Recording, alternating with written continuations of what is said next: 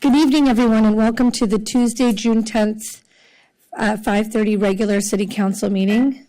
Before we begin, I just want to acknowledge what's happening in our community and state that our entire City Council and our city stand with everybody, documented, undocumented.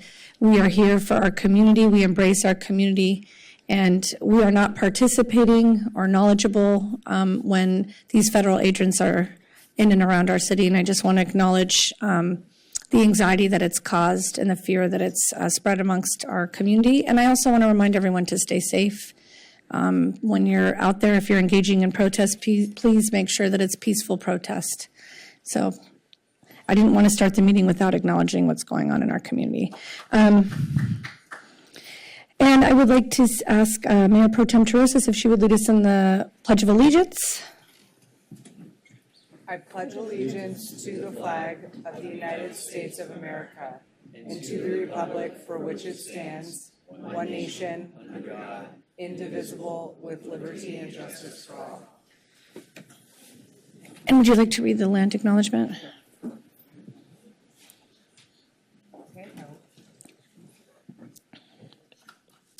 I'll read our land acknowledgement. The city of Santa Monica is located on the land of the Tovangar. With great respect, the city acknowledges the Gabrieleño Tongva as the first people of this ancestral and unceded territory of Curavanga, the village that we know as Santa Monica.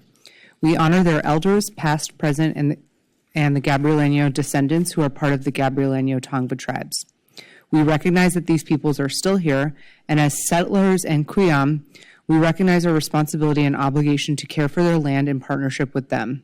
The city of Santa Monica commits to work in partnership with the Gabrieleño Tongva people to uplift their voices and visibility on their ancestral land. Calling the roll. Councilmember Zwick. Here. Councilmember Hall. Here. Councilmember Raskin. Here. Councilmember Snell. Here. Councilmember Zernitskaya. Here. Mayor Pro Tem Terosas. Here. And Mayor Negrete. Here. Will any council members be recusing themselves from any items on the agenda pursuant to the Levine Act tonight? Hearing none. Mary, do you have agenda management or not? I'm requesting that we move travel announcements, and it says mayor's highlight, which I don't know that we have one, and to hear it after the special agenda items. That's okay with the council. Yep. All in favor? Any opposed? Oh, sorry. I move. Second. Mayor Pro Tem Terosas seconds. Okay. All in favor? Aye. Any opposed? Seeing none. All right, we'll now move on to general public input and comment on special agenda items. And let's see, for regular meetings, public comments permitted on special agenda items and items not on the agenda that are within the subject matter jurisdiction of the city. State law prohibits the city council from taking any action on items not listed on the agenda, including issues raised under this agenda item. For special meetings, public input is limited to scheduled agenda items only. And it looks like we have 17 speakers in the queue, and we have 17 speakers that are calling in. Okay, I just want to reiterate, because I see Mike Rovner, and I know that you're actually wanting to speak on an item that's on the agenda. And so this portion, if there's anyone else that's in the first batch here that accidentally signed up for items that are not on the agenda, I just want to make sure that you're in the right spot. And maybe I'm moving around. But I'm going to call the first. Madam Mayor, and if I could just announce for the record that currently the last speaker on the list is Jonathan Foster. So anyone who registers after Mr. Foster is considered late. Yeah, and when you're considered late, you only get 1 minute. Maybe. I'm sorry? Maybe. Oh, yeah. Okay, I'm going to call the first 5 names. Jerry Rubin, Kathy Lawson, Dean Kubani, and Stacy Dongleish. Sorry. Yeah. Sorry, Mr. Rubin. I heard 17 on the phone and 17 in person, which would be more than 25 commenters, which would mean...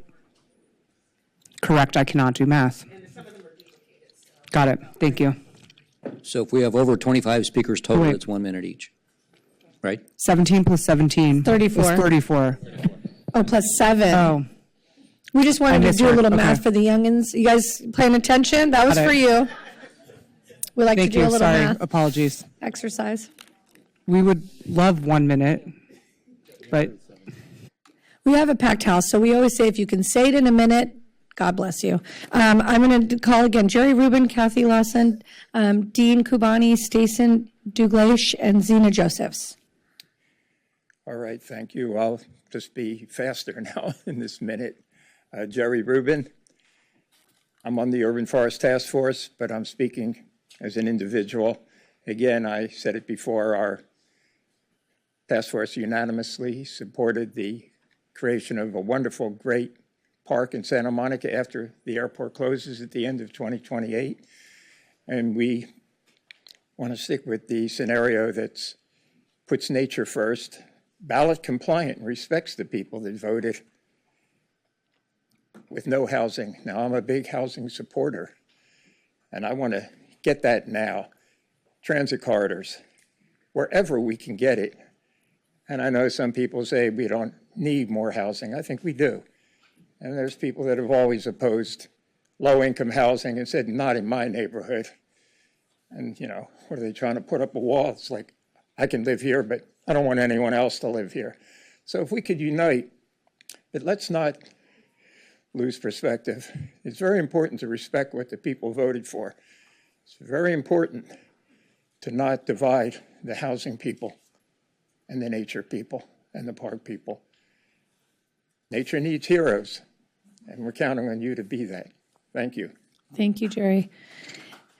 Happy hands. Kathy Larson, sorry. Residents in Santa Monica are well aware of the need for affordable housing in our city. The challenge before us as we face decisions on the future of the airport property is finding a balance between housing needs and park, recreation, and open space needs. Measure LC passed with a stunning 60-40 margin. Consistently, the top desire in the airport conversion project surveys has been for green, open space, nature, and recreation uses. People in Santa Monica want parkland. There are other parcels in the city that are more suitable for infill housing, particularly along transit corridors. There is only one parcel large enough for a great park. LC promised a great park. Please honor the wishes of the public. Thank you. Thank you. Dean? Thank you. I'm also here speaking about the Great Park. I realize that it's not on the agenda tonight. We'll definitely be back on July 8th to speak about it again, but we wanted to keep it top of mind. I'm a Santa Monica resident. I'm also the chair of the Sustainability Commission. Tonight I'm speaking on behalf of myself.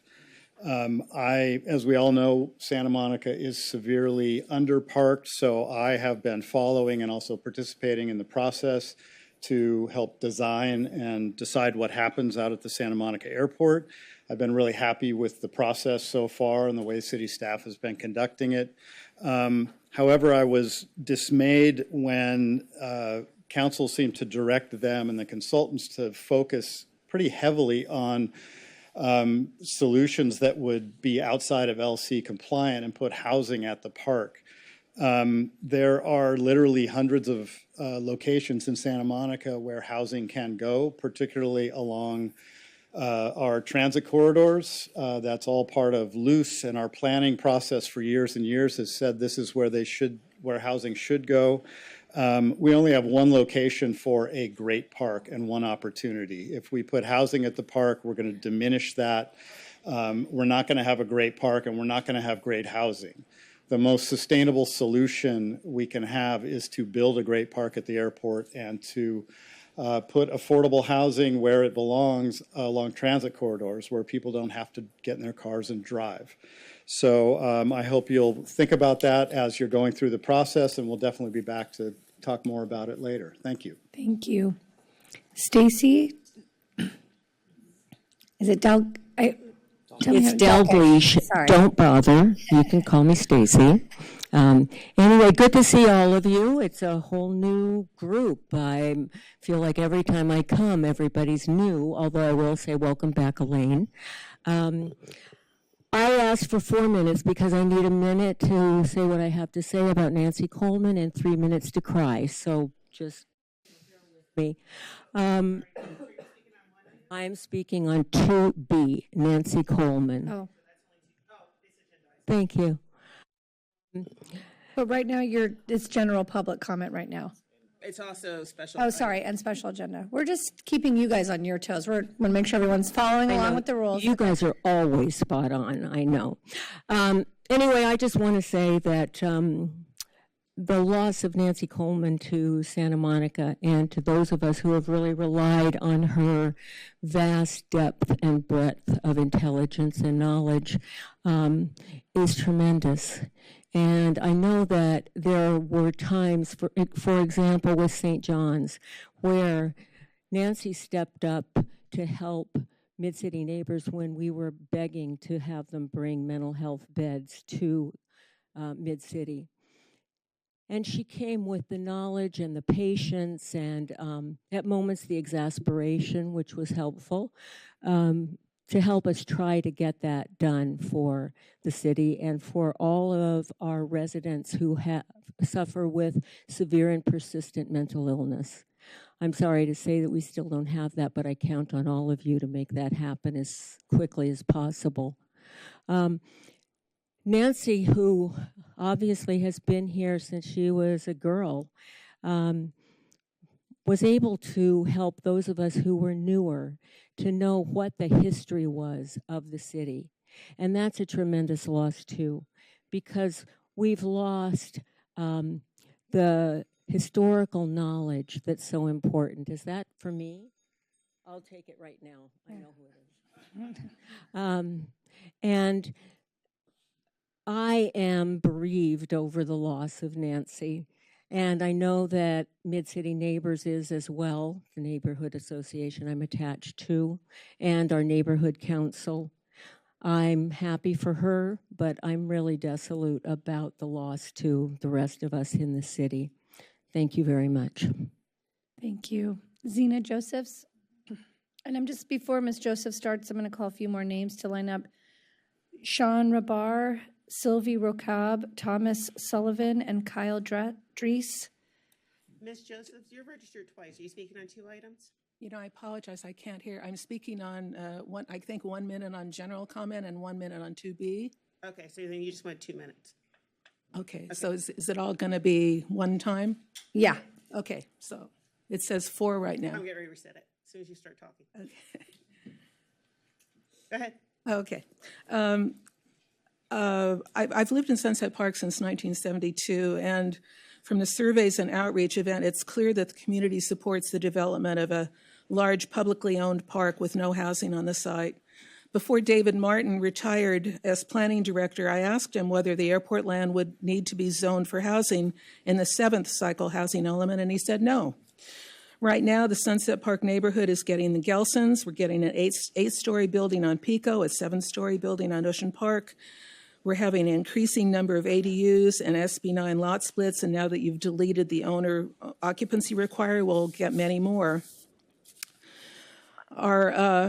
You also endorsed SB 79, which will allow tall buildings on R1, R2, R3, and R4. And now Cloverfield Commons has a proposal that would increase our population by 50%. We already have 3,000 rent-controlled apartments in Sunset Park. So on July 8th, I'm urging you to support a park without housing at SMO. We're a park-poor city with a growing population. We can build housing elsewhere, but we cannot build more land for a park. On 2B, the 7 city-recognized neighborhood organizations presented a certificate of appreciation to Nancy Coleman, this weekend in recognition and gratitude for her many years of working to improve the lives of residents in all Santa Monica neighborhoods. It was signed by the heads of Friends of Sunset Park, Mid-City Neighbors, NOMA, Northeast Neighbors, Ocean Park Association, PNA, and Wilmot. She has been the wise voice of reason in our monthly meetings, and we will miss her terribly. Thank you. Thank you, Zena. Sean Rabar. Hi, my name is Sean Rabar. I live on the corner of Carlisle and 20th Street. And I know they're doing a electrical upgrade. Edison is in that area from 4,000 volts to 16,000. I spoke with the people there, and they have issues. They have raised issues regarding the trees being too close to the power line, especially the trees that are higher than the electrical line, because any branch coming down can cause a fire, and we can all be barbecued. If this thing is not addressed, and unfortunately, we can have easily the same thing that happened in Palisades. And I grew up in Palisades, and it's so sad what has happened. And I just want to raise. I've tried to get a hold of Matthew Wells to talk to him regarding those trees, and especially some specific trees that are there. And I don't know if the city council knows, there were 3 trees on 20th Street that came down during the fires with those winds. And one of them hit one of the homes. So, I think they're being neglected. They're full, they're heavy. I mean, it's very easy for the wind to break one and, hit the high voltage line, especially at 16,000 volts. I want to know who I should speak to. Is there a task force? Is there, We're going to connect you with our assistant city manager. Okay, perfect. Should I stay later on to get a connection? So, okay. Thank you very much. Thank you, Appreciate sir. it. Thank you. Sylvie Rokab, did I say that correctly? You surprisingly pronounced my name exactly right. Right. I'm impressed. Hello, Mayor Negretti and council members. It's great to be with you once again.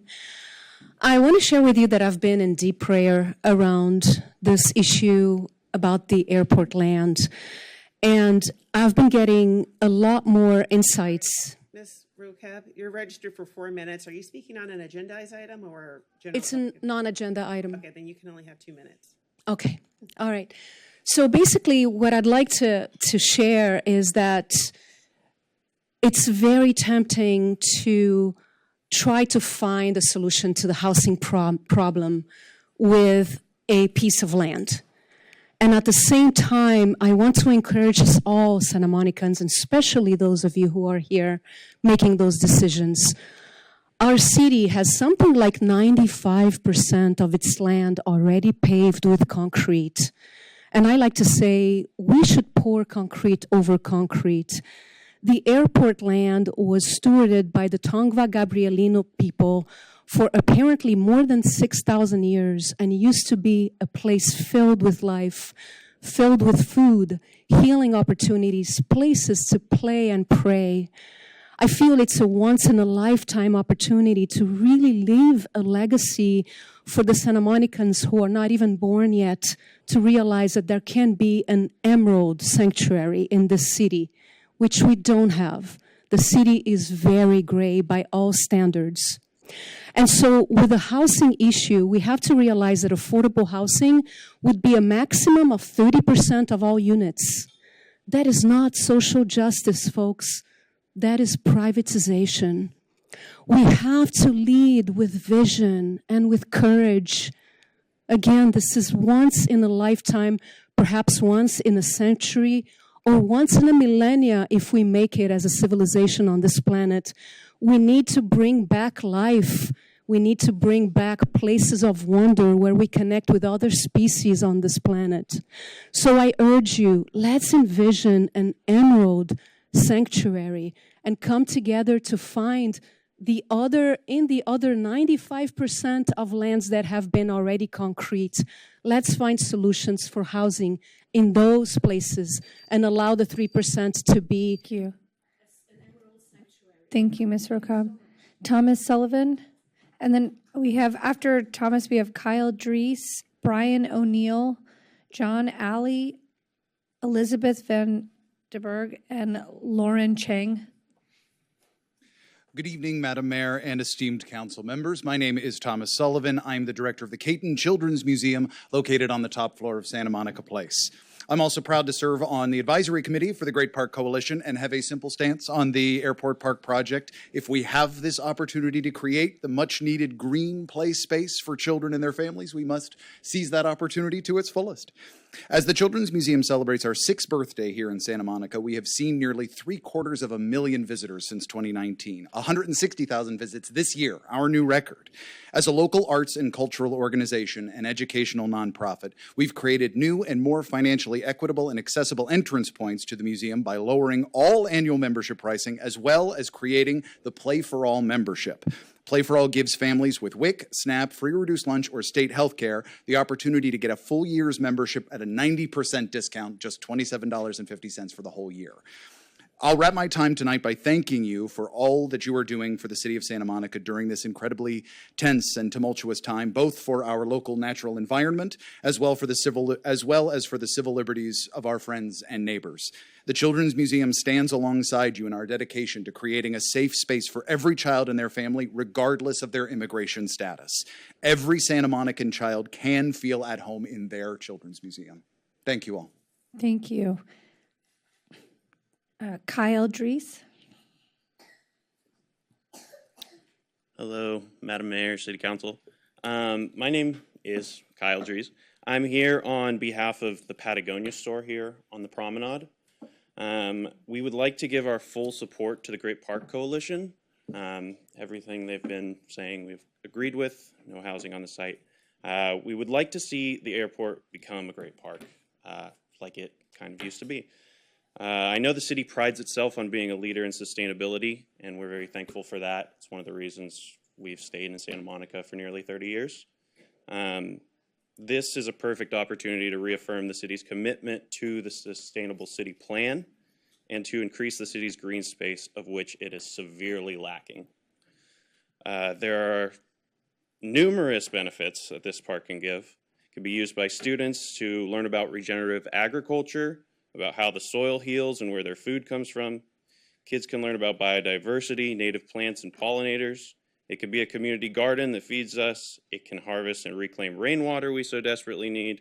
It can be a place of recreation and sports parks that keep us healthy. It can be an open space for people to just enjoy the outdoors. It can be all of these things because we have the space for it. We finally have the chance for the area to create green space that isn't an oil field or a golf course, but somewhere that everyone in the community can come to enjoy. Thank you. Thank you, sir. Brian O'Neill. Yeah, good evening, Mayor, Council members. Good to see you all. I'm a board member of the Pico Neighborhood Association, and I just quickly want to acknowledge Nancy Coleman. I know that's on the agenda, but what a treasure she's been. And it speaks to volunteerism in our community, and that's what really makes things tick. I want to address the affordable housing list in our city. This came up, Ellis was at our annual meeting a few weeks ago. Nobody seems to know how you get prioritized on that list. There's 15,000 people right now on the affordable housing list in Santa Monica. So if you guys could bring some clarity to that, some clarification, that would be great.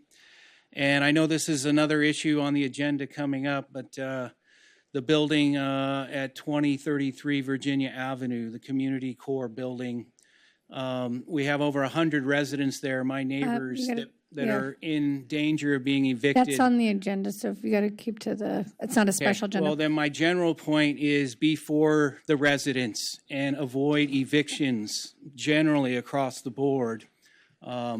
These are real people. These are my neighbors. Do what you can. Thank you. Thank you. John Alley.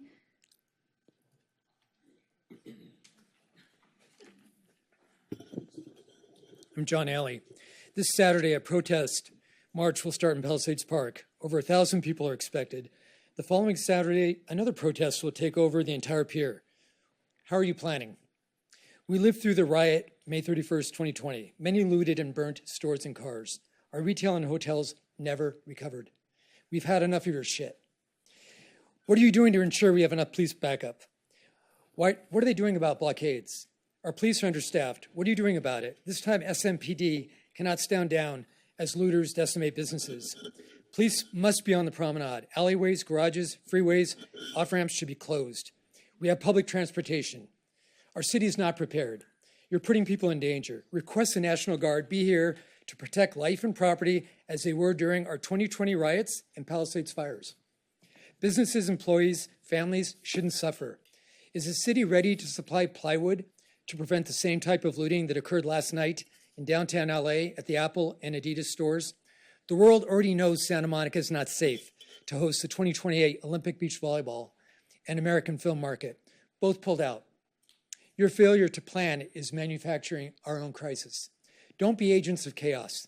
If you were doing a good job, we would not be living in one of the most dangerous cities in California. Each of you is liable and on notice. Thank you. Elizabeth Vandenberg, thank you. Good evening. Elizabeth Vandenberg, speaking on item 2B. When I first met Nancy Coleman, I thought, oh, I finally met a true Washington, D.C. political wonk. Later, when I was elected chair of Wilmont and Nancy was chair of NOMA, I knew I'd found not only a powerful ally, but a mentor, someone who had grown up in Santa Monica and had the political chops to help me navigate agendas, draft resolutions, and write impactful letters to the city council and commissions. Nancy has not only been a mentor, she has been a friend.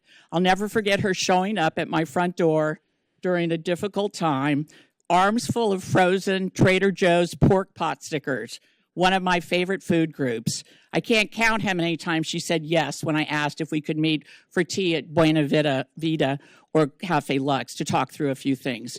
Nancy, your enthusiasm, knowledge, intellect, perseverance, pointed questions, and instinctive compassion for the residents of Santa Monica have impressed me from day one. You care for this city with the same deep commitment you give to your family.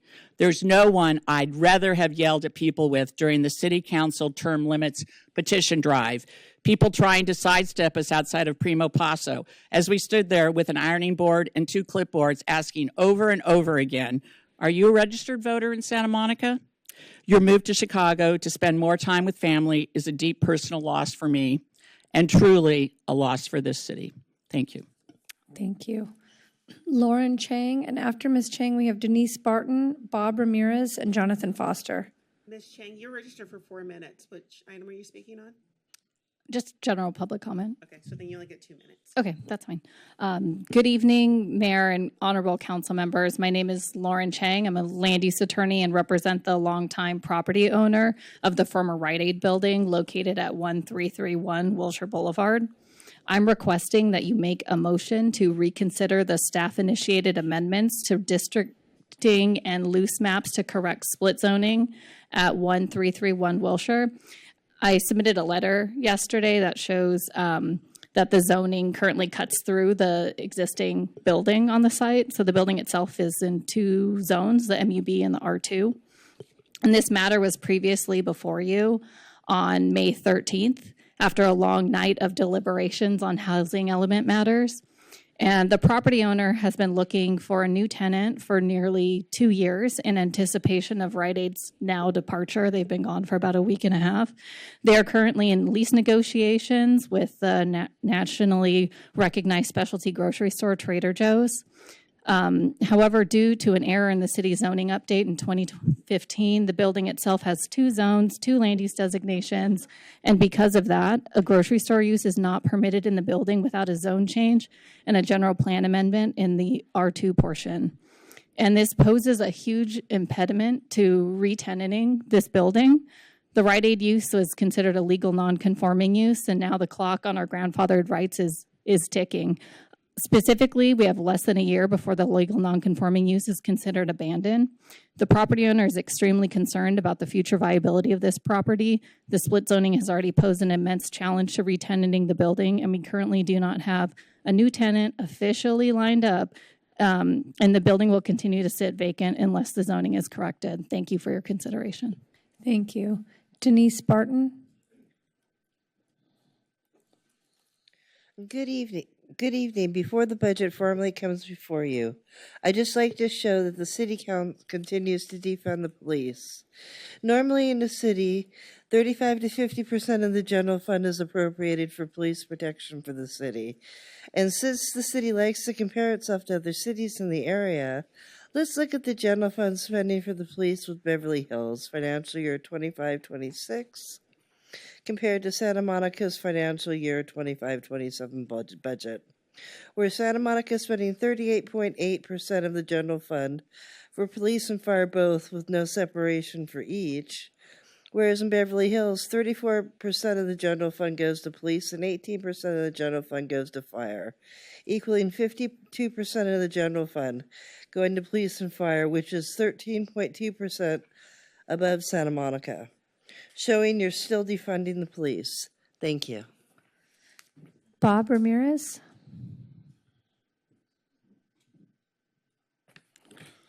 Hi, I'm Bob Ramirez. I'm a longtime resident of Santa Monica, designer and builder of homes and gardens. I'm a Santa Monica Arts Commissioner and the president and director of the Gabrielino Tongva Springs Foundation.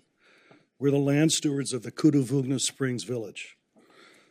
The 1938 mural in the lobby here at City Hall depicts the first contact between the Portola expedition and the native people at the springs on August 4th, 1769, recently became the subject of Reframe, which proposed 9 recommendations which were approved unanimously by the City Council last year.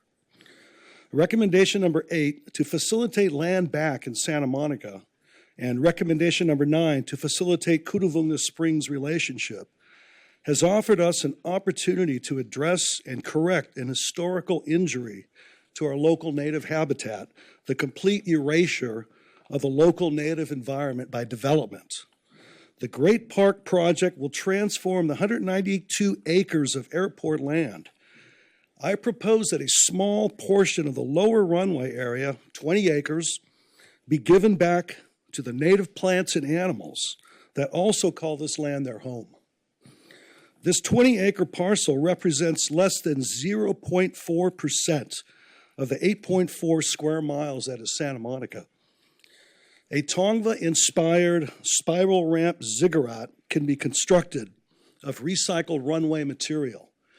18-inch thick concrete runway, there's 35,000 cubic yards of material. Instead of breaking it up and hauling it away, we can cut that up and create a spiral ziggurat sacred mound, which you can ascend to a promontory 50 feet above the grade to look at the views of the Santa Monica Mountains and the Santa Monica Bay. The captured rain is impounded in artificial oxygen. Thank you, sir.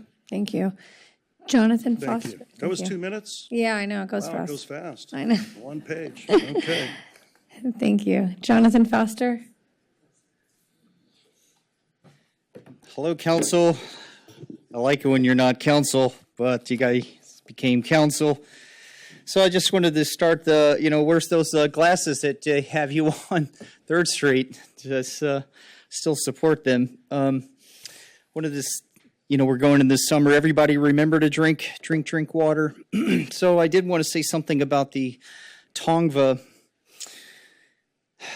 Native Americans. I'm part Choctaw and Scottish. And Tongva, you said that this is their land. And that means this isn't Mexico.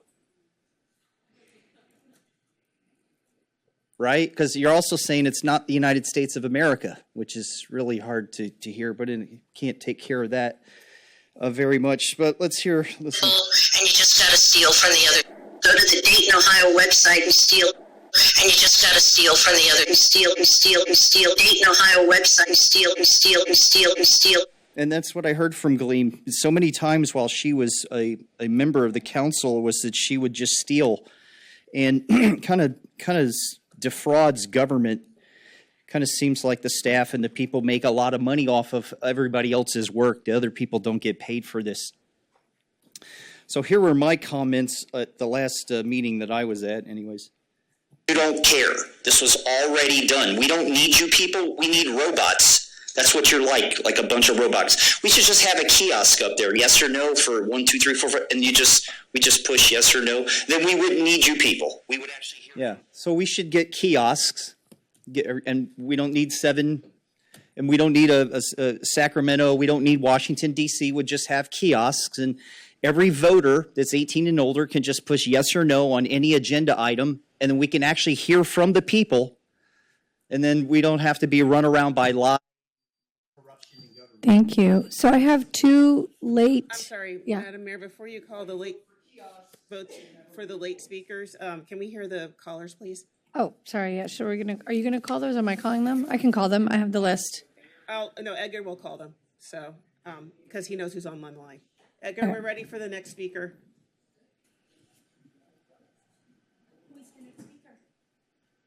We're going to the callers. We have callers now, so this is new.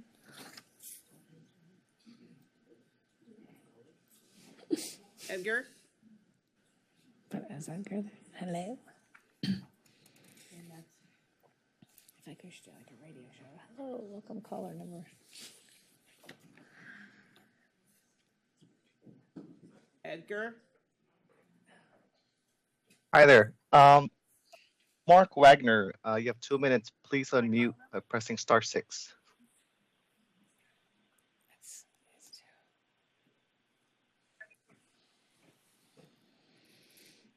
Mr. Wagner? Good evening. My name is Mark Wagner. I've lived in Santa Monica for a long time, and I have owned my business for a while. I'm here to talk about a property because code enforcement and the police are not doing anything. The property at 1420 and 1422 20th Street.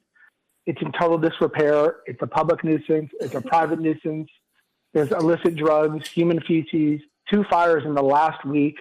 The yards aren't maintained. Until last week when I threatened the manager with a lawsuit, the weeds were blocking the public sidewalks. There's broken glass, drug needles, fights, screaming, noxious smells. It's literally a health and safety hazard that could cause people's lives.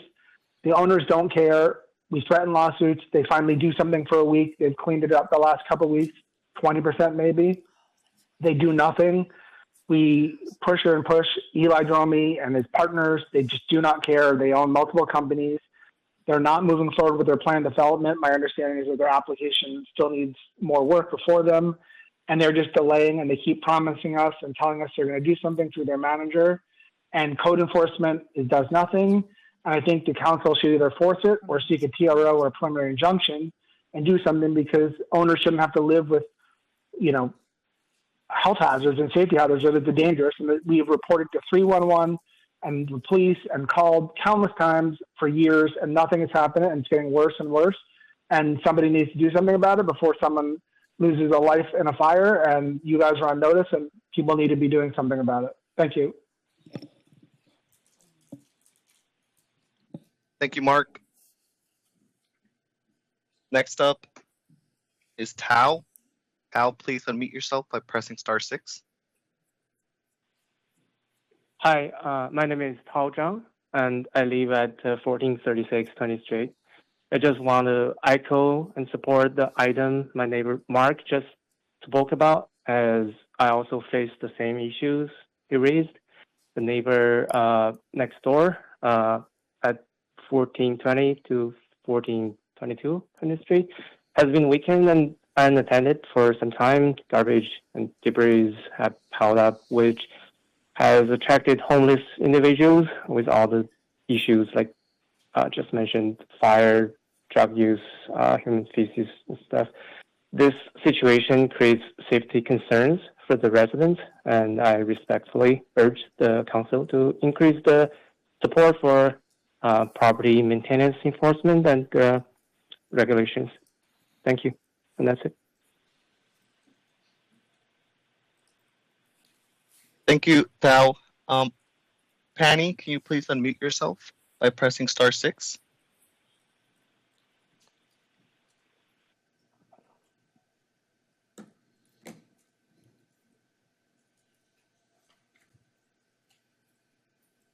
Penny, if you're there, you can begin speaking, please.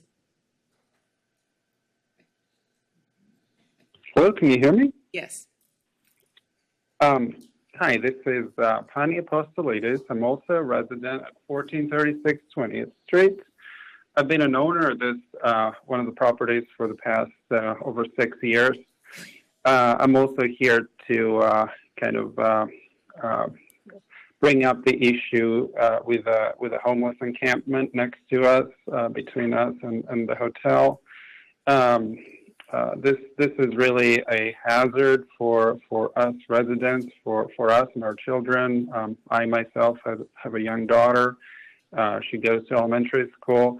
On our way back from school every day, we actually walk back from school, and oftentimes she has to walk around broken glass, needles that are trashed outside that property. There's often, like others mentioned, there's fires that happen in the middle of the night. There's fighting. Our kids get scared because there's loud voices that some of these folks make. A lot of them are unstable, obviously.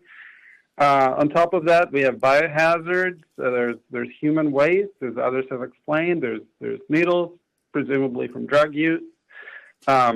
There's been dead rats that we found outside that property. Again, I don't really know if these are related to the encampment or not.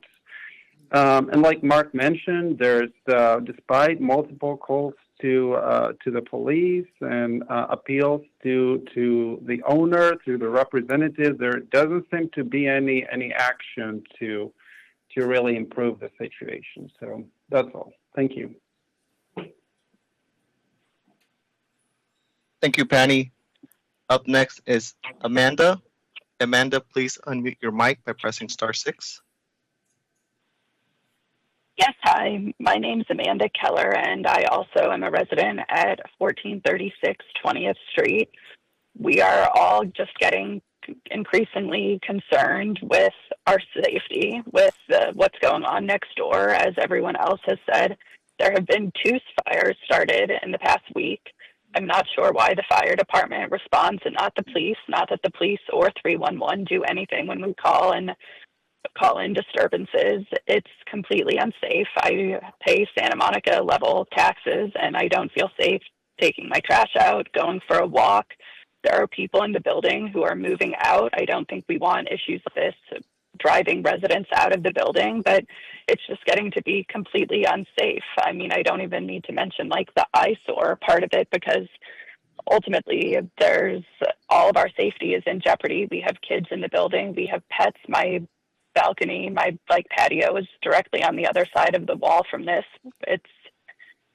There's some sort of issue nearly daily, and something needs to be done about it. We really need to hold the building owners accountable. I'm also a publicist, and I'm ready to go to the local news and LA News over this. I've already spoken to contacts at the Santa Monica Daily Mirror. And yeah, we're just ready to have something done about this. And if people refuse to hold anyone responsible for it, then I am going to go to the media about this. Thank you, Amanda. That concludes the telephone public callers. Now the council will need to vote on if you would like to hear the late speakers. There's 2 late speakers for this item. Does anyone like to make a motion to hear 2 late speakers? I'll move. I'll second. Moved by Mayor Pro Tem DeRosa, seconded by Councilmember Snell. All in favor? Aye. Aye. Any No. opposed? 1 opposed. Councilmember Hall. Will these late speakers be being heard for 1 minute? Correct. Yes. Okay. Yeah. So I have 2 late speakers. I'll call up Sarah Waters and Zoe Montaner.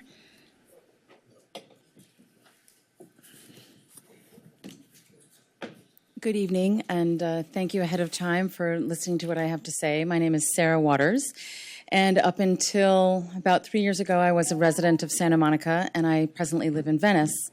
And I'm here to speak in support of the Great Park Coalition. I do live in an area that's contiguous to the Santa Monica Airport, and that is going to affect not only Santa Monicans, but Los Angelinos who live south of the airport and west and east of the airport. And I want to support very much a conversion of this land to an open park with a lot of native elements, and I support Bob Ramirez's ideas as well. I just heard them this evening. So I want you all to consider this park a once in a lifetime opportunity to make something really, really special, something as special as the parks in some of our greatest cities, like Grand Central Park in New York City and the Golden Gate Park in San Francisco. We really don't have anything like that. Thank you. In this area, so please, I urge you. Thank you, Zoe Mutiner. Okay, you'll need to start speaking and then I'll pull them up. I understand that if you start speaking, I can pull them up. I'm juggling multiple things. So if you start speaking, I'll go ahead and start the timer. Start speaking without the item to make sense. Well, you have multiple items here in 1 minute. So which one do you want me to pull up? The ones that I sent this But you have morning. multiple. So which ones? I can't pull up multiple. at The same time. one that has a picture of the Ocean Park Association meeting that shows Sean Becerra and Judy Abdo.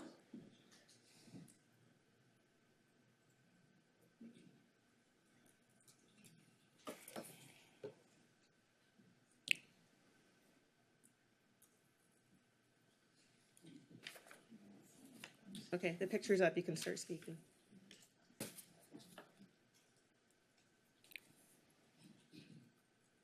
You cannot do it the other way? It's right there. Okay. Hi, I want to put on the record an exhibit of the multiple violations Sean Becerra and his partner, Janine Morris, did. These citations, as the city attorney knows, and received back in November of 2024, are multiple violations that are over $8,000, but the city attorney doesn't want to file charges against the landlord. In the private Slack conversation, Brian Sweeney and Carl Hansen and John Lynn and the rest of the bullies that are bullying the mayor and myself said, I know Zoe and Denise obviously have issues, but lack of enforcement against landlords is a big problem.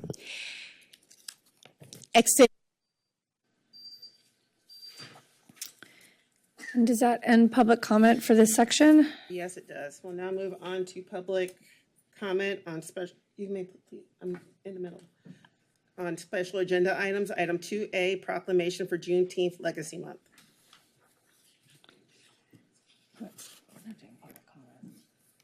Sorry, we're doing 2A, right? Yes. Okay. Councilmember Snell? Thank you. This proclamation, whereas Oh, wait, before we do that, sorry. I'd like to call forward Trenton Graham, the Community Services Program Supervisor, and Laverne Ross to accept this proclamation. Ms. Ross, you can stay seated if you like while Councilmember Snell reads the proclamation, then you guys can come up and say a few words when you're ready. Sorry, go ahead, yeah. Thank you. Whereas the 33rd Juneteenth celebration will be held Saturday, June 14th, 2025, from 2 p.m. to 7 p.m. at Virginia Avenue Park in Santa Monica, California. And whereas the Juneteenth celebration in Santa Monica, JCISM Board of Directors has chosen a family affair, unifying, healing, and restoring as this year's theme. This theme reflects the historical event of June 19, 1865, when formerly enslaved individuals learned of their emancipation. One of the many liberating responses to this freedom was the effort to reunite families and build new lives. And whereas for the past 32 years, the Santa Monica City Council has proclaimed the third week of June to be celebrated as Juneteenth Week. This year, 33 years, the JCISM Board of Directors, in collaboration with the Juneteenth Celebration Planning Committee, has proposed to the City Council the extension of the celebration to encompass an entire month, June 1st through June 30th each year in Santa Monica, California. And whereas upon the Santa Monica City Council approval of this extension beginning June 1st, 2025, the JCISM Board respectfully requests that the commemoration period be officially titled Juneteenth Legacy Month. And whereas part of this year's celebration, the Juneteenth celebration in Santa Monica will recognize and honor two distinguished individuals, the Honorable James T. Butts, Mayor of the City of Inglewood, California, and the icon Miss Barbara Walden, nationally recognized entrepreneur and philanthropist. Now, therefore, Lana Negretti, Mayor of the City of Santa Monica, and on behalf of the members of the City Council, do hereby proclaim the month of June and June 1st through June 30th as each year as Juneteenth Legacy Month in the City of Santa Monica. We can clap for that.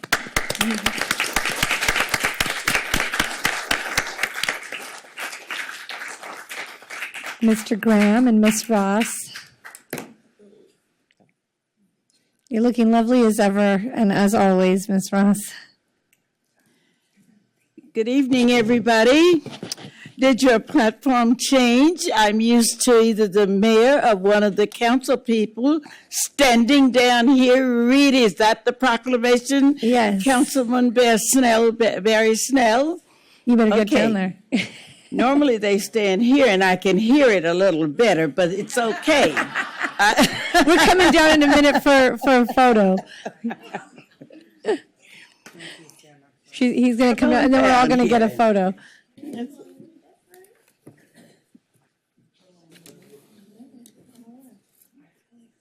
Well, yeah. Okay. It's okay. Yeah, what you said now. I'll go here. What I'm going to be saying is strictly, it's just something that it is not something I rehearsed. I did not write it up, but there was something that came to mind. 5 dreams come true. I had 5 in my life. And the city of Santa Monica, this beautiful, wonderful, my city of 70 years, you will be included in the 5 dreams come true. The very first one was in 1945 when I was 4 years old, 80 years ago. Those years, it turned out that I experienced my very first Juneteenth celebration among 25,000 African Americans that were having their family reunion. I won't elaborate any further on that one. The second one was, it includes the city of Santa Monica. I came to Santa Monica and spoke with one of the former, eventually became city manager. I won't call her name right now, but the city was wonderful in deciding for us to co-produce the very first Juneteenth in Santa Monica for African Americans to enjoy something of their own. There are other holidays that recognize African Americans, but this covers some of the atrocities and many other things. I won't go into that as well. The third one was when our President Joe Biden signed the 11th executive, it was his executive order of the 11th federal holiday of the United States becoming Juneteenth. Mind you, I never knew it as Juneteenth until recent years, about the 60s or the 70s. I always knew, like we say, the 4th of July. We always said the 19th of June, because as you know, on the 19th of June, 1865, Gordon Granger brought it to Galveston, Texas, and many others with 2,000 of the people, Union soldiers. That was the next one. The next one is you proclaiming this lovely city and the wonderful city council and Mayor Negrete. We thank you, and the committee people and the Virginia Avenue Park, we thank you for proclaiming this Juneteenth Legacy Month for 1 month. That is one of the, not only is it throughout the United States, but the city of Santa Monica decided that they will proclaim 1 month the Legacy Month. Thank you. And the fifth one happens to be my loved ones that's sitting here in the audience, some of the board of directors of the Juneteenth Celebration Committee, it's Juneteenth Celebration in Santa Monica Incorporated, and the Planning Committee that put together do you have the flyer, the Planning Committee that put together this wonderful festival over the years, but on Saturday, this Saturday coming, and we invite you all to come to a family affair. We named it a family affair because that's the first thing when June 19th came, the first thing that some of the former slaves wanted to do was to say, I'm going to find my family that was taken away from me from the bordering states. So I decided to throw that out to this committee, letting them know, let's have a family affair. So we're not talking about a biological family, not just a biological family.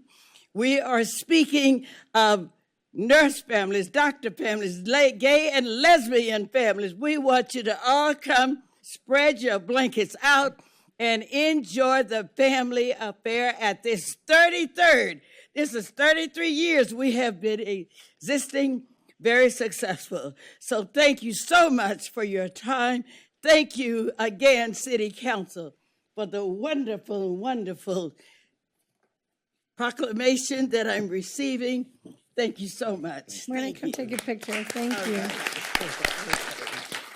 You want to take a picture with you right over here, okay? The whole committee, would you come up? Can we go up here? The whole committee. I want the whole committee. Okay. The whole committee, please. That was very well done. Very well said. Very well said. Very well said. Okay. You want to show the proclamation.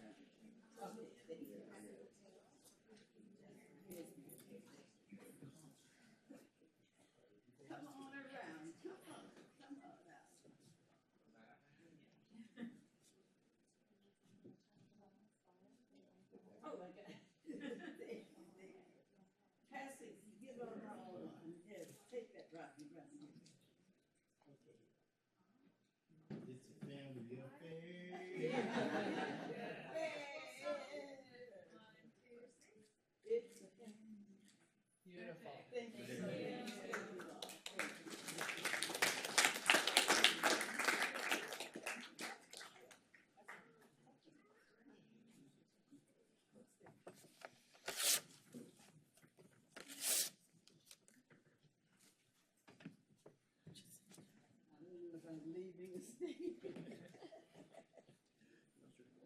I may have to leave. Yeah, I have to.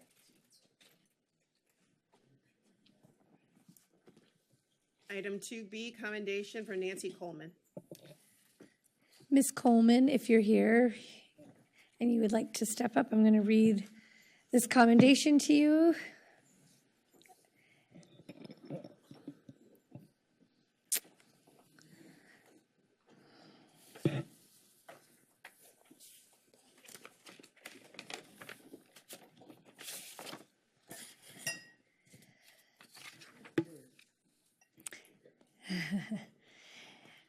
Nancy, so whereas Nancy Coleman was instrumental in advocating for the formation of the City of Santa Monica Audit Committee, underscoring her unwavering commitment to open and transparent governance. And whereas Nancy further contributed her expertise as a member of the Santa Monica Social Services Commission, the We Are Santa Monica Fund, and most notably as chair of the North of Montana Association, or NOMA, for 8 years, where she continues to serve as vice chair. And whereas in her role with NOMA, Nancy has been a fearless advocate for residents' rights, fighting to preserve historic character, support affordable housing, and prevent unchecked development, all while upholding Santa Monica's progressive values of equity, diversity, and inclusion. And whereas Nancy Coleman has earned the deep respect of her peers in the broader community for her tenacity, integrity, and willingness to speak truth to power, never hesitating to hold leadership accountable in pursuit of a more just and responsive city government. And whereas, as Nancy prepares to relocate to Chicago to be near her beloved children and grandchildren, The City of Santa Monica, you're making everybody cry in here. The beloved children, the City of Santa Monica expresses its profound gratitude for her decades of public service, civic engagement, and unwavering love for her hometown. Now, therefore, I, Lana Negrete, the Mayor of Santa Monica, on behalf of the members of the City Council, do hereby commend and honor Nancy Coleman for her extraordinary contributions to the City of Santa Monica and extend a heartfelt appreciation for her enduring legacy of advocacy, courage, and public service. Thank you, Nancy.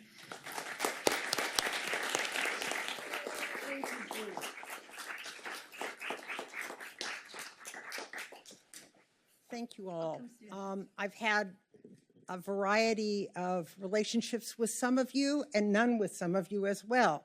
But I think it's important that you look in the future to residents, to those of us who live here, to think through issues, not simply to say, oh, they're just in NOMA, they're just in OPA, they're just in mid-cities. In fact, we all care about the city. We all care about the city as a whole, not just a piece of the city. And if you look at the city as a whole, you have to also look to what residents have to say. So I challenge you all to think about that. I leave having gone through the fire experience and living, as none of you do, north of Montana, close to the wildfire zones, and understand two things. One, our city, Lana was great in what she said, but our city has not planned for or looked at what we need to do to avoid wildfires in the future. What I mean by this is we have high hedges all over. We have trees along the boulevards that are incendiary, whether they're palm trees or pine trees. Why isn't the Urban Forest Task Force or the city manager or the fire marshal looking at the issues for which we now, as residents, need to deal with and that the city needs to deal with? But for winds changing course, we could all have burned down because we were that close. Had they not gone west and come south, we would have burned out. So please, as you think through the issues of the next year, you put this high on the agenda, not sort of push it away, because you will not have the city. Now, there's some people who say we don't want R1 neighborhoods anymore. Maybe if they all burnt down, we could build apartment buildings there. That is not the issue. The issue is that we have residential neighborhoods. We have to preserve residential neighborhoods. Residential neighborhoods support the city. My parents bought the house that I am leaving in 1956. I am paying more back to the city of Santa Monica for the wealth tax than they paid, almost twice as much as they paid in 1956. So understand that we are making great contributions. We've lived here, we love it, but I'm not going to be here unless you guys can begin to deal with the fire issue. Thank you. You guys want to come down and take a group photo? Thank you.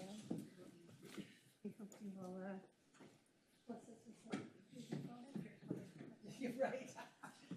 I can phone in for public comment, you know? You'll take me even though I'm out of the city.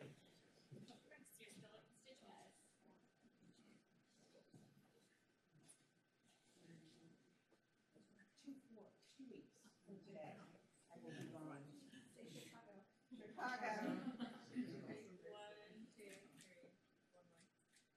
Thank you.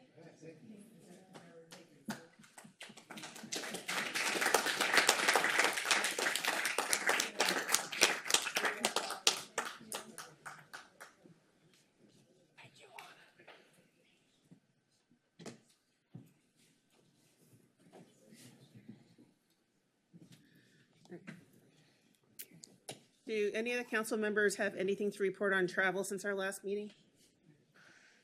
No. Oh, okay. Mary, did you have something you wanted to do at this time? Or? You know, we were going to acknowledge some students, but because of graduations and preparations, they're not able to make it tonight, so we'll do it next time. Okay, then we'll now move back to public input on items under consent calendar and closed session only. Public input is not permitted on ordinances for second reading and adoption. And it looks like we have 16 speakers in person and 1 on the phone.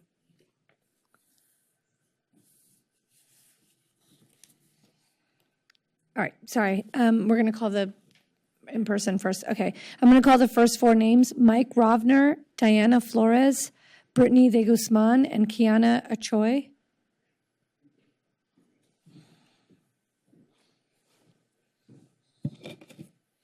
Just state your name and what item you're speaking on. Go ahead.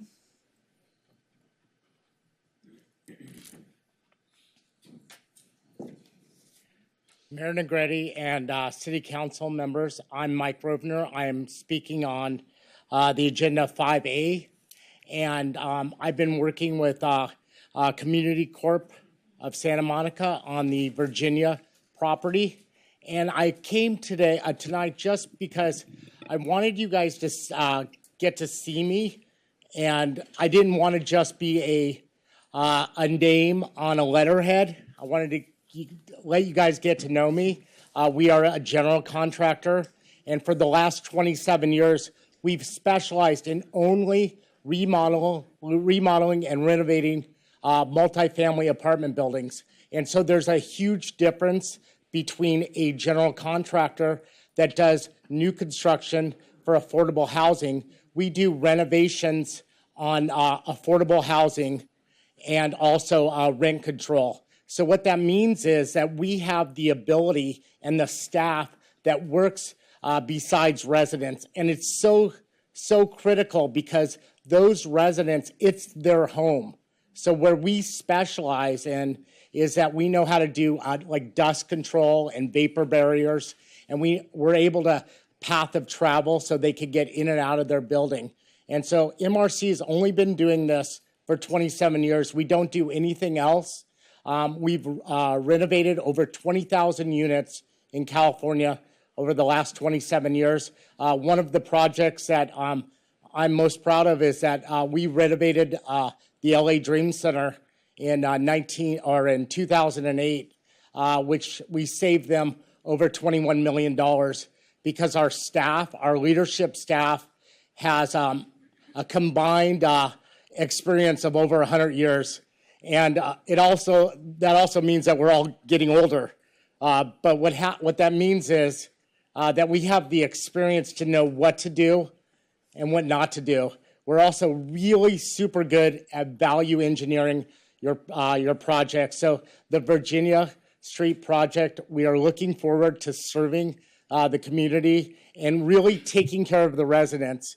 And that's why I'm here today. I wanted to tell you that we have a super passion for taking care of residents. And I think that is critical for this project specifically. And I really will look forward to working with you guys in the future. Thank you very much. Thank you, sir. Diana Flores.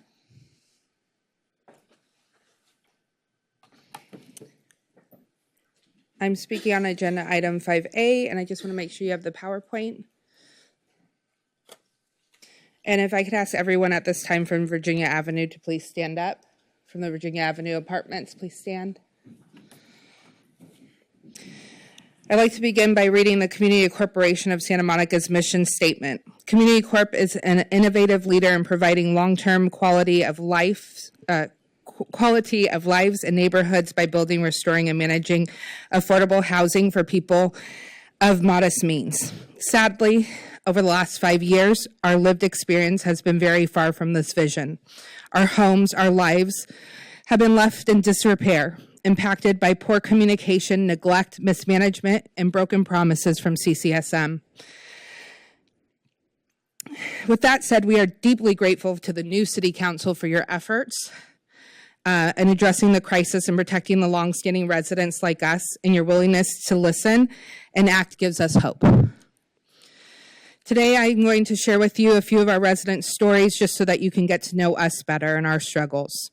An 83-year-old woman who has been on dialysis for 15 years, recently amputated foot, continues to go from doctor to doctor, and is completely reliant on her family who she lives with.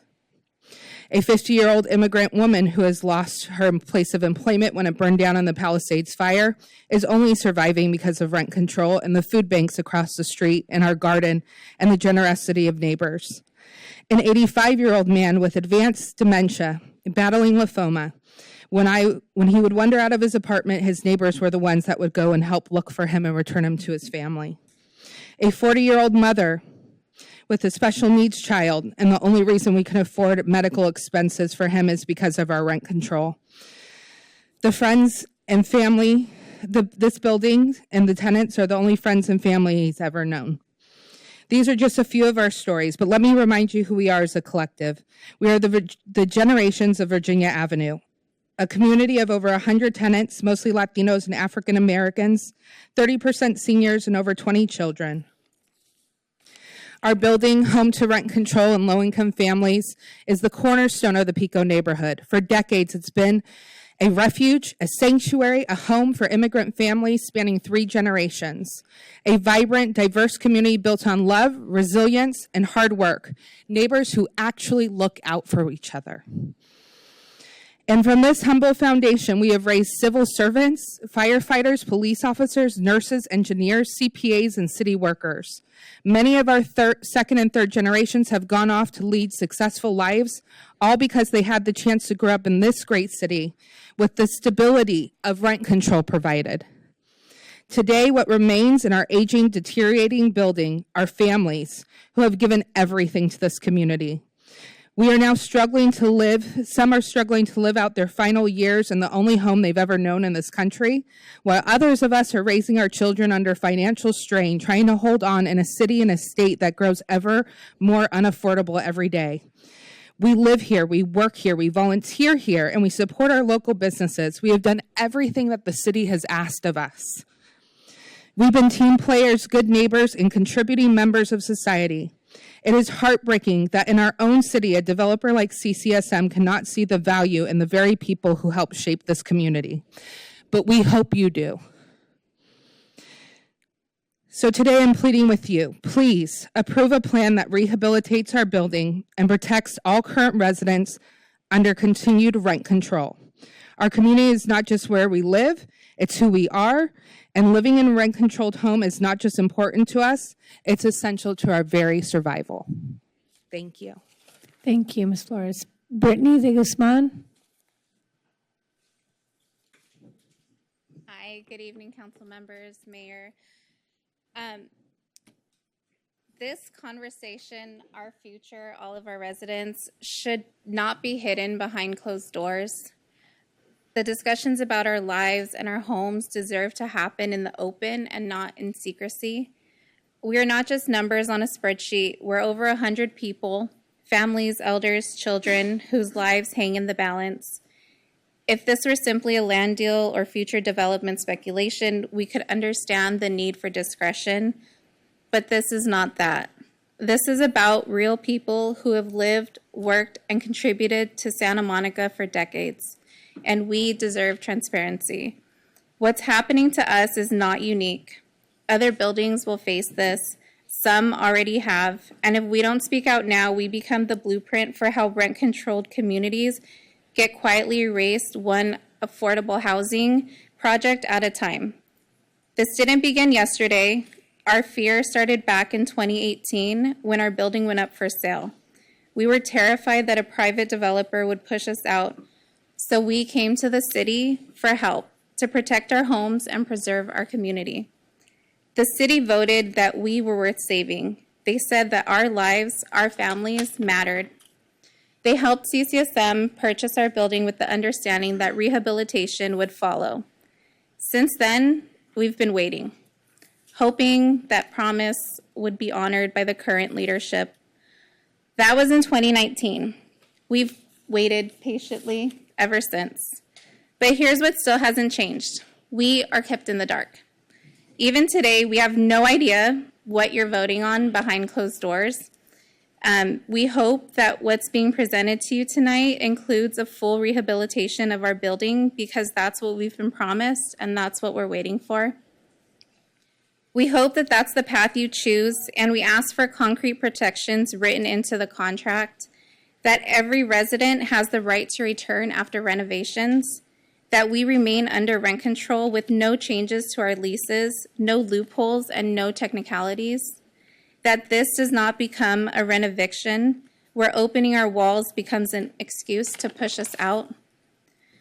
We want communication, not just for ourselves, but for every resident in the city of Santa Monica who could find themselves in our shoes. With new affordable housing being pushed across the city, there must be safeguards to ensure that longtime tenants are not displaced in the name of progress. It's also troubling that it took Mayor Negretti stepping in to connect CCSM with a specialized rehab contractor to finally get a bid, and that only after her efforts did one of CCSM's contractors suddenly come in with a similar rate. Why does it take that kind of intervention? Why are the updates only given to us when we chase them down? This process has made one thing painfully clear. Without constant pressure, we are forgotten. Our voices are left out, our future is negotiated in rooms we can't access, but we are not just tenants, we are a community. And we deserve better from CCSM and from the city we've called home for generations. Let tonight be the moment you commit, not just to this building, but to every family who relies on rent control to survive. Open the doors, share the truth, and write protections into the contract that guarantee we return home with our leases and rights intact, because we were told we mattered, and now we're asking you to prove it. Thank you, Ms. Guzman. Kiana Achoy. And after Ms. Achoy, I have Freddie Luis, Maria Loya, and Oscar de la Torre. Perfect. My name is Kiana, and I stand before you today as a voice for the many individuals and residents who have blatantly been ignored and ultimately disrespected by the Community Corporation of Santa Monica. For years now, we've been paying our rent and in good faith while living in decaying conditions. We've been waiting for more informative updates and respect for our intelligence and patience. We've had no transparency, no repairs, no accountability, nor an explanation of a $40 million rehab estimate that CCSM dropped on us with no breakdown, no timeline, no competitive bids. Instead, it was just a number. Where did this number come from? Who verified it? How many contractors did CCSM approach? Did they request multiple bids, or did they only use their own contractors that are specialized in building and not rehabilitation? We said repeatedly to even cut back on amenities if that's what it takes to move forward with the rehabilitation, and we were willing to compromise for the sake of safe, livable housing. And yet our concerns were overlooked. We weren't even given the courtesy of an explanation. Worse, still there's been a shocking lack of communication from the entire team of CCSM, from failing to provide city updates, city meetings, to maintenance requests that have taken up to 11 months to address. That's nearly a year of residents living in inhumane conditions. This isn't only about housing, it's about dignity, and it's about preserving a community, not eliminating it. This property should be held up as a model of what rent control housing can do when it's protected, and not a cautionary tale of what happens when it's ignored and exploited.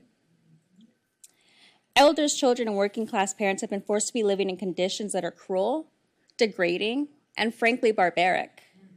And while we were still waiting for even the most basic updates, the team of CCSM had the audacity to host an employee appreciation lunch in our backyard, with our roofs deteriorating in the background. That image speaks volumes and about the priorities here, and we clearly see where the residents fall on that list.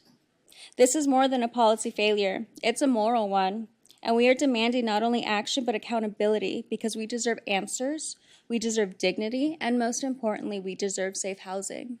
Thank you. Thank you. Freddie Luis. Good afternoon. Let's talk about affordable housing and the harsh reality of what that misnomer really is. 6 years ago, we were promised hope. We were told that our rent-controlled building would be rehabilitated, not erased. But instead of partnership, we've faced silence, secrecy, and broken promises. And now Community Corp would prefer to just tear it all down. What we need is renovation, not demolition. We don't want to be priced out of our neighborhood and told that it's progress. A friend who earns $40,000 a year and has 3 dependents was on the wait list for CCSM for 4 years, finally got a place. Their income breaks down to about $3,300 a month, which means they have to pay $1,600 a month to Community Corp. But that $3,000 figure, that's pre-tax. You break it down, that means they're left with $900 to survive for a month. Can you all survive on $900 a month? Think about your gas bill, light bill, all your bills, everything. $900? Groceries alone, probably more than that. There's no safety net, no dignity. There's no room for savings. There's nothing. If this is what passes for affordable, or is this just poverty with a new name? You want our diverse community to shop local. How? Visit a local shop like Pico Roots Marketplace and purchase a birthday card that's going to cost $10. Do you think this family can spend $10 on a birthday card? Treat yourself to a local coffee shop in this economy? No. What about a pint? Nope, not in the budget. You go eat out to a local restaurant. How? With a family of 4 and you don't have the money. There's food at home, right? You have to ensure that the kids have school supplies and clothes. And that's pretty much where any last bit of money you have is probably going to go. There's a CCSM listing of a 64 square foot unit on 7th and Colorado. It goes for $2,692, nearly $3,000 for a box. How is that serving the working families of the Pico neighborhood or Santa Monica? How is that anything but gentrification? The median income in Santa Monica is $109,000, but in the Pico neighborhood, that median is less than half. It's $51,000. We are the heart of the city, but we are being priced out. You ran on promises to protect rent control. This is your moment to keep that promise. We need you like you needed us. Don't let this vote be your legacy, a vote that turned your back on the people who helped get you elected. We have elders on fixed income who are living with less than $40,000 a year, sorry. And that's because of rent control. Please be better than backroom deals. Don't tear down rent control. We deserve a transparent and honest process. The affordable housing industry is another way that the rich get richer, under the cover of altruism. Don't give nonprofits loopholes so that they can do whatever they want. Give this community of color hope. Thank you. Thank you. Maria Loya.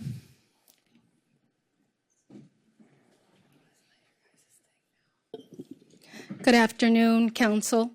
My name is Maria Loya, and I am a resident of the Pico neighborhood. I'm here to support the tenants, the rent control tenants from Virginia Avenue Apartments. You all ran to support rent control tenants, to support rent control apartments. This apartment building is a rent control building. It was bought with your support, with the city support from CCSM to preserve rent control. And so right now, these rent control units and these families are at risk. You were all elected with your commitment to protect rent control, to protect tenants. So what does it mean to support these tenants, these long-term tenants? Well, one is to ensure that CCSM gets the financial support that they need to rehabilitate this building. 2, to ensure that if rehabilitation moves forward, that these tenants will not be displaced. We want rehabilitation, renovation. We don't want renovictions, right? Because we've seen that has happened, right? Where you have these affordable housing organizations that go in and destroy rent control units. We've already seen that in Santa Monica. We've already seen that at Village Trailer Park, where more than 100 rent control units were destroyed, eliminated, and replaced with market rate housing with a very small percentage of affordable housing, right?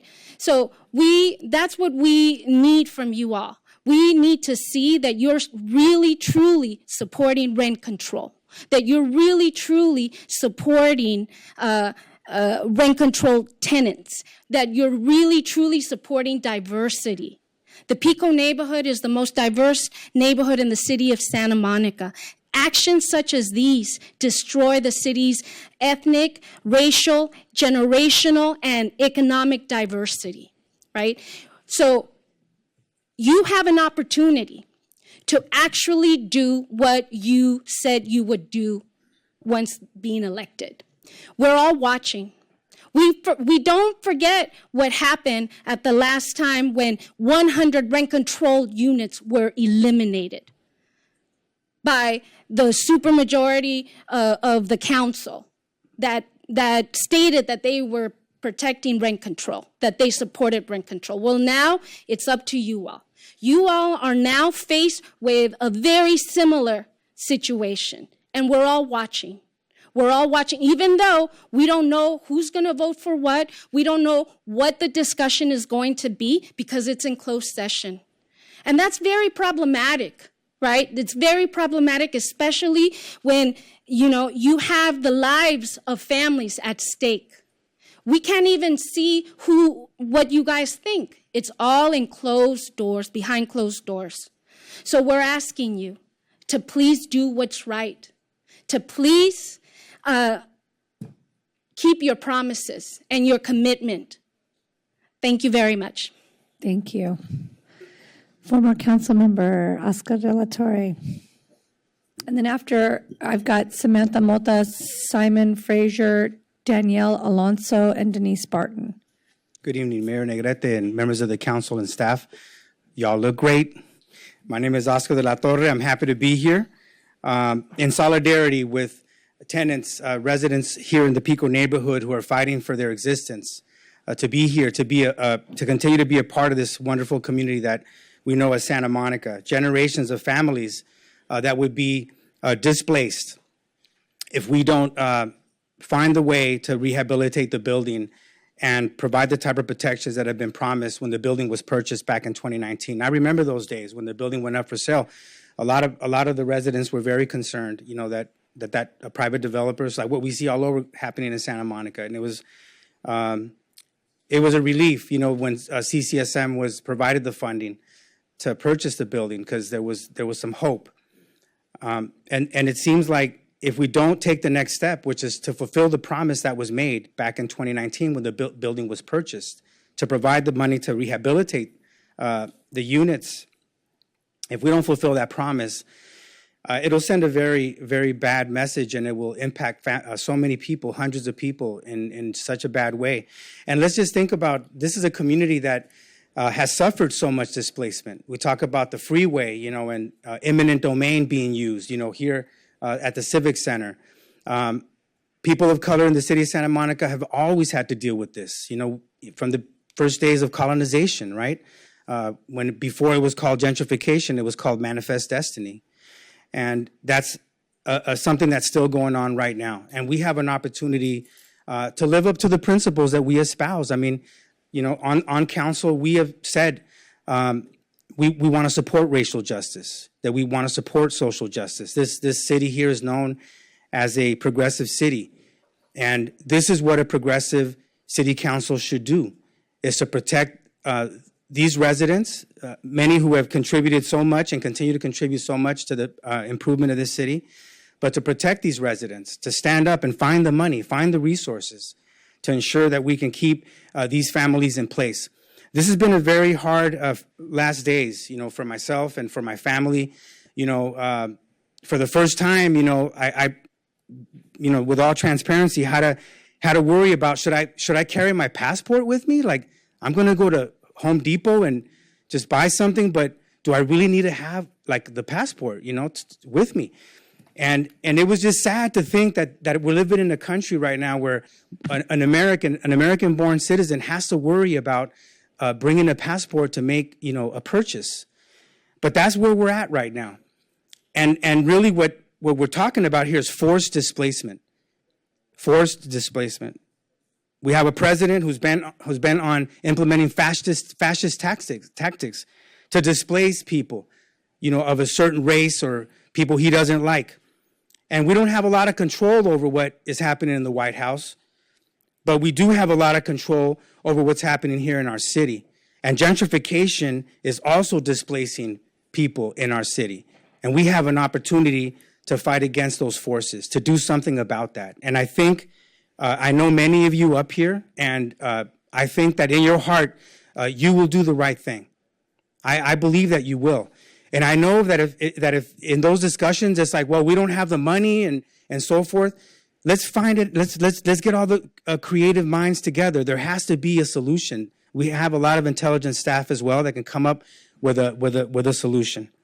And one thing that also I want to bring up one more time is that we should also think about what would it look like to give these residents an opportunity to own their units. If that was a possibility as well. So thank you all very much. Thank you. Samantha Mota.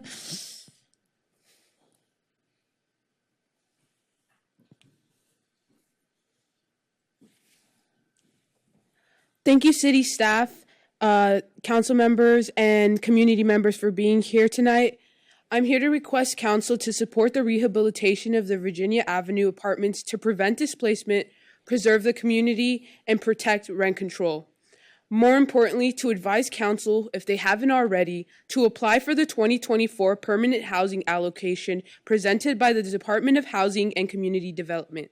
The program aims to provide funds to eligible local governments in California for housing-related projects and programs that assist in addressing unmet housing needs of their local community, such as the rehabilitation and preservation of multifamily rental housing that is affordable for extremely low to moderate income households. Funds could be utilized to renovate this building and enhance the well-being of its long-term residents as well as others. The community at the Virginia Avenue apartments and the Pico neighborhood have been built by generations of families that continue to face displacement due to unaffordability and policies that promote equity but have caused the erasure of history. There's 3 council members here that claim to represent the Pico neighborhood, but I think there's a lack of misrepresentation when we're shutting out entire voices of our communities and neighborhoods, and we need to promote more equity, accessibility, and affordability for our members that are here. Thank you. Thank you. Simon Fraser.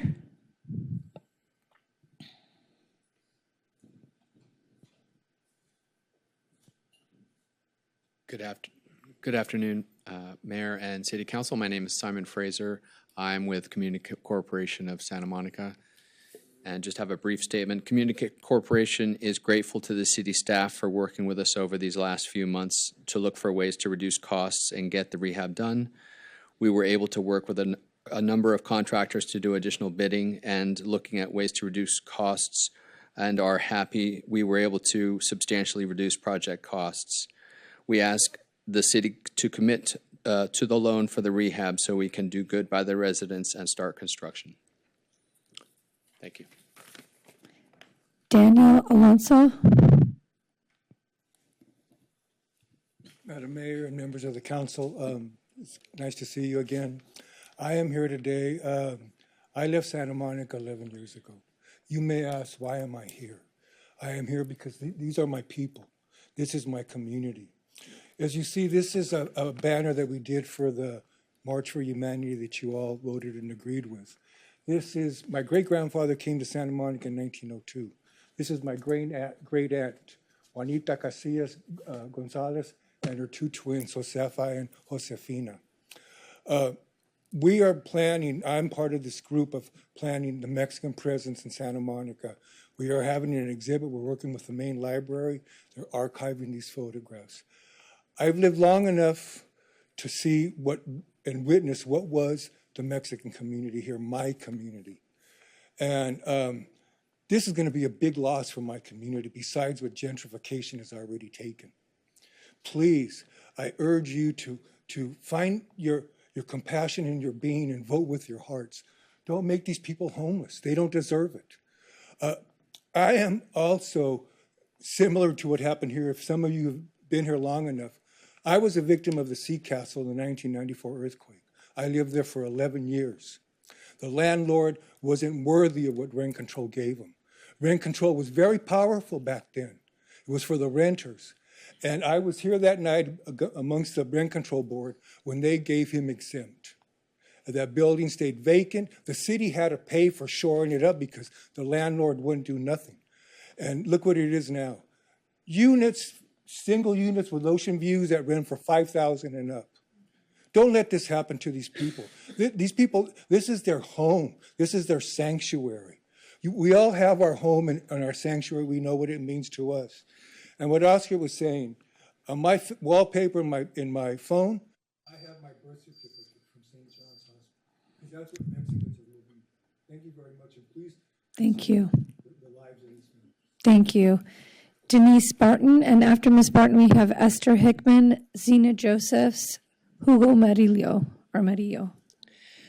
Good evening. On item 4H, isn't it interesting how you continue declaring a homeless emergency when the city and city council are doing nothing to discourage the homeless from locating here? Or is the city and the city council just continuing to get and spend as much money as they can while continuing to pander to them, including the revolving door of justice you've put in place for them? In other words, the homeless are more important to you than the residents, property and business owners, employees, visitors, and tourists. I mean, aren't they the ones monopolizing the emergency service so they're not available for non-homeless people who need them? Or would that be your and the city's way of setting the non-homeless up to be injured, often seriously, because that's what your actions say?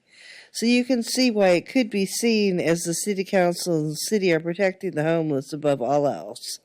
But I almost forgot. Isn't that Spurs ballot harvesters voting base? And isn't that how the majority of you got your seats on the council? Come on, you can admit it. Everybody already knows. This is your homeless emergency. Thank you. Esther Hickman. Hi, Mayor and council members. My name is Esther Hickman, and I'm a Pico neighborhood resident, and I'm just here in support of the rehabilitation of the Virginia Avenue apartment building, and also just hoping that you're able to discuss the habitability issues when the city purchased when they helped Community Corp purchase that building. How were they not held accountable to the same standards as any owner in our state in terms of the habitability issues that these poor tenants have had to go through? So thank you very much for your consideration, and very hopeful that a habitability rehabilitation solution can be found. Thank you. Thank you. Zena Josephs.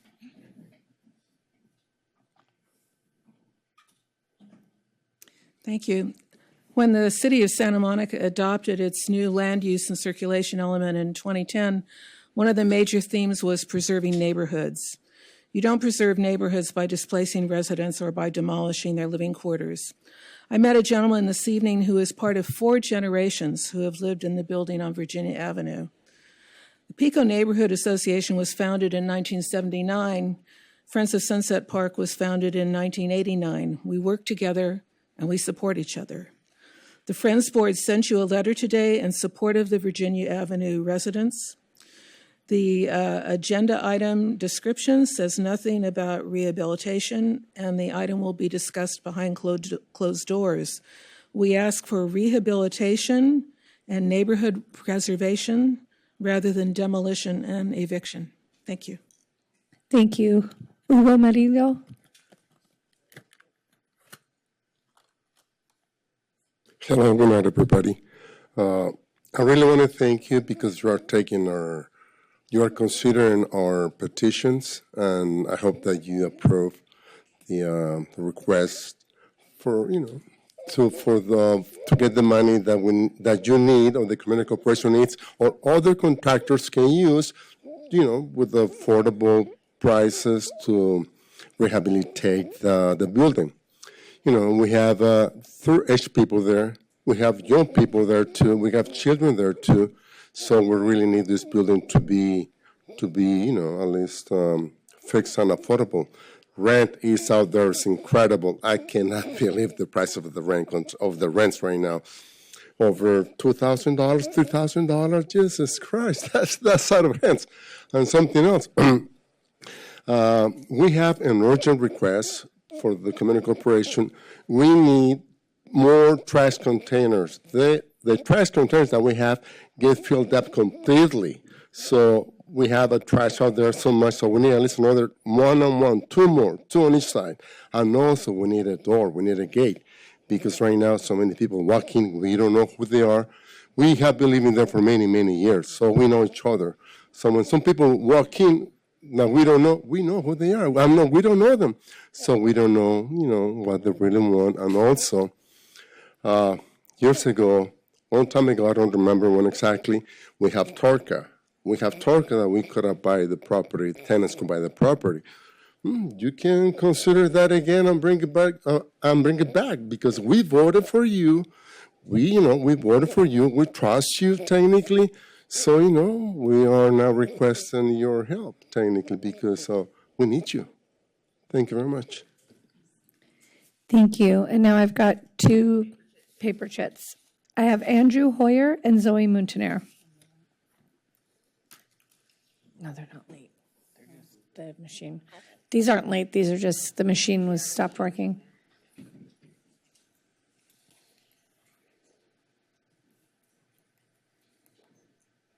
Apologies, I was talking to the contractor.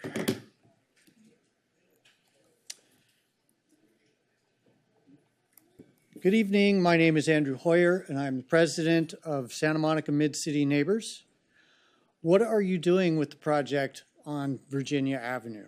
Didn't you already decide to follow the path of renovation and not demolition? And why are you discussing this in private session instead of in full view of the public? It's taking actions like this that has caused panic among the multiple generations who live there. The concept of a right to return after a complete rebuild is ridiculous. A full-scale scrape and rebuild will take minimum 2 years, and in order to afford to live anywhere else nearby while that occurs, each unit would need to receive somewhere between $70,000 to $100,000. How many units are there? Lastly, as the chair of the Urban Forest Task Force, I can definitively state that our city is losing its tree canopy, mostly from private property. And the existing building has a courtyard full of trees, beautiful trees, and they will not be preserved if the property is scraped to start over. Thank you. Thank you. Zoe Muntaner. Hi, Council. I'm going to speak. My name is Zoe Muntaner. I'm speaking on items 4E and 4H. On 4E, the adoption of resolution accepting the tentative agreements, I totally support the Executive Management Association of the Fire Department because they have done an incredible work. However, through the last year, since I've been living here, I have filed multiple claims with the city attorney's office and none of them have been supported. The last one against bike attack, the consumer protection unit is defending the business instead of the consumer, which is mind-blowing. So I would review this item, adopting a resolution, giving them raises, and it's just not great. Last week, I received an email from a staff at 9 p.m. to defend a law that is just indefensible. We have callers as well. They're missing, so we can close public input. Okay, so that closes public input. Would you like to call the next item, clerk? Yes. Consent calendar. All items will be considered and approved in one motion unless removed by a council member for discussion. In accordance with Charter Section 615, the adoption of all ordinances and resolutions shall be by reading of title only unless a council member present dissents. No public discussion is permitted on ordinances for second reading and adoption. And Councilmember Raskin, you'll be recusing yourself from item 4C. Can we move the rest of the consent calendar unless any other council member has any item to pull before we excuse Councilmember Raskin? Second. Okay. I'm sorry, did you do that? I moved that and Mayor Pro Tem seconded. All in favor? Oh, sorry, we can't do that. Okay, roll call. Councilmember Zernitskaya? Yes. Oh, what happened to me? Councilmember Snell? Yes. Mayor Pro Tem Terosis? Yes. Councilmember Raskin? Yes. Councilmember Hall? Yes. Councilmember Zwick? Yes. Mayor Negrete? Yes. Who'd like to move the rest of the consent? Oh, sorry.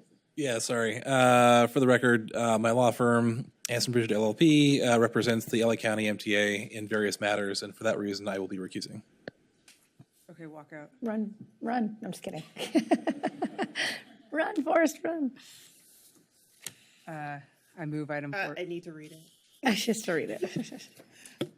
Item 4C, approval of donation of retired buses to Los Angeles County Metropolitan Transportation Authority. I move item 4C. Second. Moved by Mayor Pro Tem Terosis, seconded by Mayor Negrete. Okay. Councilmember Zwick? Yes. Councilmember Hall? Yes. Councilmember, Mayor Pro Tem Terosis? Yes. Councilmember Snell? Yes. Councilmember Zernitskaya? Yes. Mayor Negrete? Yes. You can come back in.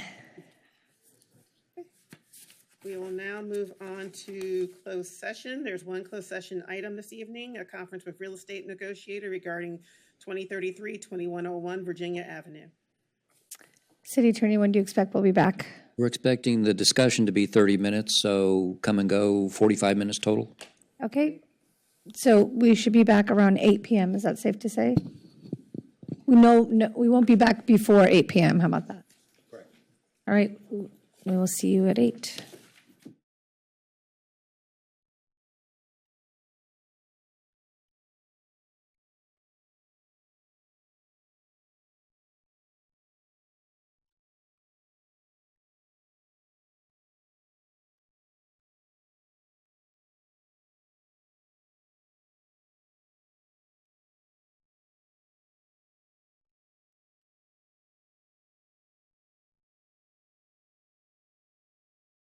Report out closed session. With respect to the real estate item for 2101 Virginia Avenue, the City Council by a 7-0 vote has voted to rehab the property with a loan, a right of return at the same rents, and we will come back to open session for approval of the loan amount.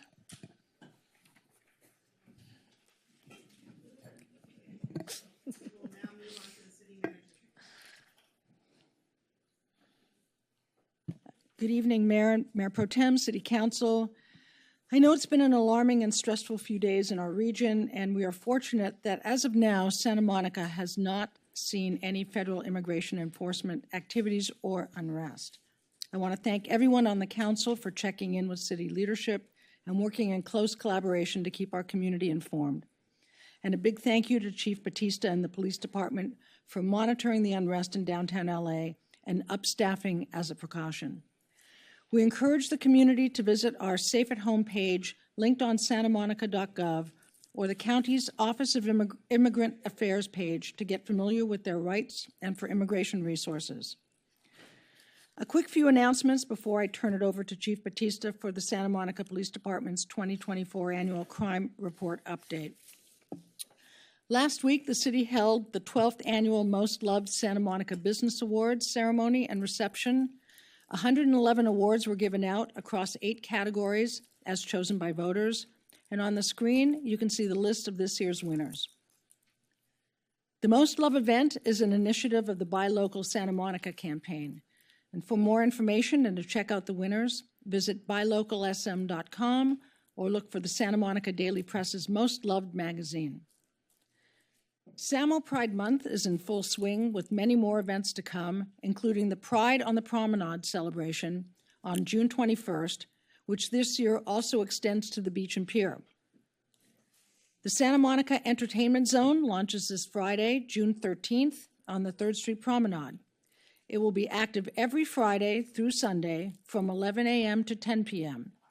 Find details, rules, and participating businesses at santamonica.gov. As you heard in the proclamation, this is Juneteenth Legacy Month, and this Saturday, June 14th, is the 33rd annual Juneteenth celebration at Virginia Avenue Park from 2 to 7 p.m. It's also the 13th annual Cardboard Yacht Regatta at the Annenberg Community Beach House and the kickoff carnival for the library summer reading program. For more information on all of this, visit santamonica.gov. And our adoptable pet of the week is, photo please. Drum roll, please. Don't mix it up It's with mine. Drogo, a very friendly 1-year-old shepherd, German Shepherd mix. He loves to play. He enjoys belly rubs and lots of attention and plays well with other dogs his size. And he has a very long tongue. If you might be interested in adopting Drogo or any other pets, please call the animal shelter at 310-458-8595 or visit the Animal Services tab on the Santa Monica Police Department's website. And you can always visit the Santa Monica Animal Shelter Foundation website at smasf.org to make a donation or shop the Chewy wish list. And I think the mayor has just adopted a pet. Yes, I haven't done a mayor's moment, but I just want to say that Pearl, whose photo is going to come up, I went to the shelter's event this Saturday. I walked in, we locked eyes, and we knew that she was going to be a part of our family. Pearl has been adopted. That's her in my car today after she got neutered, or spayed, I'm sorry. And she's picking out beds. We got her 4 beds, 1 for every room.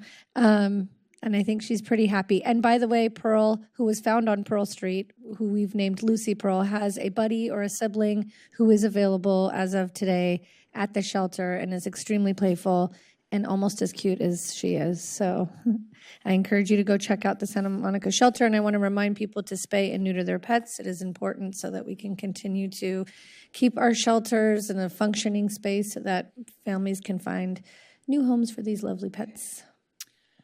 Now I'd like to hand it over to Chief Batista for an update on this week's immigration activities and the SMPD 2024 Annual Crime Report.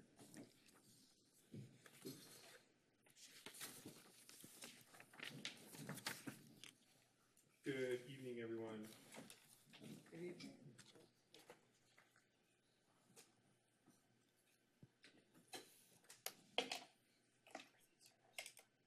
So I'm going to start out by talking about immigration. In the last few days, Los Angeles has witnessed significant unrest following federal immigration enforcement actions. These developments have understandably caused fear and anxiety within our community. As your police chief, I want to reaffirm our unwavering commitment to public safety and the well-being of every resident. At Santa Monica Police Department, our focus is clear. We are here to protect all individuals regardless of immigration status. When lives are at risk, we respond to safeguard those in harm's way. Fellow officers, federal law enforcement, and every person in this community. We do not and will not engage in immigration enforcement. Our mission is to ensure that everyone feels safe reporting crimes, seeking assistance, and participating in community life without fear of deportation. This approach is not just a policy, it is a cornerstone of our community policing philosophy. While we do not enforce immigration laws, we remain steadfast in addressing criminal behavior that threatens public safety. Criminal actions that endanger others will be investigated and prosecuted to the fullest extent of the law. In these challenging times, our commitment to safety, fairness, and trust remains resolute. We will continue to serve and protect all members of our community with dignity and respect. I want to say that in the last few days, we have had sightings of Border Patrol in our city. There have been no reports of them conducting an immigration arrest or detention, but we remain on alert to ensure that if there is contact, that we respond in a method of peacekeeping, de-escalation, ensuring that if there is an action that they're taking, that things are resolved peacefully and they go about their business. I think everyone understands federal law, federal immigration law, has very high limits, and our role in that situation is to keep the peace. And I would strongly advise to our residents or passerby to not interfere with federal law enforcement because the penalties are very stiff. One only needs to think about January 6th. One only needs to think of that young man throwing concrete, I think on Saturday or Sunday. His picture, his name is all now out there. They're actively looking for him. So it's only a matter of days, right? So I would say we will protect everyone's right to protest, but we cannot stand or allow for criminal activity to occur, and certainly not on federal law enforcement. Strongly, strongly advise against that. Any questions? Thank you very much, Chief Batista, and thank you for all the work that you've done over these last couple of days. I know it's been stressful. Well, we're going to be having a rally on Saturday, and I think you might want to talk a little bit with the community about things that you've already probably prepared for.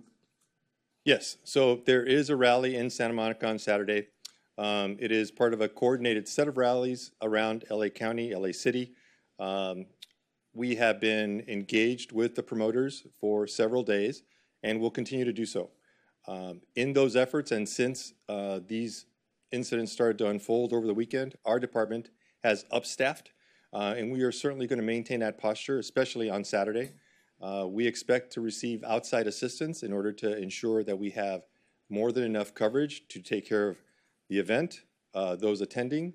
There are a lot of things that come to mind with an event of that nature, right? We have to think about somebody driving a vehicle into a large crowd. We have to think about bad actors that embed themselves within a legitimate protest group. And I constantly have to think about the fragility of our city and the effort to rebuild and get ourselves out of the position that we're in today. And I am not going to allow for any of that to be at risk by anyone that comes with intent, ill intent, to conduct crime or create disorder or chaos. That will not be allowed. Thank you. I don't think we have any other questions. Okay.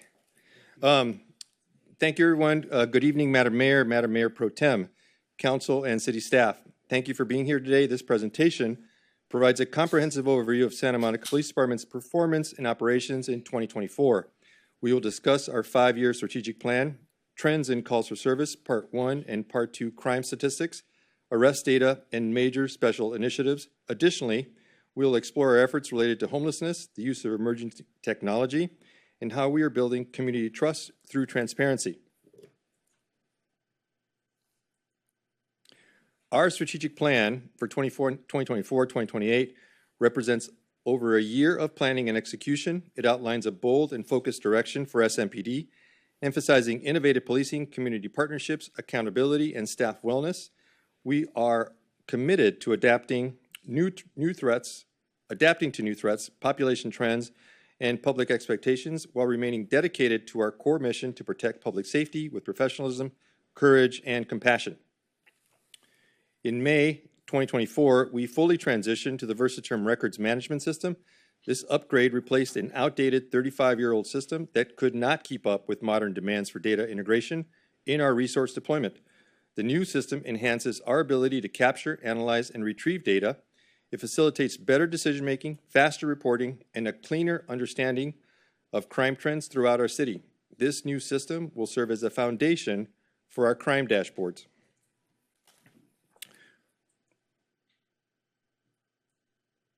When we transitioned to the Versaterm, we also updated our reporting system to submit crime data to the state using the National Incident-Based Reporting System. NIBRS offers a more comprehensive and detailed data set compared to the previous summary system. This allows us to capture the full picture of each incident, enabling us to develop smart interventions and enhance transparency for the public. In 2024, the total number of calls for service reached 128,820. marking a significant increase. Notably, more than 51,000 of those calls were officer-initiated, indicating that our officers are being proactive rather than just reactive. We have observed an increase in patrol activity and improved engagement in the field. Additionally, there have been a rise in calls related to homelessness, peaking at nearly 24,000. Unfortunately, as of today, we have already surpassed 13,000 calls concerning homelessness.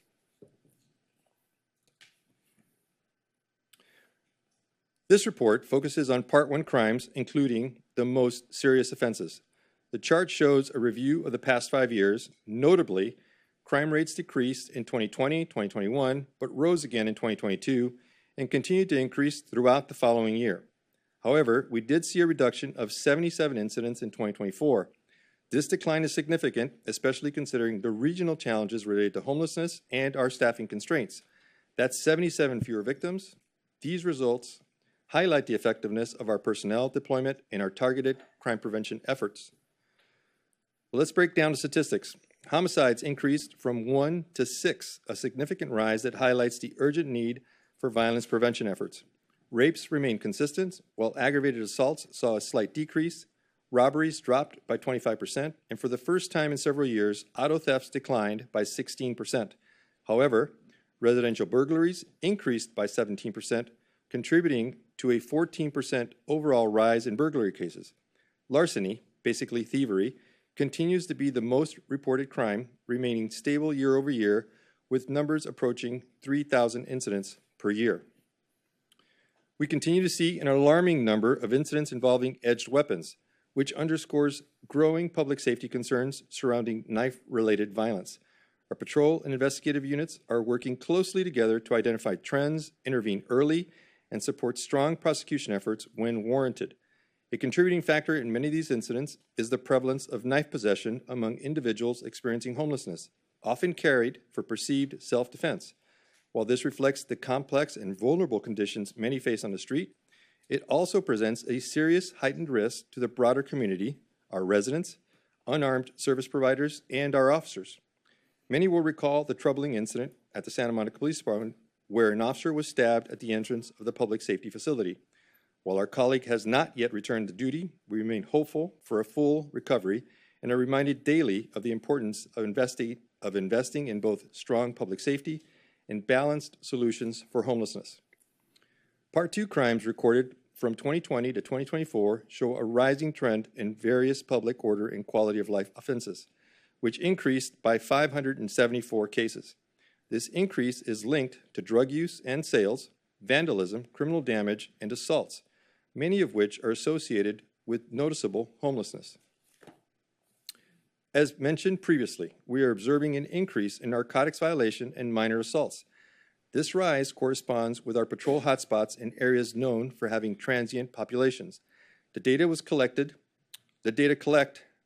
collect directly informs our enforcement strategies. In relation to narcotic sales and use, our officers made over 600 drug-related arrests, demonstrating our zero-tolerance policy for drug sales and public drug use.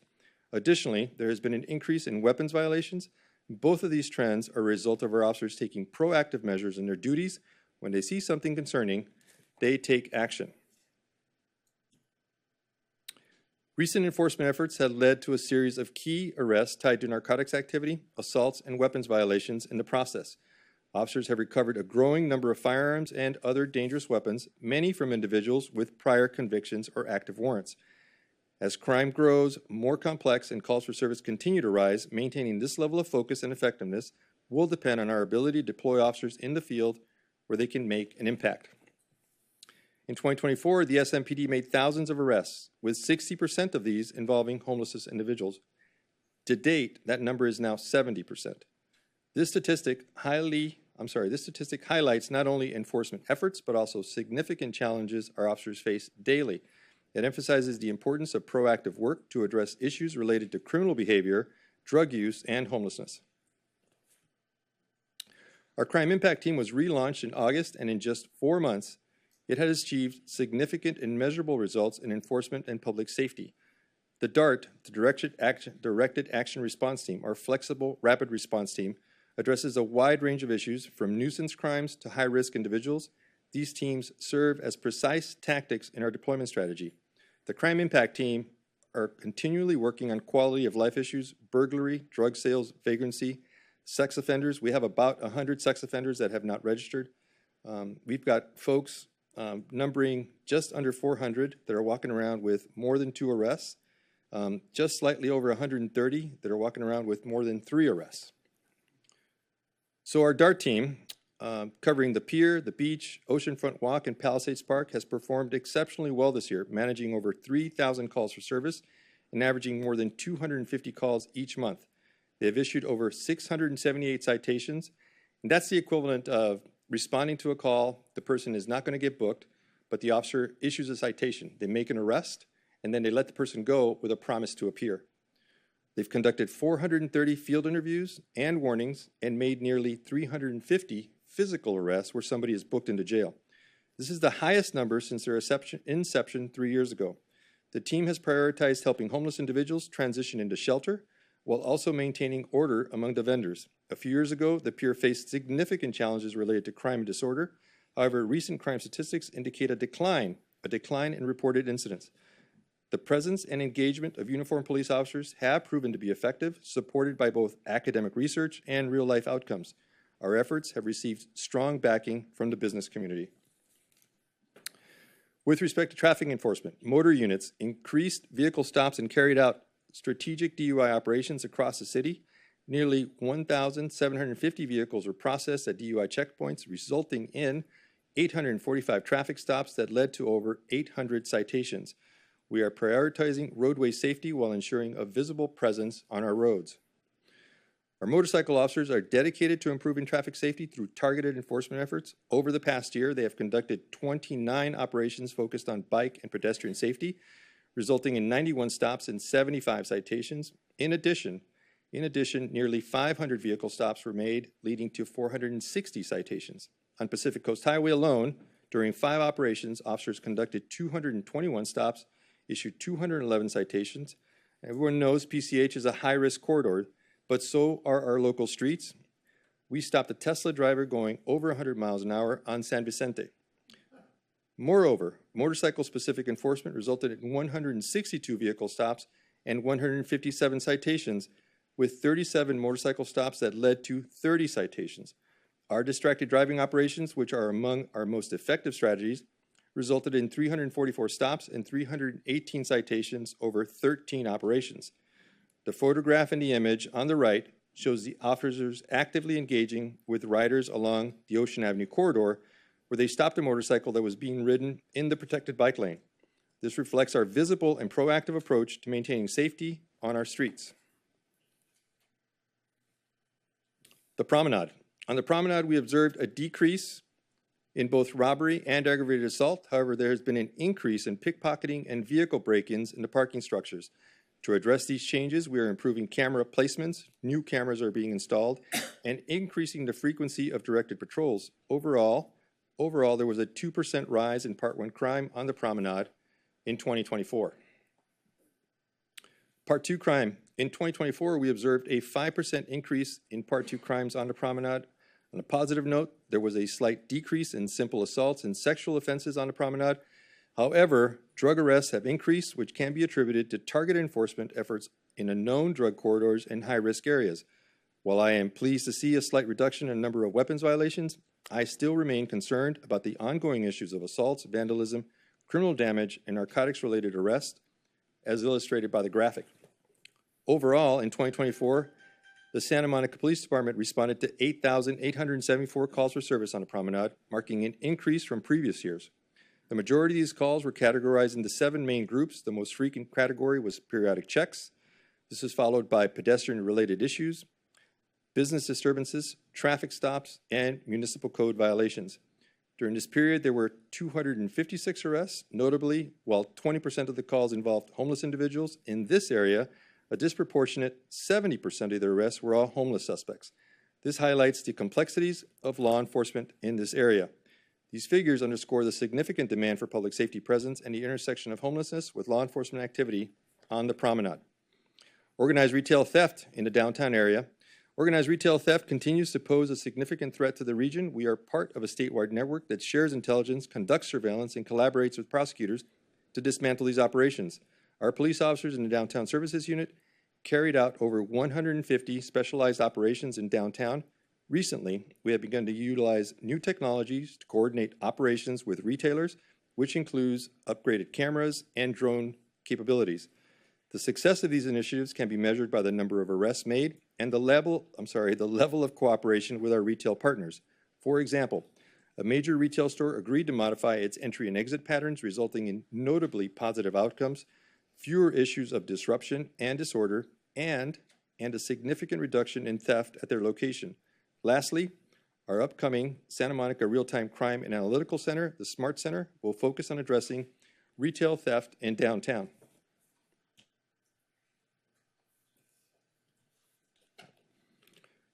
The Pier. In 2024, there was a notable decline in crimes at the Pier, especially in aggravated assaults. Although we received over 3,000 calls for service, the Pier continues to be a high-visibility, high-priority area for our department. I attribute this positive trend to two main factors: the dedicated efforts of the Directed Action Response Team, the DART team, which operates 7 days a week, and the Weekend Pier Overtime Detail, which ensures a constant presence during the busiest times of the week. The Help Team. In 2024, the Homeless Liaison Team responded to over 4,500 calls for service and proactively engaged in over 3,500 self-initiated activities, including pedestrian stops, traffic enforcement, and area checks. The team successfully closed 862 community 311 requests, averaging 16.5 requests each week, and addressed 335 encampments throughout the city. Notably, the Help Team consistently maintained no backlog of 311 requests from week to week. Help officers made almost 1,700 referrals to services, conducted 237 mental health evaluations, and placed over 160 individuals on 5150 mental holds. Additionally, they issued 135 citations and made 61 arrests, emphasizing their commitment to public safety outreach and compassionate intervention. Before and after. We've all seen these pictures. This clearly demonstrates the significant visual impact of our ongoing enforcement and outreach efforts. The transformation of problem areas showcases the effectiveness of consistent presence and public partnerships with teams like the Public Works Host Team. We'd also like to express our gratitude to the Salvation Army, the entire team at the City Prosecutor's Office, and our colleagues at HHS for their efforts in coordinating the social service teams, including the Therapeutic Transport Team. The police department has called the TTT nearly 600 times since its inception. Technology. I think it starts. There we go. So it'll play. On 5/10/25, just after 10:43 a.m., officers responded to a vehicle burglary. The victim provided a description of the suspect and their vehicle, but had already left the area. At around 11:45 a.m., our drone operators spotted the vehicle via automatic license plate reader cameras. They quickly located the car in Lot 5 and observed the suspects actively burglarizing more vehicles. Officers from multiple units worked together to safely detain and arrest both suspects without incident. Both individuals were booked for burglary, conspiracy, receiving stolen property, and possession of burglary tools. The investigation remains ongoing as the suspects may be connected to other burglaries. Our Drone as a First Responder program is innovation, as a significantly innovative program for us. It addresses calls for service before the officers arrive, often supporting the in-person response. This enables officers to allocate more time to proactive patrols. The DFR provides real-time intelligence to guide their tactics, ultimately leading to safer and more successful outcomes, particularly in situations where someone is reported to be armed with a weapon. DFR ensures the highest legal and operational standard in modern policing. Sworn officers bring not only pilot skills, but command judgment and constitutional authority, ensuring safety, trust, and performance across the system. As we prepare to launch the Smart Center, we continue to expand our security cameras, flock safety, and ALPR programs to provide broader real-time visibility citywide. These technologies act as a force multiplier, supporting officers with critical data for faster response and smarter deployment. Flock cameras and ALPRs help us track stolen vehicles, identify suspect, and respond to threats more efficiently while maintaining strict privacy safeguards.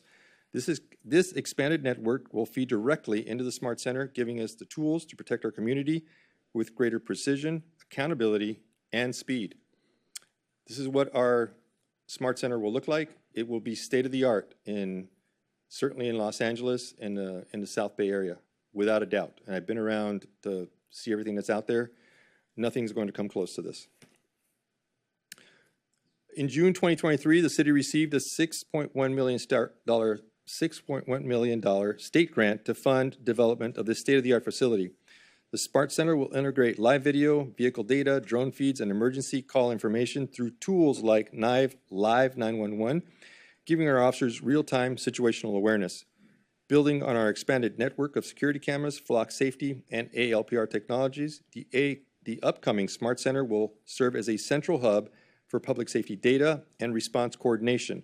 This investment enhances our ability to respond faster, allocate resources more effectively, and support the officers in the field. Since 2021, we have increased the percentage of women in sworn roles to 15%. Nationally, the number is 11 to 12%. Additionally, 25% of our most recent group of new officers are female. So that means that in the past 3 years alone, we've hired over 73 new officers, and of those officers, 25% of them are female. This improvement reflects our evolving recruitment strategies and our commitment to building a representative and inclusive workforce. In our ongoing effort to attract and retain top-tier candidates, we made key changes to our recruitment process by implementing the Interview Now platform and transitioning to the National Testing Network. These adjustments were designed to remove unnecessary delays and make the application process more accessible and responsive. The results have been significant. Prior to these changes, we averaged 120 applications per month. Since the implementation, we're now seeing over 200 applications a month, a clear indicator that our approach is resonating with potential recruits. We've also reduced the attrition rate, the number of applicants who fall out of the process, by 20%. That means more candidates are staying engaged and completing each phase of the hiring journey, helping us maintain momentum in filling critical vacancies. Since launching Interview Now in September, we've initiated nearly 2,000 individual text conversations with interested candidates. Another way, we're meeting applicants where they are and guiding them in real time. As a result, in 2024, we hired 12 officers. And already, year to date, we've hired 13 officers in 2025, putting us ahead of last year's accomplishment. We're enhancing our recruitment efforts through dedicated campaigns, digital campaigns, outreach events, and updated hiring website. Additionally, we have established a state-of-the-art recording studio where we plan to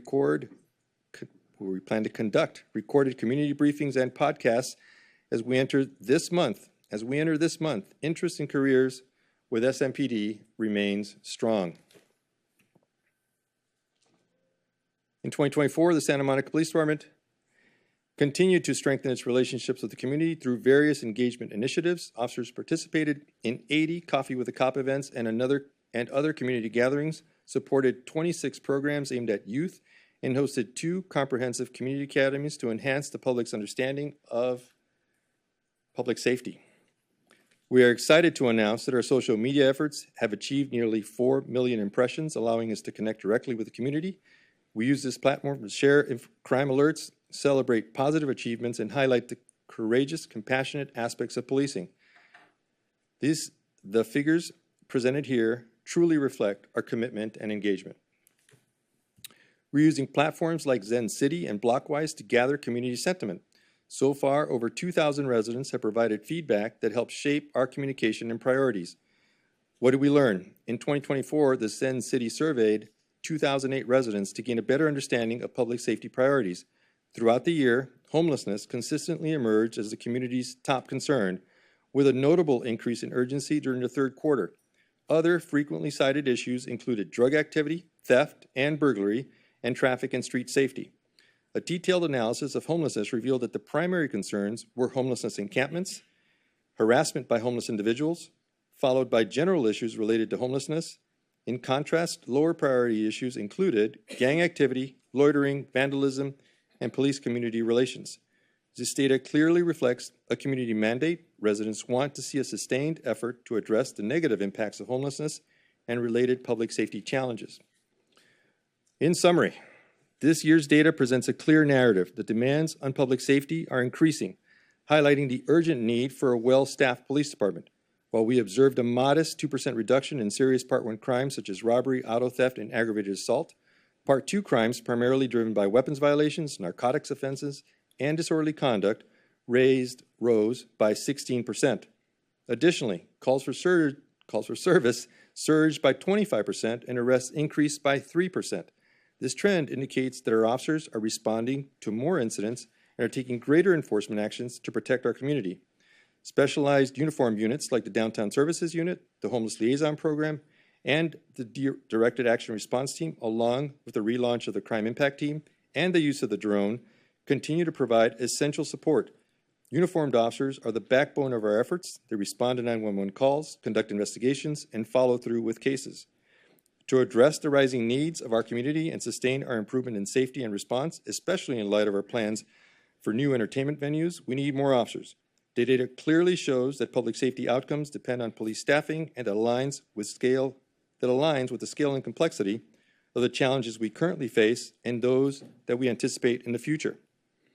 Looking ahead, we have significant initiatives on the horizon: the launch of the Smart Center by late summer, early fall, advanced traffic analysis tools, expanded automated license plate reader coverage, new security cameras, a recruitment drive, and ongoing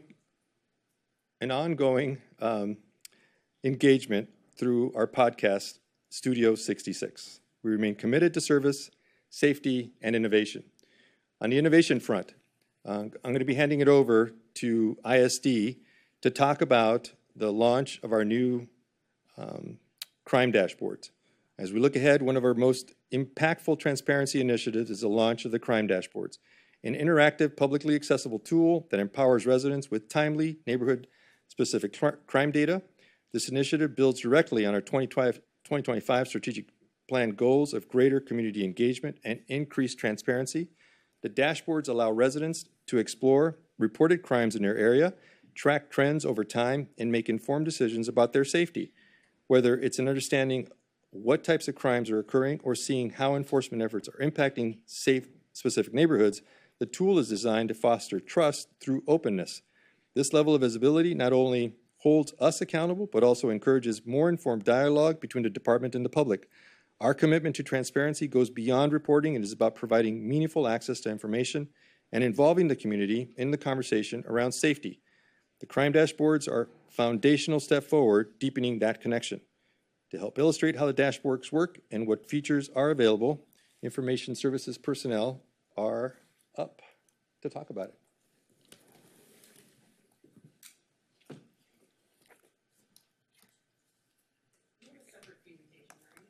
Yes, just one slide. So,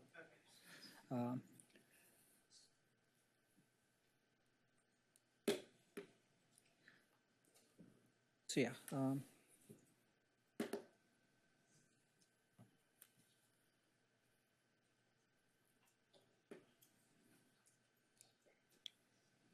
Okay.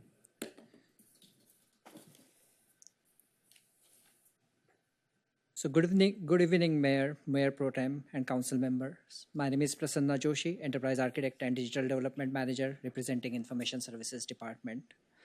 Before we proceed with live demonstration of police dashboards, I would like to highlight the work we have done over the past few months. First of all, thank you to Chief Batista for providing clear concept of his vision and what he would like to see in these dashboards. That made our job much easier. Also want to acknowledge the work of our core team members from Information Services Department. So we have Colin Probert and Robert Cheney, who are analysts on the police department. And we also have Lauren Hars as a GIS technician who's here, who will be providing a live demonstration shortly.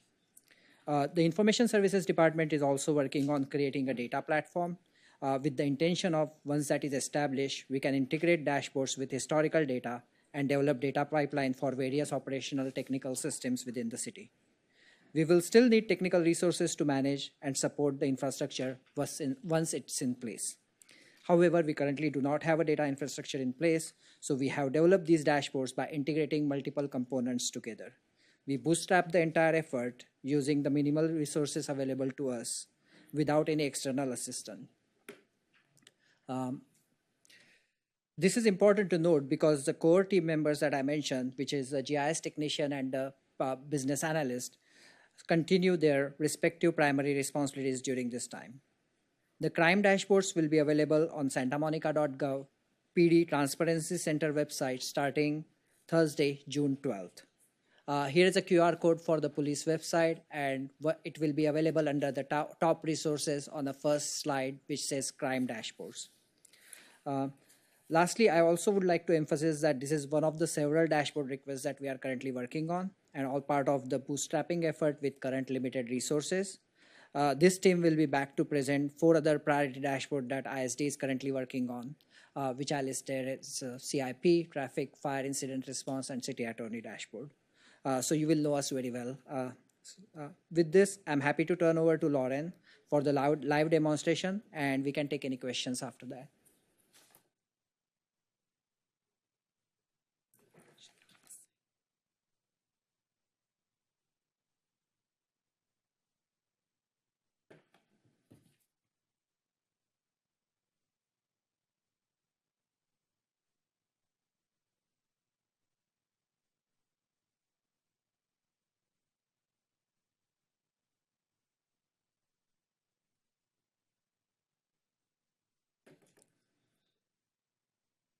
Change it here. Let's try this one.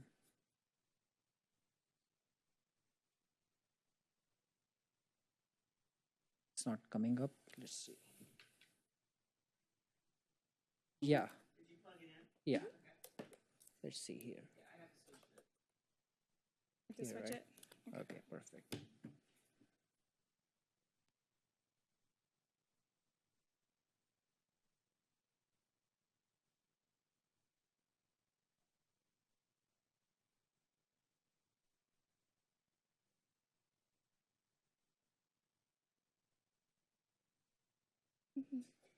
No, I mean, I hit the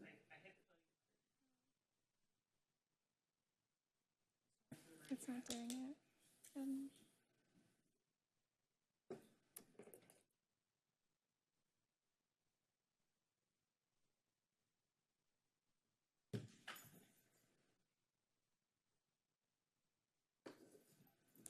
I need to press the button here.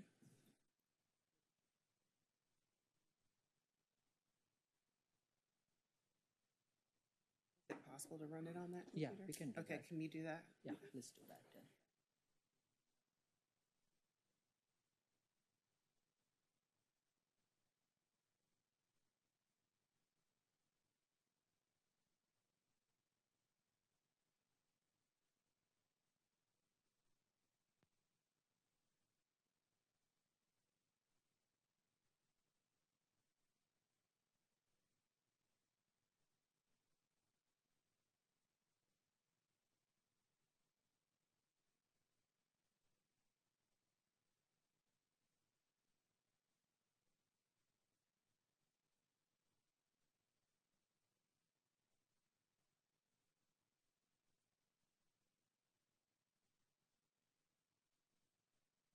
Login into this computer using my. Yeah, I need to log in. You need to log in. Yeah, I need to log in here. So should I close this? and If we can't Oh, get it, so we have to actually like, log in? Yeah. oh, okay, so we're, okay. So just change it.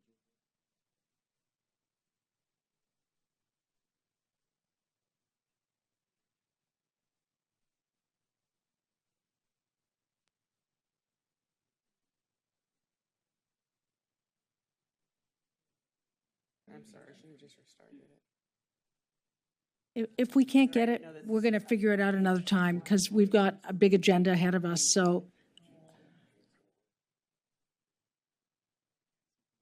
Yeah, next time you guys should probably test it out before. No, it's trying to project, it's not picking up. Yeah, I mean, it's trying. yeah, go ahead. Sorry.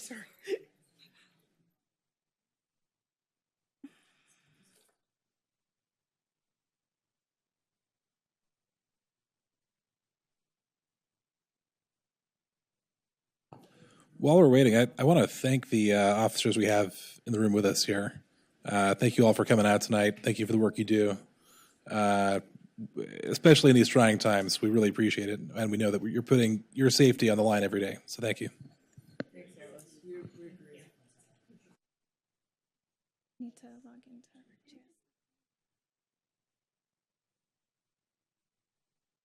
Can I ask a You know what? question while we're Oh, setting go this up? ahead. Yeah. Go ahead. No, I mean, I have a question for Chief Batista if we're setting this up now. If we can't get it. Okay, great. Because I was in the queue, Mayor Negretti, so I'm just going to take the privilege here and ask the question. So I was looking at your weekly Blue Notebook from May 18th to 24th, and I see that arrests are at 1,197 people year to date. And then there's a breakdown between homeless and housed individuals. Yes. And it seems like we're arresting about 60% or more, 70% homeless people as opposed to everyone else. Are we seeing any sort of proportional shifts in those numbers quarter over quarter? And what does that tell us about like underlying data in crime versus encampment activity? Because I know that you said like you were making some extrapolations on why certain crimes are up, but yeah. So we've got serious challenges overnight with our metro line. The large number of folks that are coming in at night is much more than I think any one of us had thought about. The numbers are perhaps as high as 100 to 150 per night, with some of them going back in the morning, but we're not sure what that percentage is. So that increase day over day, week over week, is reflective in the amount of crime that we deal with in the downtown area. We can see that the capacity for our homeless services to be able to facilitate their arrival is stretched thin. And at the same time, the amount of criminal activity related to thievery, drug use, general disorder and assaultive behavior has the same underlying trend of who it's associated to. And it's folks that just decide to break the law that are also homeless. And that's where we're pulling data from, and that's where we're seeing it. But I guess my question was, over time, are we seeing a decrease or an increase in the number of people proportionally that we're arresting that are unhoused versus housed? Yeah, that number has stayed steady. Okay. It's about 65 to 70%. The one thing that's lower this year related to homelessness is that I believe encampment calls are lower than they were last year. Got it. Okay. And then I also see that we've focused our traffic enforcement on corridors like Pico, California Avenue, et cetera, like high traffic corridors. And some areas near schools, yes. Yes. And for the week of May 18th to 24th, at least, there were 98 stops, but there were only 10 citations. Can you elaborate on like the goals of the traffic stops? Are we just warning people, or are we actually citing them? So we do give a lot of warnings, and it's all dependent on the officer's interaction with the person that they stop. The focus is education, not punishment. Okay. And if we're getting the message across that way, then I'm okay. I don't have a mandate that they write tickets. I have a mandate that they engage with folks that are driving in a way that gets our attention. Okay. Bad Thanks. drugs. Thank you. Those are all my questions. Should we continue with questions, or are we close to? We're not going to do it. It's just... Oh, okay. Okay, sorry. Councilmember Zwick. Thank you, Chief, for this presentation and for all the hard work that your department has been doing over the past year. I look forward to being able to go back through this report in greater detail. But just quickly, I'm curious, because we went through it, a lot of stats.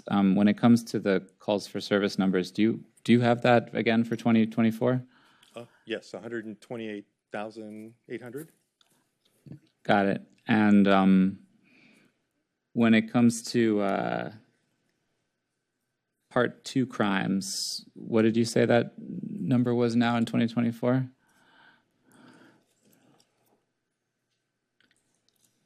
There was a rise in overall Part 2 crimes by 16%. To what number? Or The The total number was 574 more calls, Part 2 crimes, than the previous year. Is there a total number? I don't have the total number. Yeah, I do. 4,080. 4,008?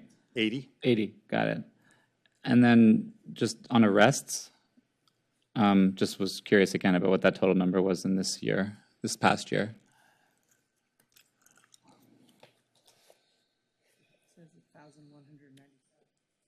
To 2,802, of which nearly 1,700 were homeless.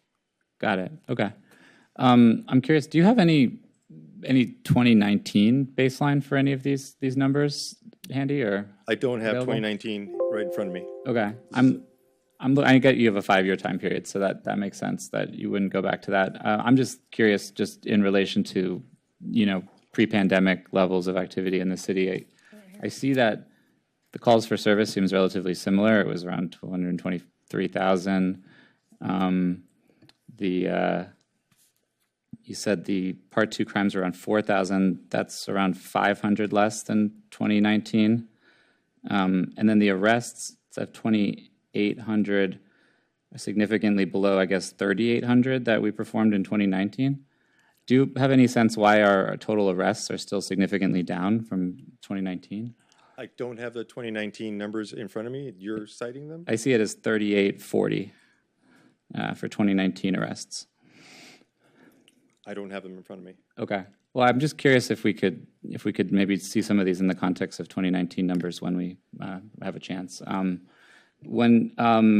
Something that does come to mind was obviously pre-pandemic, the changes that occurred with how certain crimes were being handled and processed, I think could have had some impact in that, but I definitely would have to dig into all of that to give you better data. Okay. And then just with traffic enforcement, was there a total number of stops that you mentioned in 2024? And do we have comparisons of that to different years? No, I do not have the comparison. But there's a number for 2024? 800, by the traffic unit, 845 vehicle stops. Okay, so that's separate from the special enforcement. Yes. Got it. 845. Okay, I'd be really curious to just get that in some sort of context if there's any way in terms of what those numbers were previously. But thank you so much. Of course. And appreciate you giving this presentation today and look forward to reading the report in greater depth. Thank you. If nobody else has questions, I have a few. Okay. So your report shows an increase in self-initiated activity, despite some of these staffing gaps. Can you just talk about how we're able to maintain, these self-initiated calls, and with staffing gaps, like what does the future look like in terms of addressing those types of calls? So the self-initiated activity that I'm seeing, and trust me, I looked at it pretty closely throughout the year. That is the officers' self-initiated drive and the persistence within the organization to say, if you see something that's out of place, we want you to stop. We want you to address it. There was definitely a big pullback that occurred after 2020, 2021. So we've done a lot of work internally to support the officers in their work and assure them that if they're doing it right, that we're going to be there and stand by them. They're still running into a lot of issues involving folks that are homeless, that are pulling out knives, hatchets, toy guns that look like real guns, that put them in some very precarious situations, but they're not deterred the way that I had seen in my earliest arrival here, certainly after 2020. That is just them going out there and doing the work every day. So, okay, on that note of mental health, unhoused folks, what kind of staffing, sworn, civilian, PSO, CSO, is best to address those increasing problems? So we love the fact that we are such a well-balanced police department, but it has come at a cost, and I think that cost is the fact that we don't have enough uniformed officers to respond to the type of violence that we're seeing out on the street. PSOs are great for being able to observe something and then report it. CSOs take that to the next level by being able to take very comprehensive police reports. But it is a police officer that really establishes order, because when folks see an officer versus anybody else, they react differently. I mean, I think it's just human reaction to realize that person can take away my rights, that one can't, and they react accordingly. On that note, we were just talking about some of the data being down. I mean, I know it's on the website here if you want to go back to previous years, but I think you sort of touched on it. Would you say that adjustments politically beyond the city of Santa Monica, maybe the state level, there's a new DA now, there's Prop 36, Prop 47, have these things impacted some of these numbers? I did, and I tried to kind of touch at a high level, but I'd have to go back and look at it more closely. But yes, I think we were all aware of the limitations and the challenges that we have in our county. So as we move to this more technical space, right, like the drones and whatnot, are our staffing levels at the point where they can support that as we look forward to having a more tech-savvy police department? I've always estimated that it's going to take us a long time to staff up to that level, and that's why I've pushed so much technology, because I think that it helps us be more effective and efficient with the resources that we have. But there has to be a fine line to that, and that's why I commissioned a staffing study to give us a outside perspective as to where we're supposed to be with respect to staffing. But just to be clear, I mean, as we put in technology, there has to be sworn officers, I imagine, obviously to operate the drones and whatnot. In some space, yes. Yeah. And then in terms of like seasonal deployments, like the beach, and we were mentioning the promenade, how are those staffed? And with the entertainment zone coming up, like what would help manage those demands better? So I'll briefly touch on the entertainment zone. Well, first off, we're fully supportive of any effort to try and liven our community up and make it more successful. Without a doubt, everybody is in. With respect to the entertainment zone, we expect that the very beginning of it will be manageable, and we'll monitor it 6-8 months later and make an assessment about whether or not we may need to make adjustments to that. On the pier, the DART team works 7 days a week. So that's 4 officers and a sergeant. So they have to work overtime in order to cover all 7 days. Now, in addition to that, we have the pier overtime detail.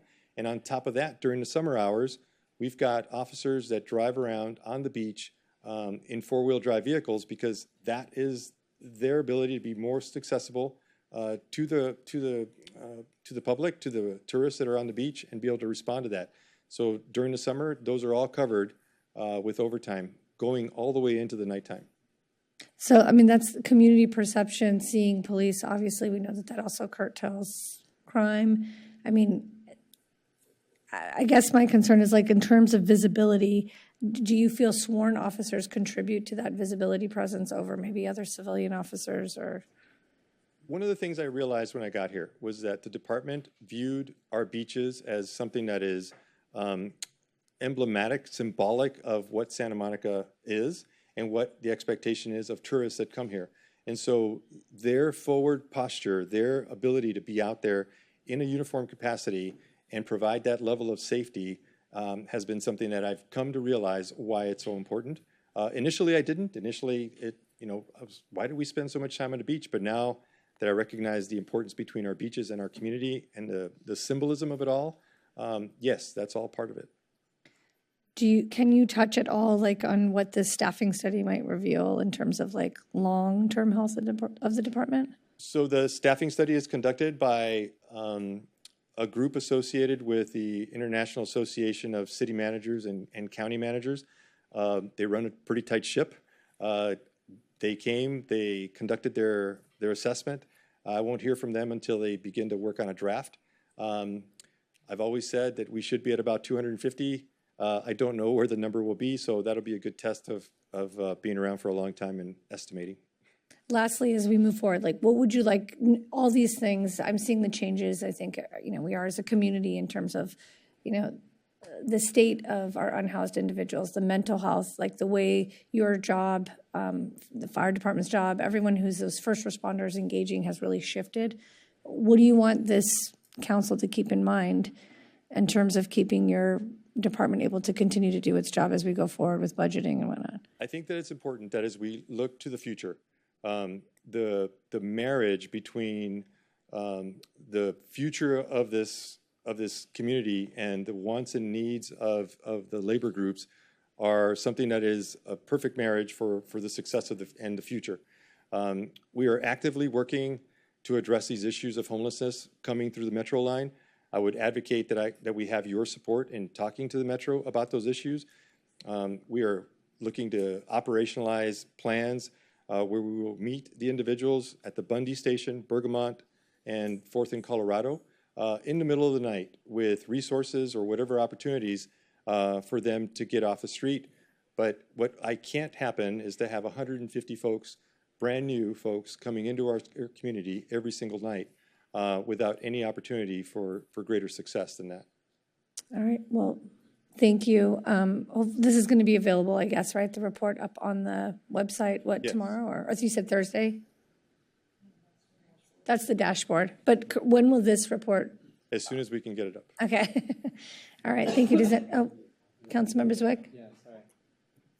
Just to speak to the Metro really fast, sorry. I know there's been work that's been ongoing related to, we have a tap to exit now, and we've been talking to Metro. I'm just curious, your assessment of that work so far as it relates to progress. Yeah, no, 6 to 8 months ago, we fully supported, myself, the transportation director, spoke very proudly and loudly to everyone about the Metro's effort to address the concerns at the stations. But my most recent assessment has shown that that it's not working, and that we need to go back to the drawing board and have more conversations with them about what we can do to address these issues. That many folks coming in with no services and no support, many of which, unfortunately, are walking around with pretty serious felony warrants, really puts everyone in danger.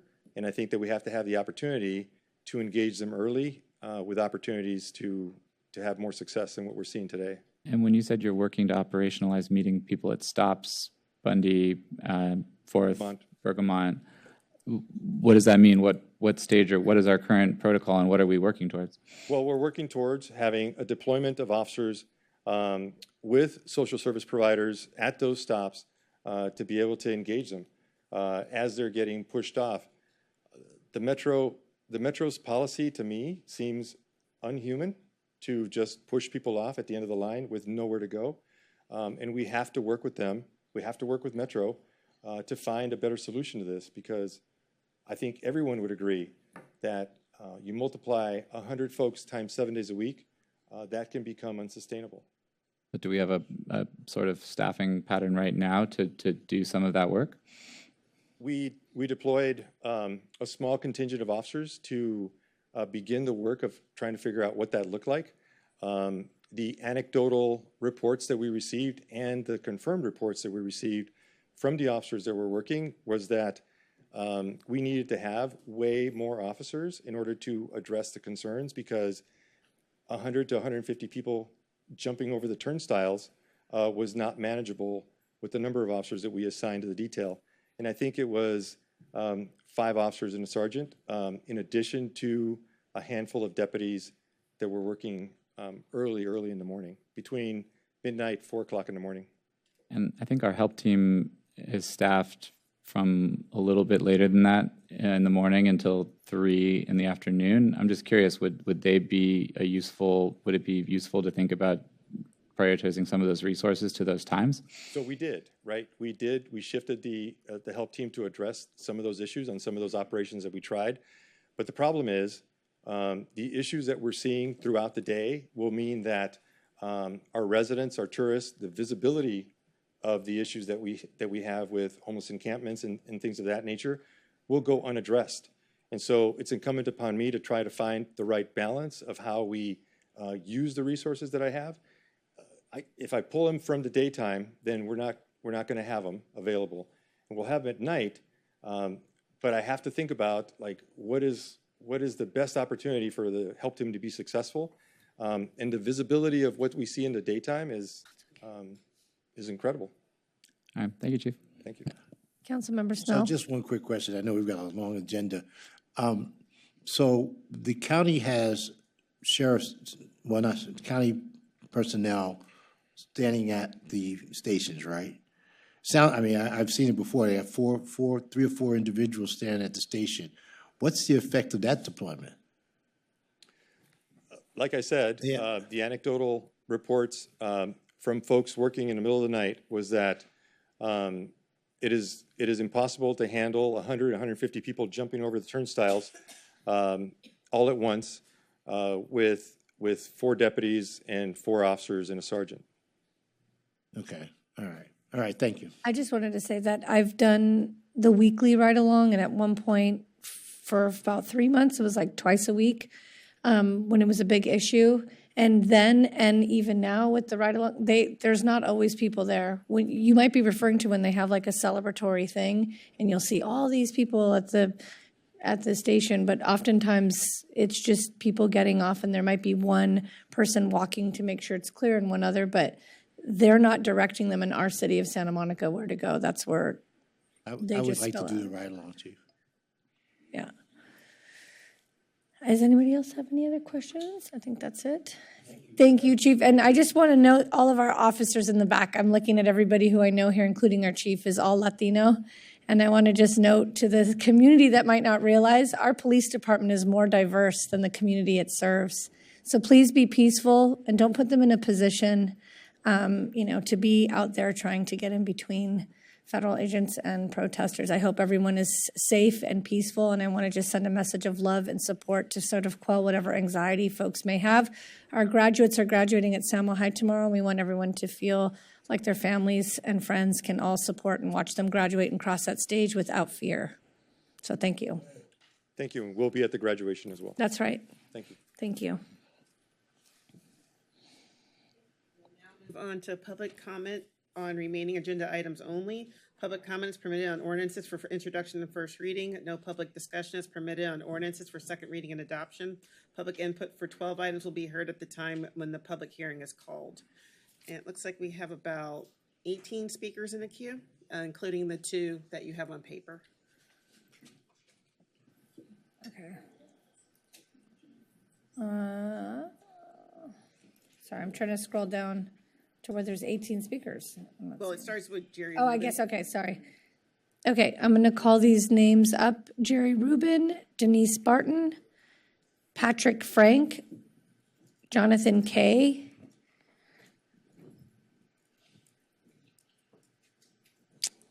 Jerry Rubin may have left, Denise Barton, and then Patrick Frank, Jonathan Kay, and Cado Villan.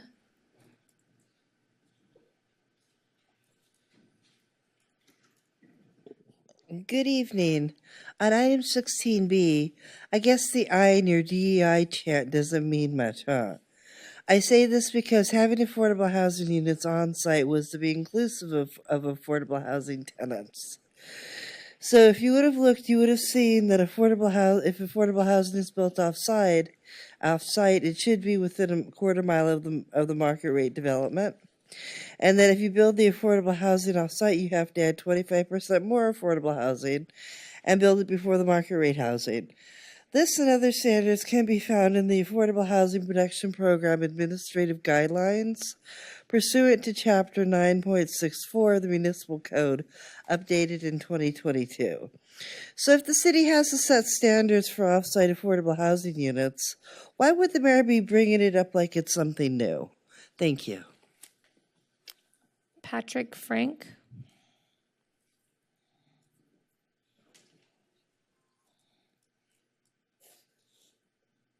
Well, Jonathan Kay, sorry. And after Jonathan, I have Cado Villain, Ali Bilal, and Luchan Tudor. Hi, I'm speaking against the digital billboard test that's being done. My name is Jonathan Kay, and I live for the last 2 years on 25th Street. I love Santa Monica because we don't sell our city like the city of Los Angeles does. We should never want to look like downtown LA or Times Square. All billboards, especially digital billboards, are just visual pollution and graffiti. They should never be allowed in Santa Monica. They should never be allowed as an experiment or even a test. Just look around LA and you see that they are ugly, distracting, and dangerous. This is why LA rings them around Santa Monica on the edges, just for the money. The money is not worth it. One billboard is like a gateway drug and always leads to more billboards. Vote this test down, please. Keep Santa Monica, Santa Monica. Thank you. Thank you. Caro Villain.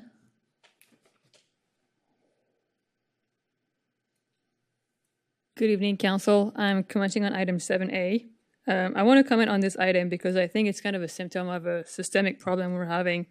The voters of this city overwhelmingly voted for council members who care about safe streets. And we're very fortunate to have hardworking, really qualified staff that really cares about these issues as well. But we're also a leader in the region when it comes to mobility because we've done so many great things in the past and we tend to be forward-thinking. Yet, we made a plan to achieve Vision Zero by 2026, and it seems as if we've completely given up on it. We all know that's not happening, and no one is really talking about it. Sorry, I'm getting lost. Don't get me wrong, the improvements that are being proposed for Santa Monica Boulevard are really exciting. As someone who lives right off of it, I think these changes alone would likely improve my daily experience on it. But any reasonable person also knows that they are nowhere close to enough to make Santa Monica Boulevard a truly Vision Zero corridor. Just like people are still being hurt and killed on Wilshire where we made similar improvements.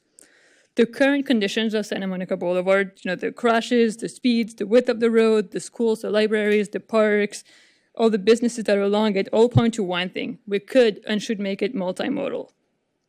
The bus lanes that we've decided to kick down the road would significantly improve safety, accessibility, emergency response, sustainability, and overall enjoyability of this city. It's like every time we have an opportunity to achieve our goal of saving lives, we get shy or we end up failing the community. Our resources are limited, and that means we need to make a choice. Either we need to get creative and rethink the way we achieve Vision Zero, or we continue as Synced are and never achieve it. Right now, we're doing the latter, and we're not really admitting it. This is how we lose the trust of the community. I know we can do better. We have a lot of great people on council and on staff. So let's rethink this and start holding ourselves accountable. And congrats on item 10A. It looks like we'll be finally compliant with state law and making it legal to do what everyone's already doing because it's a lot safer. And I think it'll be really helpful once we start adding more bus lanes to this city. And lastly, I fully support items 12C and 16B. I'm glad to see we're making it easier to allow more people to live in our city. Thank you. Ali Bilal. How's it going, everyone? As a Santa Monica High School graduate and a resident here, I'm all about things that is going to help bring more people here in a positive way and get the spark in our city. And me being a artist, I see that Santa Monica has a lot of murals, so it's a very creative city. There's a lot of artists here, so the opportunity to have their art displayed on a digital billboard would be an amazing opportunity and just something new and fresh that the promenade needs. And I'm all for it to have a digital billboard here in the promenade. It'll help. I don't see the problem with it, so that's all I got to say. Good night. Thank you. Lucian Tudor, and after Lucian, I have Chris Baca, Kate Powers, Michael Gerber, and Connor Webb. Good evening.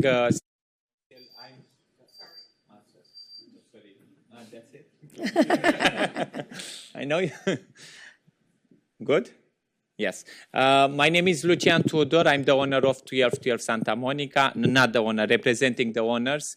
I'm here to speak about 7B. Again, I'm used to come here and complain about many things, but I don't know. I like the structure of this city council, young, progressive, and forward-thinking. I think digital signage will complement the entertainment district and will create more impactful, a bigger impact for the people who will visit the street.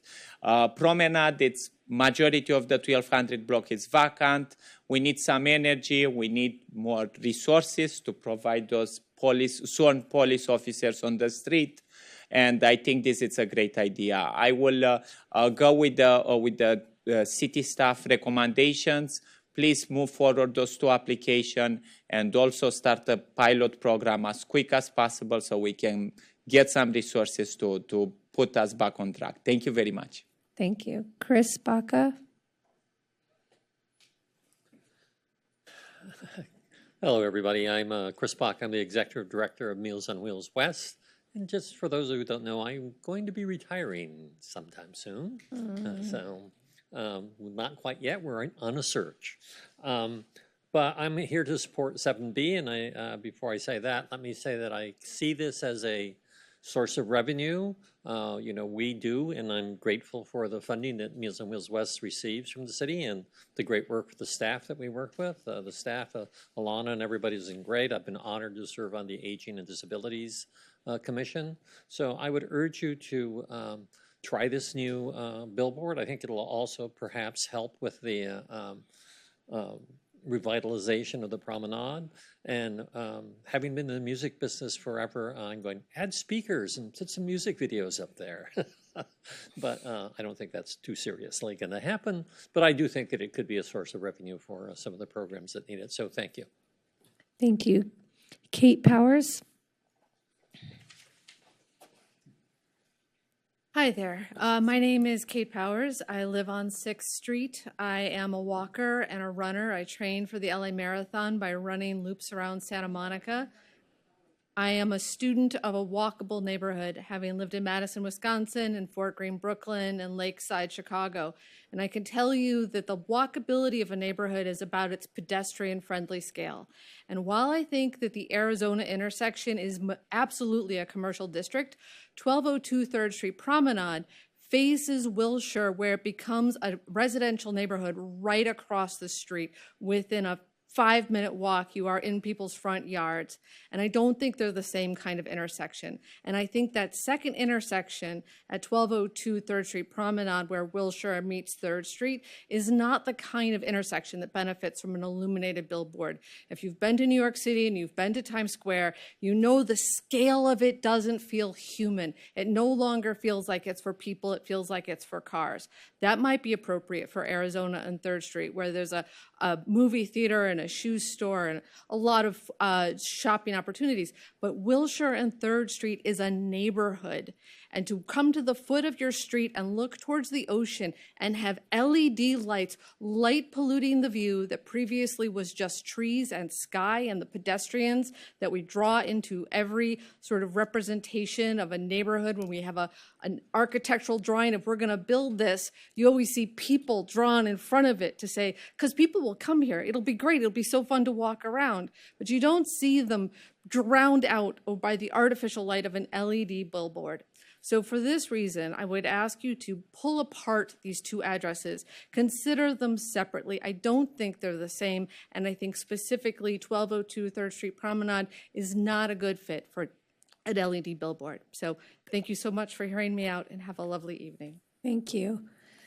Michael Gerber? Hey, folks. Good evening, Council. My name is Michael Gerber, and I've lived on 6th, just north of Wilshire, for 20 years.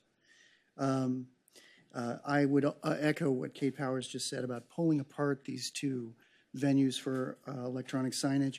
The Arizona space seems appropriate to me, but the 3rd Street and Wilshire one does not. I'm concerned about the following issues. I'm concerned about the light and the noise pollution from the signage. Here on when I'm on 6th Street, I can hear all sorts of partying happening from the Fairmont Miramar on 2nd Street. So if the gentleman earlier talked about if there is music playing with this billboard, I'll be hearing that constantly, and I'll be thinking of him fondly. The devaluation of that corner and block has speaking as someone whose family has been in real estate for 50 years, has decayed for the last 20 years. Putting up a bunch of electronic signage at 3rd and Wilshire will only accelerate that decay. No premium long-term tenant would buy a property opposite or around something that would be so loud and bright. The decay of the promenade, which I'm sure we've all noticed too, which is directly related to the quality of the tenancy that you're getting there. Much of the promenade has turned from flagship brands to down-market sort of short-term revenue generation, and that's exactly what this signage would be. I'm worried about the impact of the signage on the Art Deco facade of that building. The Art Deco architecture of that area of Santa Monica is one of the things that makes it particularly beautiful. And finally, there are questions of permanency. How is something like that sign going to age, and what's going to happen when that property is sold? Once that is up, it is unlikely to come down, no matter how much of an eyesore it is. And if we approve it now via this test, you might be looking at something very, very different in 10 years. On balance, I think this particular signage at this particular intersection is a very bad idea, and I would hope that the council would reconsider. Thank you. Thank you. Connor Webb.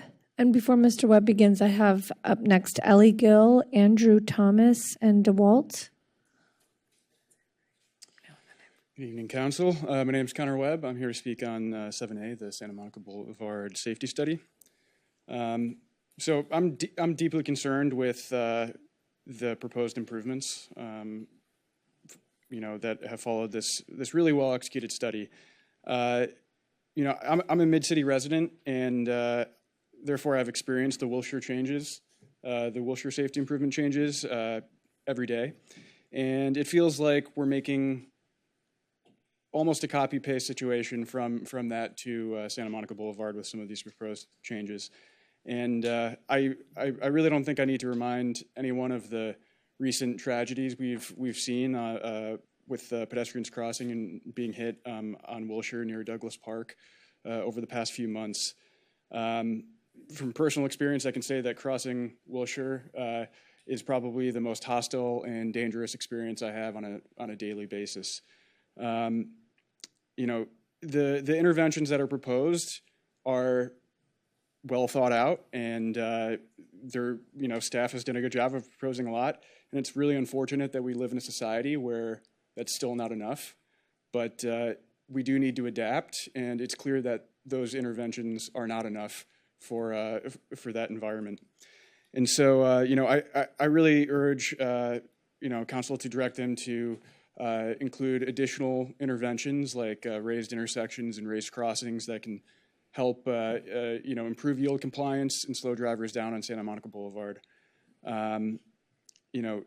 Another thing I noticed here is that even after the proposed improvements, a lot of the outer lane widths remain between 13 and 20 feet. That is just begging for drivers to speed down this road. So we have a lot more work to do there.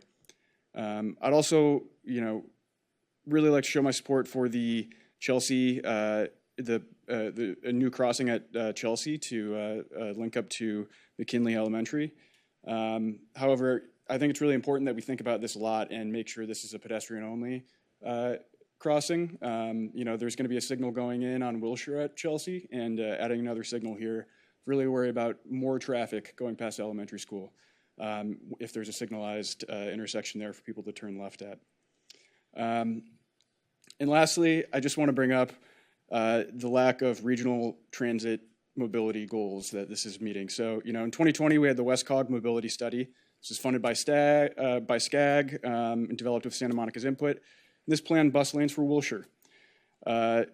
Immediately, those plans were ignored during that redesign that just happened. And now there's new plans that include Santa Monica Boulevard. And again, it seems like it's been disregarded for most of the corridor. Bus lanes don't just speed up transit, they also improve safety for all road users. Importantly, I think they provide, those safe 1 to 2 block, last block connections from the bicycle network to the destinations you want to get to on that boulevard. And I think we should be implementing them wherever feasible, and we have more work to do to see if that can be done. But even at the very least, even if we're not doing transit lanes, we really should be improving those in-lane bus stops with bus bulb outs. These are great for transit users, but they also then function as traffic calming when they're not being used by a bus, basically functioning as curb extensions. And I also think, like, you know, if we're not doing transit lanes, we need to think about really, really robust transit priority signals to make sure that our buses are not being slowed down, and we're doing absolutely everything we can to make the most of that street space for transit. Thank you very much. I hope this comes back with you know, some improvements in a few months. Thank you. Thank you. Eli Gill. Mr. Gill, you're signed up twice. Are you speaking on multiple items? Or just... I actually have 3 items, 7A, 12C, and 16B. I don't know if that's all appropriate now. Yeah, that's fine. So I'll take 6 minutes. I'm sorry, did you say 12C? 7A, 12C, and 16B. You can't speak on 12C right now. Can't speak on 12C? Not right now. That's no, later. It's a public hearing. Got it, okay. So 7A and 16B then. Yeah, thanks. So, good evening, Mayor Negrete and council members. Thank you for being here tonight and taking your valuable time to do this work. I know it's very tough. I also want to thank staff for putting together this safety study for Santa Monica Boulevard. They did a good job, but I want to echo what Connor just said. It doesn't really go far enough. Street safety is public safety. In Santa Monica, we recorded 60 severe injury crashes and 4 deaths on our streets last year, compared to just 1 homicide. If you look at the budget between mobility and police, you'll see a huge difference. The police budget is $120 million a year. Mobility gets a few million, and all of that money goes to begging for grants to make these improvements. We don't fund our capital improvements. We just hope that it'll happen. Speed is the problem here. We know the facts. If someone is hit at 20 miles an hour, they have a 10% chance of dying. If they're hit at 40, the risk jumps to over 50%, and that's what we're seeing on our streets. The most frustrating thing is that these problems already have solutions that work. It's not about speed limit signs, it's about engineering. Chief Batista just mentioned a driver going 100 on San Vicente. That street is engineered like a divided highway, and drivers treat it that way. It's easy to speed there, and it feels safe, but it's not safe for pedestrians. Wide lanes are a recipe for speed. If you look at Santa Monica Boulevard, it's got lane widths similar to what you'll find on the 405. And because of that, they're showing at the end of the city, people are going 45 miles an hour, even though the speed limit signs are 25 or 30. What works is traffic calming, removing traffic lanes, protected bike lanes, daylighted intersections, and better street lighting. All of these are proven to work. If you look at Hoboken, New Jersey, they have 60,000 people. They haven't had a traffic death in 7 years. They did all of those things. They committed to real action. They reduced the speed limit citywide. They had high visibility crosswalks, daylighting, and curb extensions. 7 years without a death. It's incredible, but it's not magic. It's proof that when you fund street safety, you get results. What we're missing here is the political will. We talk a good game, but we're not willing to do the work and put in the money and maybe inconvenience the driver and make people slow down a little bit to save lives. If people were honest, they'd understand that just slowing down would save lives every year, but we need to change the way our streets are designed to get people to do that. We can't just talk about it. We can't wag our fingers. Even the police are asking for grants to do traffic enforcement. We have to change the way we design our streets to save lives. So I'm just challenging you guys to look at these issues and really do something big here. And don't just do things that look good and put cones up. Actually do the things that have proven to work. That's all I have to say about traffic safety. Real quickly, I just want to talk about item 16B, the affordable housing options. I agree with it. I think we need to give our developers every opportunity to get these projects done, because right now we're just not getting enough houses built for everybody. And the more houses we can have in this city, the better we're all going to be. Thank you.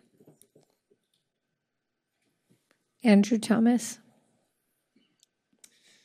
Good evening, Mayor, Mayor Pro Tem, council members, city staff. On behalf of Downtown Santa Monica, Inc., I want to express our support for a district-wide digital signage plan in downtown Santa Monica. At our May 20th board meeting, our board reaffirmed its recommendation that the city take a thoughtful, cohesive approach to digital signage and commit to reinvesting related advertising revenue directly back into downtown, including meaningful support for Downtown Santa Monica, Inc. While the board did not take a position on specific signage applications, it emphasized the importance of ensuring that any future signage is high quality, visually appropriate, and consistent with Santa Monica's unique character. Thank you for your continued partnership and leadership. Thank you, DeWalt. And after DeWalt, I have Dunn, May, and then Zoe Muntener. Good evening. I just wanted to talk about the digital signage. My name is DeWalt Mix. I've lived in Santa Monica between Ocean and Lincoln and Wilshire and Montana for the last 25 years, and I've loved it. But I also moved here from Vermont, and we don't have billboards in our state. And when I heard that there was going to be this meeting tonight, I knew that I wanted to say something. I felt that I had to, but I didn't know what would speak to anybody beyond the emotions that everybody has right now. And I know that money is the only thing that really speaks. So if people didn't want the signs to be there, couldn't the market value of that real estate, that visual real estate, be accounted for? And whoever owns the space, whether it's the gym there or the building, whoever owns that space, couldn't the value be tallied, and then that could be taken off of the property's taxes? They could have some incentive other than putting a sign there, but they could be compensated for it fairly. That's just something that I was thinking about, that could be a way that the signs wouldn't have to be there, but they could still be accounted for financially. I was just thinking that, wanted to say that. Thank you. Thank you. Dunn, May. Good evening, fellow Santa Monicans. Many residents are opposed to digital signing, just as years ago they were opposed to the Wayfinder kiosks because of the concern about radiation that could negatively impact health. Also, LED lighting, while it lasts longer than old-fashioned lighting, is known to have adverse health effects, especially for some people, such as those with photosensitive epilepsy. In addition to health issues, there are concerns about safety, waste of money, environmental considerations, aesthetics, and possibly an undesirable change to the character of our city. There is no need to embark on a problematic path when there are many ways to do off-site advertising, including by advertising on buses, in newspapers, and on traditional billboards. So, as Maharishi Mahesh Yogi, who brought transcendental meditation to the United States, has said, let's do less and accomplish more. And I might add, let's return to traditional, God-honoring values for our protection and prosperity. Thank you in anticipation. Thank you. Zoe Muntener. Hello again. Thank you so much. Item 7B, the digital signage.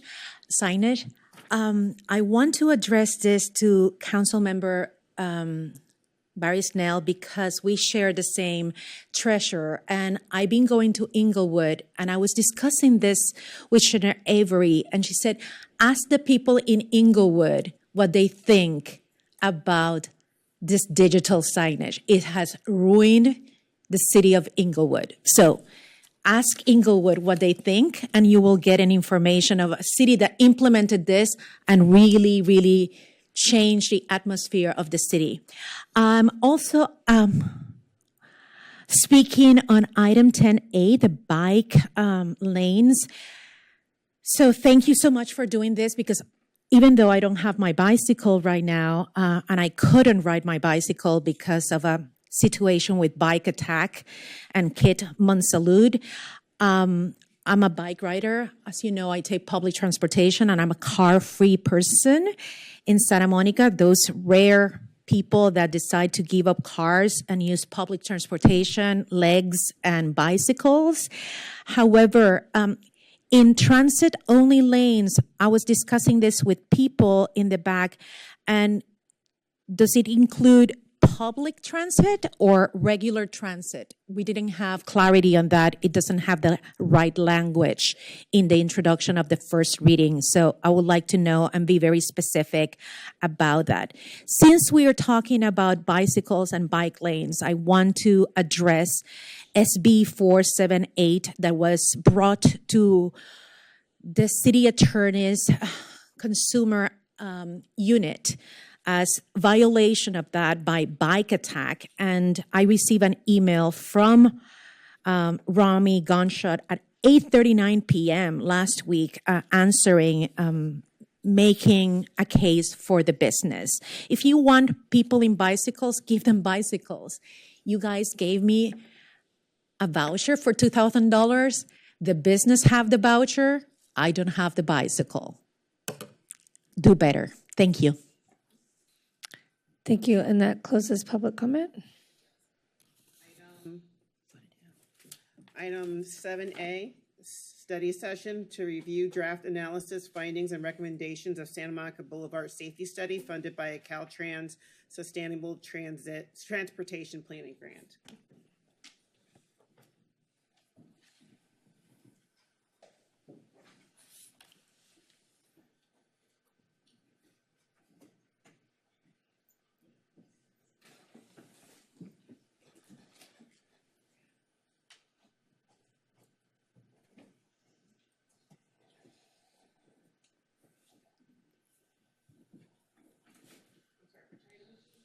Seven A.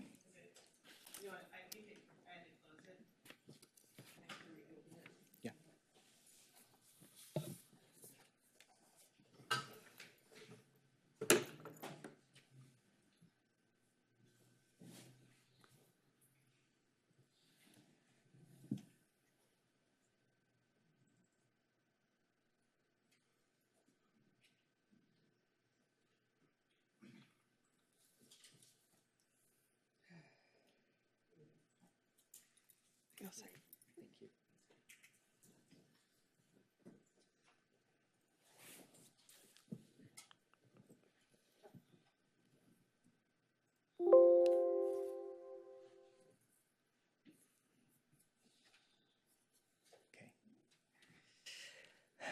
Good evening, Mayor, Mayor Pro Tem, and council members. My name is Carlos Hernandez.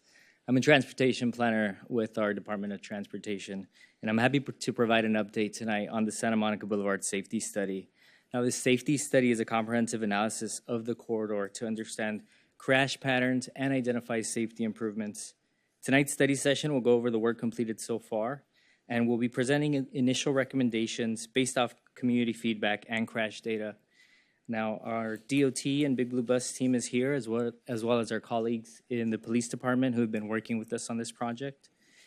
And we hope to have a productive discussion about this project and look to incorporate your feedback since we're at about the midpoint of this project. During the next 8 months, we'll further refine the safety recommendations and return to City Council for adoption of the plan in early 2026. Now, these are the key components of the project. Since October, our project team has worked to understand how the corridor functions today, and we've completed a full safety analysis by looking at the last 10 years of crash data. We've also worked with community and conducted community engagement to capture their observations and their experiences.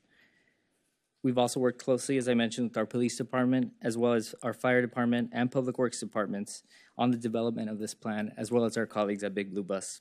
Now, combining these efforts, our team is recommending enhancements for each intersection along Santa Monica Boulevard to improve safety and connect people to destinations along the corridor. We're studying the full extent of Santa Monica Boulevard, which is 2.4 miles long from Ocean Avenue to Centinela Avenue. And I'm sure we're all familiar with Santa Monica Boulevard. It's a critical east-west corridor in the city. And past safety studies like the Vision Zero Plan and the Local Roadways Safety Plan have identified Santa Monica Boulevard as a priority street with a history of crashes. Now, this led staff to seek grant funding from Caltrans in 2023 to support this project, and funding was accepted in November of that same year. Our team recently completed a safety analysis looking at the past 10 years of crash data retrieved from our police department. And when looking at who is impacted by crashes, we know that young people and older adults are most impacted along Santa Monica Boulevard. Young people are generally overrepresented in crashes, while older adults make a large percentage of pedestrian-related crashes when compared to their age group throughout the city. Right-of-way violations are the primary cause of crashes, which means one person made an error and crashed into another by not yielding to their right-of-way. For crashes just involving vehicles, the most common crash scenario includes broadside crashes or T-bones. For pedestrians, it's drivers turning left into a pedestrian crossing at an intersection. Through this safety analysis, we found that crashes occur most frequently at signalized intersections, but injury severity is highest at unsignalized intersections where you have those two-way stops on the side streets. So while the safety analysis provided a historic view of crashes, community feedback has been essential for understanding the community's experiences along Santa Monica Boulevard.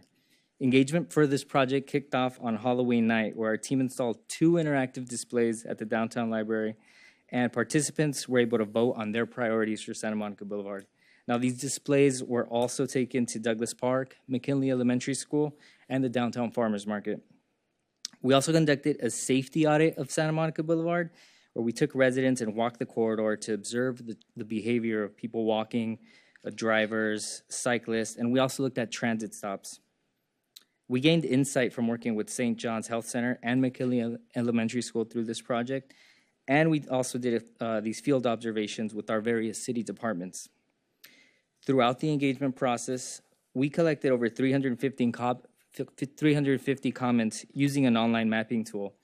And our team also presented this project to several neighborhood associations, as well as the Planning Commission in May. And they had several detailed comments about specific intersections, but were overall enthusiastic about the study, and they look forward to our continued engagement. The final large format community engagement event, it's going to be an open house meeting this summer. We're going to showcase all of the safety recommendations to the community. Overall, results from the engagement events and our online map shows that people want safer crossings for people walking. They want drivers to make safer vehicle movements, and they feel vehicle speeds are too high. We also had a number of comments related to transit performance, which led us to further investigate transit improvements as part of this project. Now, before I go over the proposed recommendations, I first want to summarize some of our findings from both the safety analysis and community feedback events. Based on our work so far, we know that crashes occur most frequently at signalized intersections, but severity is highest at the unsignalized locations. Pedestrians are overrepresented in serious injury crashes.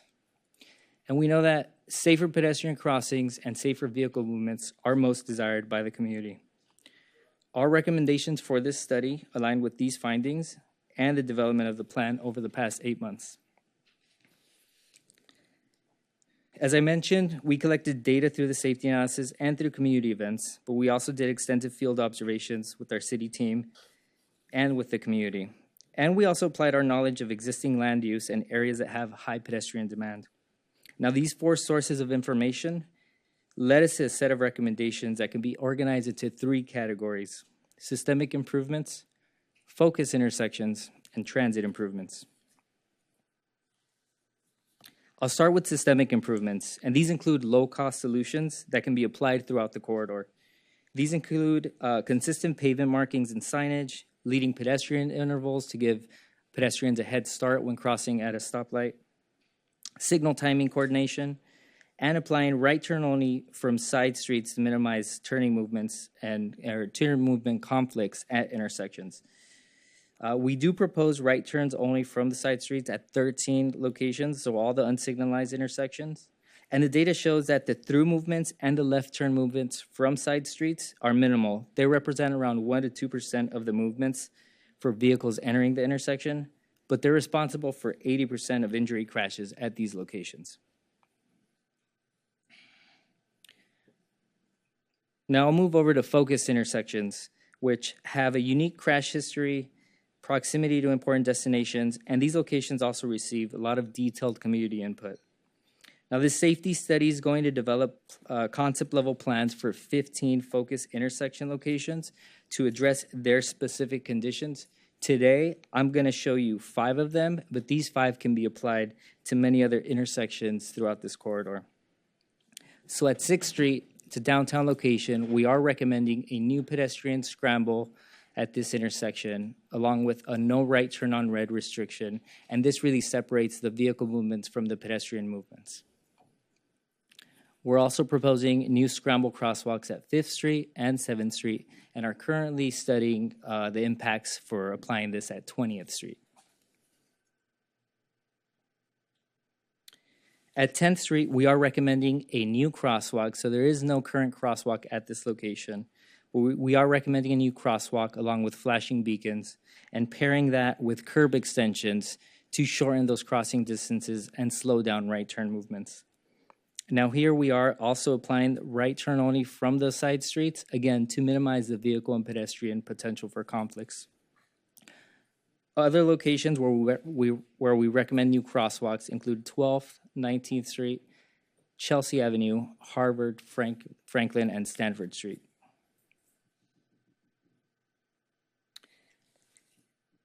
Now, we're not proposing bike lanes on Santa Monica Boulevard since it's not a part of the bike network, and we're instead focused on getting bicyclists safely across the intersection and on the existing network. We have Arizona Avenue 1 block to the north and Broadway 1 block to the south. So at 11th Street, we are recommending bike markings across the intersection. But at this location, we also recommend moving the bus stop to the far side of the intersection, and this helps improve safety for pedestrians, drivers, and generally enhances the bus operations.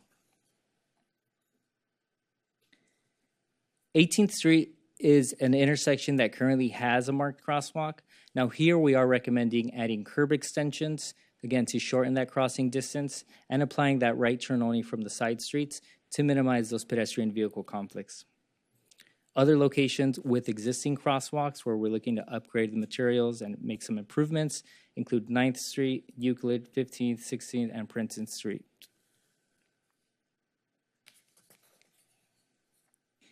Now the final focus intersection is Stanford Street. We are proposing a new crosswalk at this intersection. Instead of the curb extensions, we are proposing a pedestrian refuge island in the middle of the street. And this does help shorten the crossing distance, and it also allows an additional flashing beacon to be installed in the middle of the street to increase that visibility. Now, this does restrict a left turn on Santa Monica Boulevard, and we found that left turns from Santa Monica Boulevard account for 1 to 2% of the vehicle movements during peak hours at locations like this. Of course, we are applying that right turn only from the side streets, again, to minimize the potential for conflicts. Other locations where we're recommending crosswalks with pet refuge islands include Princeton, Harvard, and Franklin Streets. Now, we're recommending improvements throughout Santa Monica Boulevard, but these are the 15 focus intersections that warrant a concept level plan because of their unique conditions and the community feedback that we received.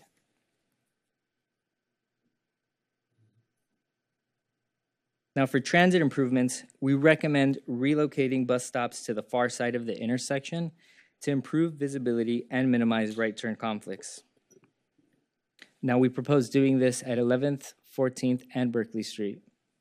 For locations where we can't move a bus stop to the far side of the intersection due to driveways or other existing conflicts, we propose queue jumps, and this gives buses signal priority at stops at near side locations, essentially letting buses get in front of stop traffic when they're at an intersection. We do propose queue jumps at Lincoln Boulevard and at 26th Street. So while this safety study focuses on safety improvements along Santa Monica Boulevard, we did receive comments from the community about bus-only lanes. We know Caltrans is working to install peak-hour bus-only lanes on Santa Monica Boulevard in the city of Los Angeles, starting at Centinela and heading east to the 405. That's about 1.3 miles.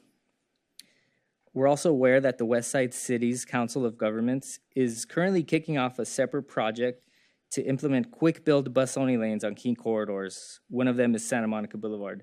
So considering this, the safety recommendations ensure that improvements don't preclude the potential for a curbside bus-only lane, particularly on the eastern end of Santa Monica Boulevard between 26th Street and Centinela Avenue.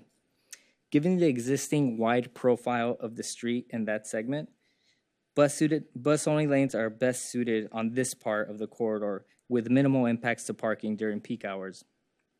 This would extend the bus-only lanes from the city of LA into Santa Monica for an additional half mile.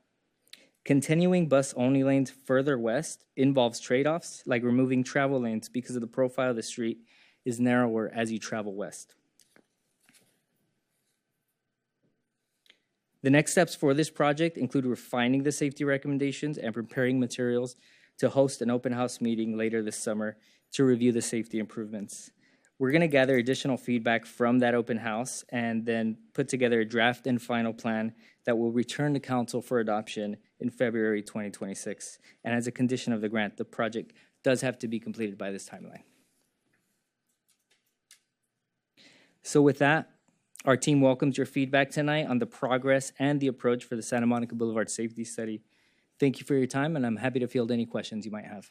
Thank you. Mayor Pro Tem Trosas. Yeah, thank you so much for this. Really excited and looking forward to more opportunities for the community to weigh in as well. Can you just tell us or more clearly articulate for us the description of like our goals, outcomes, and evaluation metrics for the project, including how we're going to track measurable outcomes for safety improvements? Absolutely. I know we haven't outright stated the sort of metrics through the report, but we do have metrics lined up for the final plan, and we'll better articulate them. And those would include ensuring that there's a sort of change and reduction in the number of overall fatal and severe collisions along the corridor, and really reaching our Vision Zero goals, as well as reduction in speeding. That's another metric that we want to make sure we track. Improve yield and roadway regulation compliance. We also just want to capture community sentiment, how people feel. They feel that it's safer crossing the street, and that's really been one of the biggest concerns is concerns for crossing the street. So those are some of the metrics that we'll be working on moving forward as the project progresses. What about like modal shifts or transit reliability improvements? Absolutely. Do you track those too?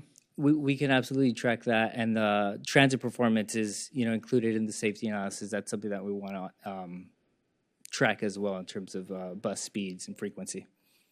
Okay, and then there wasn't any specific mention of ADA accessibility upgrades or how infrastructure improvements are going to advance like universal basic mobility, if you will. Can you speak a little bit to how we're thinking about or prioritizing people who can't necessarily drive, who might have need to be rolling, walking, busing, et cetera? Absolutely, and we recognize that some of the most disproportionately affected people in the past 10 years of crash history are younger children and older adults who depend on transit or have to walk places.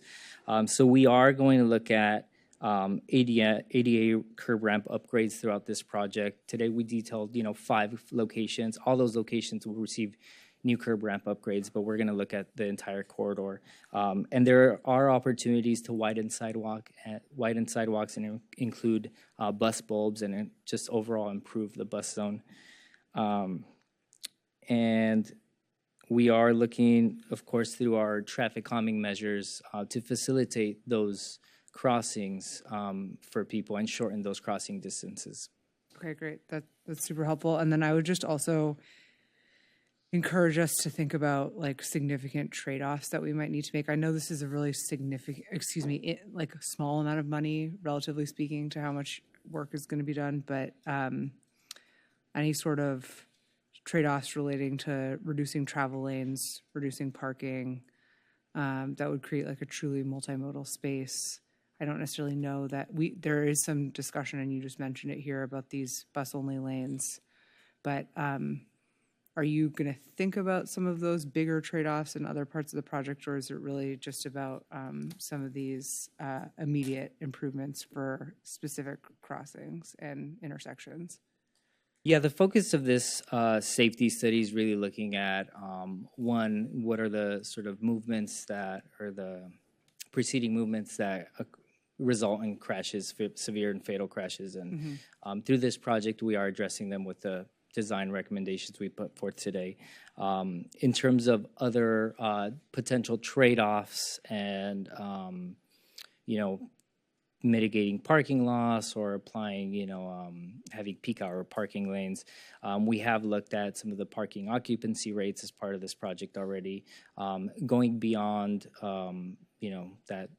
that sort of 26th Street boundary and looking at the potential for losing 2 travel lanes, that's it's perhaps a bigger discussion, and we haven't gone too far down there, down that route in terms of looking at those trade-offs. But we do understand in terms of just roadway width and capacity that that's what will come of, expanding bus lanes. Okay, thank you. That's it. Councilmember Zwick.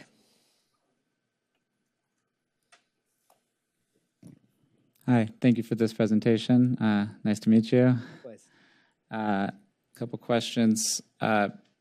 So I noticed there was one indication of different proposed new ped or bike crossings north-south. And I know that there's been some, I've heard from the community that there's been interest in maybe having one that bridges a considerable gap between 17th Street and Yale, I believe, around McKinley on Park Avenue. I'm just curious, seems like it could be a crucial crossing. Seems like if we had right turn restrictions, it would prevent this from inducing cut-through traffic. Is this another potential ped bike crossing that could be considered as part of this study? Absolutely. At the moment, we are looking at the crossing at Chelsea or Park Avenue, specifically for a pedestrian signal. So focused on, facilitating those pedestrian crossings, which can in turn also facilitate bicycle crossings, especially in the southbound direction, since Park Avenue is sort of one-way southbound. So short answer is yes. Okay, thank you. When it comes to far-siding bus stops, that sounds like a great idea. I'm curious why we're not doing this on 26th Street. I don't think I saw any driveways or something that would prevent it. Yeah, our team looked at that location. I think it's the eastbound direction on 26th Street that you're referencing. At this location, we do have parking just west of that bus stop, which allows for actually a bus bulb at that area. This is something that came to our realization in the past few weeks, that may be an opportunity to float both through City Council and through the community to expand the sidewalk there. So keep the stop near side, expand the sidewalk, and have a bus bulb. The sidewalk in that area is particularly constrained, and moving it to the far side location will, impact some of the parking at the location with small businesses. So this seemed like a good opportunity for a bus bulb for the bus to stop in lane and have a not need a queue jump in that case because it's already stopping in lane. If it's stopping on the near side, why does it not need a queue jump? I thought there was one proposed there. So the queue jump is proposed in the westbound direction because at that stop it pulls over curbside. But at the eastbound direction, this is a location where we can expand the sidewalk. So then the bus would stop in lane, and then the sidewalk's expanded, so it doesn't need to cut it in front of traffic. Got it. Okay. Speaking of bulb outs, I do have a few questions about bus lanes and how they relate, and some broader ones too. As was mentioned by some public commenters, Wilshire was previously identified as a prime candidate for bus lanes by the Westside COG 2020 mobility study for many reasons, including the fact that it would provide a seamless connection to the end of the D line to downtown Santa Monica. Staff instead made improvements to Wilshire that they're now indicating will preclude an easy adoption of bus-only lanes on Wilshire. In part for this reason, staff indicated to the Westside COG that they would prefer bus lanes on Santa Monica Boulevard, but this report now seems to say that bus lanes are only feasible on a small portion of Santa Monica Boulevard and only going in one direction. there's also indication of bulb outs, and I know you're saying that all the designs are meant to not preclude any potential bus lanes, but I'm curious about how that's possible as well, and just broadly what's going on in terms of bus lanes. Absolutely. So the roadway width on the eastern end of the corridor is sort of rivals Lincoln Boulevard, right? It's very wide, where you can have a center turn lane, 2 travel lanes, and parking, and you can configure it in such a way that you can have peak hour bus only lanes. During those peak hours, there's no parking allowed, and buses can use those parking lanes to travel. So that fits. As you travel west in the corridor, the profile starts getting narrower. Going beyond or west of 26th Street, again, we did prioritize pedestrian crossings through this project per community feedback and a lot of the data that we discovered in looking at crash data for the last 10 years. So those curb extensions do facilitate several things, one of which is shortening crossing distances. If we didn't have curb extensions anywhere on this project, bus-only lanes would be hard pressed to fit bus-only lanes and maintain 4 travel lanes and 2 parking lanes. Essentially, we would have to discuss the trade-off of losing 2 travel lanes to fit the bus-only lanes under those conditions. Now, if we maintain those curb extensions throughout as proposed in this plan, and the West Side City's COG study looks at further operations and volumes, et cetera, to facilitate bus-only lanes, those curb extensions can stay in place, parking can stay in place, and then that same trade-off that we'd have before, the curb extensions, the loss of travel lanes, that could be up for discussion as well. So we could essentially have a condition where we have, instead of 4 travel lanes, 2 travel lanes, and parking that shadowed by curb extensions. So the bus lane could coexist with the curb extensions? It could, although it would be at the sacrifice of 2 travel lanes. Right, okay, that's important. Broadly speaking, there's a lot of reference to speed along the corridor. The numbers are pretty alarming, especially as you go further east along Santa Monica Boulevard. I know the crash analysis focused a lot on intersections and left turns as showing the predominant of the crashes, but we all know that when speed is often a predominant factor in crashes, and when they do occur, they're exponentially more likely to be inducing fatal or severe injuries at higher speeds. I'm just curious, what are we doing to reduce those travel speeds, especially on the eastern half of the corridor? Because I don't see as many things when I look at this that are specifically addressing the speeds that we're seeing on that side of the corridor. It's a great comment, and we're actually working right now on a full operations analysis of the signals along the corridor. So this is additional work that we've asked our consultant team to do to look at all the signals. And then we do have an opportunity to time signals in such a way that would discourage speeding or that would prevent, a green wave from occurring. Conversely, through that work, you can also improve traffic flow or congested areas by sort of freeing up or having more green signals, and particularly the area between 20th and Cloverfield is highly congested, whereas the eastern end, to your point, has more free-flowing speeding behavior. Okay, so when I look at streets like Wilshire, Lincoln, San Vicente, Santa Monica Boulevard, as a non-expert, I do see a commonality, which is that they're all really wide, they all have multiple lanes of traffic moving in the same direction, and they're all basically treated like highways as a result by people who are driving on them. How might reducing lane widths, reducing the amount of travel lanes, impact speed and safety on the corridor? And why are they not considered anywhere in this study?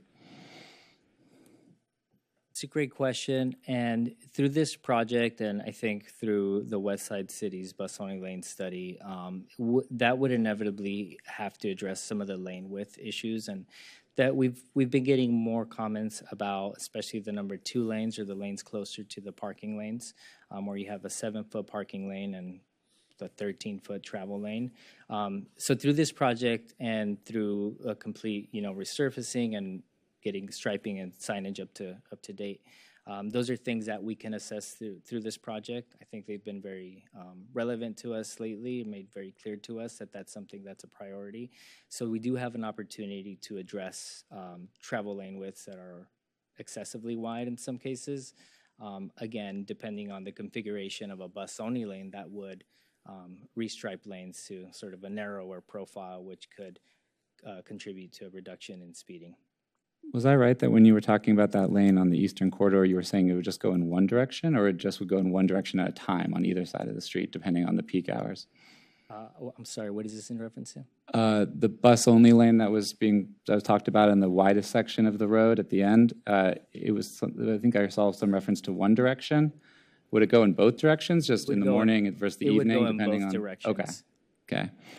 And what about total number of travel lanes? I mean, is there an impact on the number of lanes and safety? Because again, the streets that I see that are very unsafe have multiple lanes proceeding in the same direction that enable cars to weave, pass, otherwise drive faster. I'm just curious about the relationship between multiple lanes and safety on a corridor.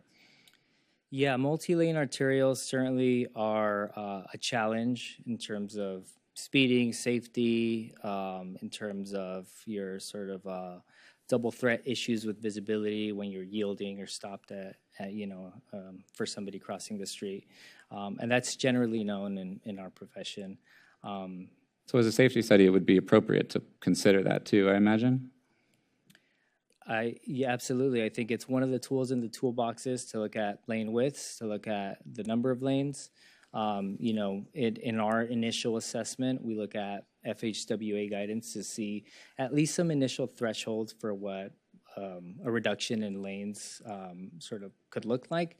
Some of the data out there shows, or their recommendations around average daily traffic. So right now, Santa Monica Boulevard carries a lot of vehicles, and it's because they're probably not driving on other streets, and it can carry more capacity. Because of that, this has high volume of vehicles, and FHWA guidance does suggest that 20,000 is sort of a good round number for looking at road diet candidates or for reducing travel lanes. On Santa Monica Boulevard, we're under that 20,000 threshold in our downtown area, but on the eastern end of the corridor, we're around 20 to 27,000, depending on what segments of the streets we're looking at. So above the thresholds where it's recommended, some cities are more conservative, some are more liberal for what the threshold is. So that's certainly a consideration with impacts to. Got it. Thank you. And do we have numbers on how many pedestrians and cyclists have been struck on Wilshire Boulevard since the safety improvements that we made were installed?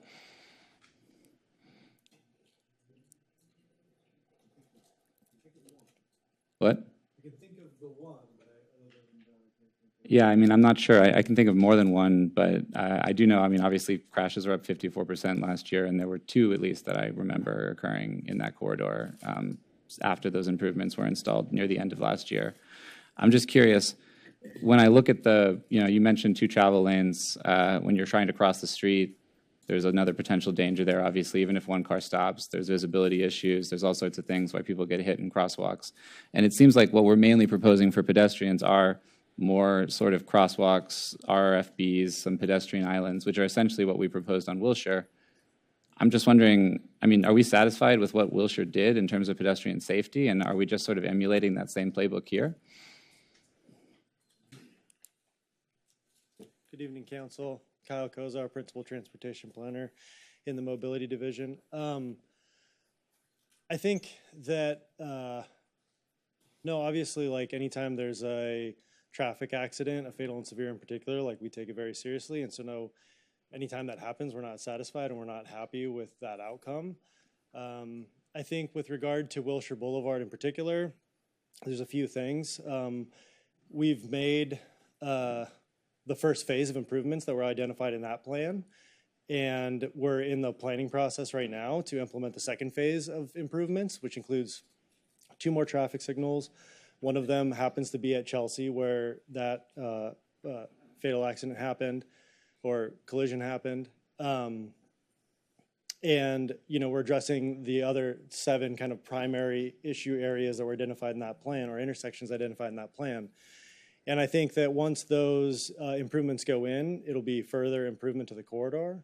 I will say that, you know, it wasn't just, unfortunately, Wilshire Boulevard that saw, like you said, for the citywide, it was like the worst year we've had on record, in spite of all the things that we've done, and there have been many. I mean, this is, you know, we've been throwing everything we can at it, LPIs all over the place, you know, since 2016, since we adopted Vision Zero, 42 different flashing beacons, not at just like primary main corridors, other ones, you know, all sorts of different improvements. And so I think the challenge that we've been confronted with is, in spite of all the improvements that we've been making,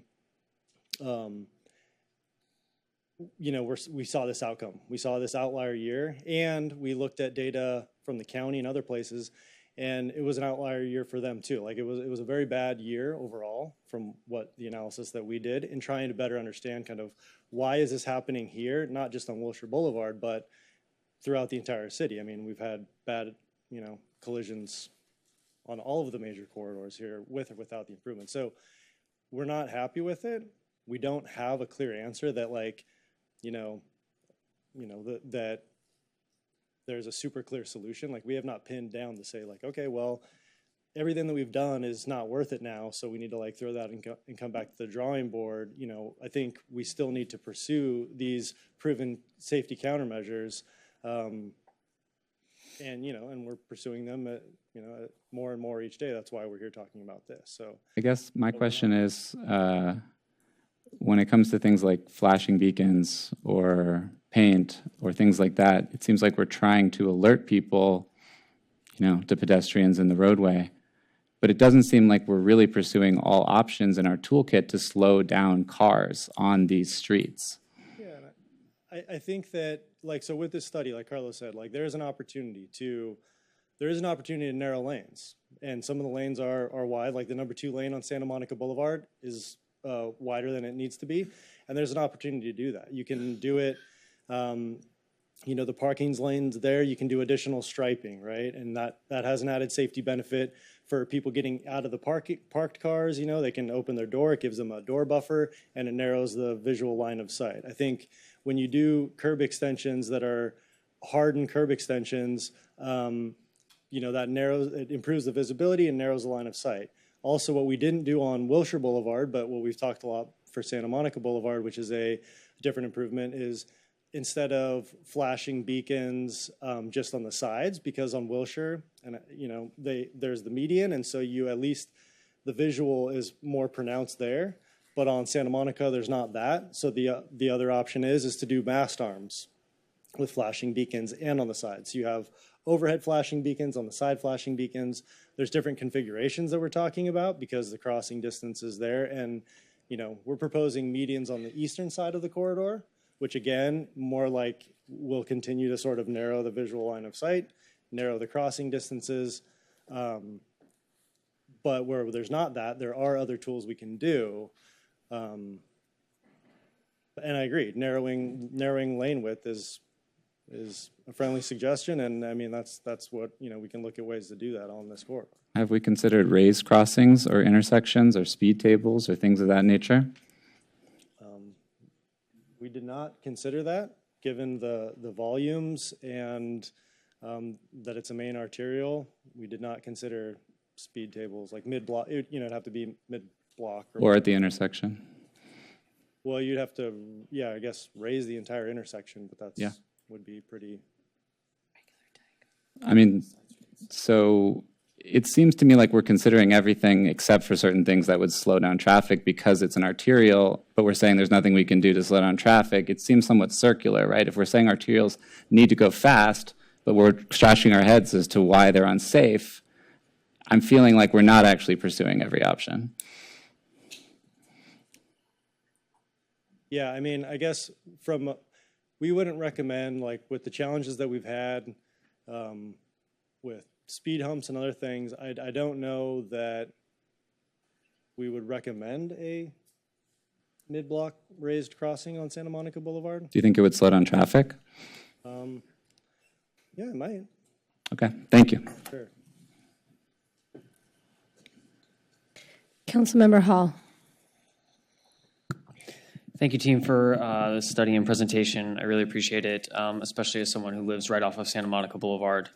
On a couple of the slides where you showed specific intersections, I believe it was 10th, 18th, and Stanford, I didn't really understand why those intersections were shown with 3 crosswalks instead of like the traditional 4. Would you mind explaining why we've chosen to do that? Yeah.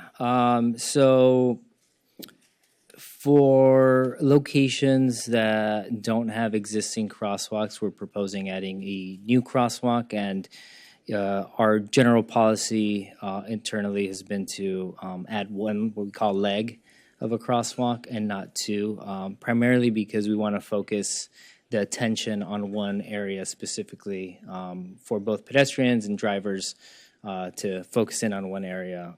In areas where we have 2 legs existing and we're looking to upgrade or put flashing beacons, we generally don't remove one crosswalk leg. The community has been accustomed to it. You know, it's sort of a better approach just to leave it in place, and people are sort of more familiar with that. But for locations that have no crosswalks, we're proposing just the one leg, again, to focus visibility. So drivers aren't really scanning the whole field of view for people crossing the street. And on this street in particular, since it's wider and intersections are, you know, side streets are wide as well, it allows for drivers to focus in on one area and pedestrians to cross at that area as well. So forgive me, I'm not the expert here. Is there data or evidence that indicates that that is a safer pedestrian experience? That seems to go against just the laziness of human nature. And if I'm crossing a street, I'm not going to cross it 3 times if I need to go just across the street. Does that make sense? It does make sense. I don't have data on me right now to sort of cite. It's just been our internal city policy to focus crossings at 1 leg versus 2 legs, again, just to sort of contain the crossing movement in one area and for drivers to look at that one area versus looking at 2 areas. Okay. Was there any consideration on the eastern kind of wider part of Santa Monica Boulevard, 26th Street and East, to turn that more into like a boulevard like Broadway is, with a median, thereby kind of reducing and shrinking lane sizes? And following that would be, you know, a reduction in speeds. So we didn't think about like a bigger streetscape project, if that's what you're alluding to. The concepts that we mocked up for the ped refuge here, again, they're in concept. They fit. They are sort of in the left turn lane areas. So that is, again, a trade-off that we wanted to highlight for council tonight and for community members as we move forward. So expanding that median, so similar to maybe what Wilshire has now, there are opportunities to do that. In concept, we can do that. Now, further down the line, when it comes down to funding and looking for opportunities to build, especially if we do a phased approach where we do sort of the quick build elements first, that'd be competitive funding to go for, but it would be doable to incorporate maybe even some landscaping or hardscaping as well, to sort of get to more of that streetscape feel that you're describing.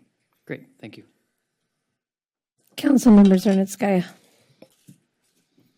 Thank you. I'd like to echo the thanks for all the hard work on this and for the efforts to get our city closer to our Vision Zero goals.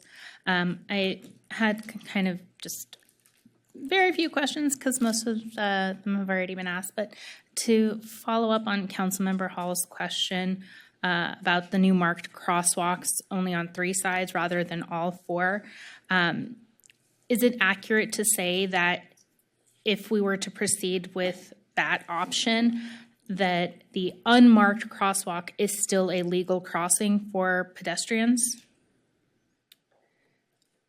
I'm going to, if I can remember my California Vehicle Code law, I think all intersections are crosswalks, but if they're not marked, that just indicates that we don't suggest somebody crossing at that location, so we focus our marked crosswalks, flashing beacons, curb extensions at particular locations where we do encourage pedestrian crossings.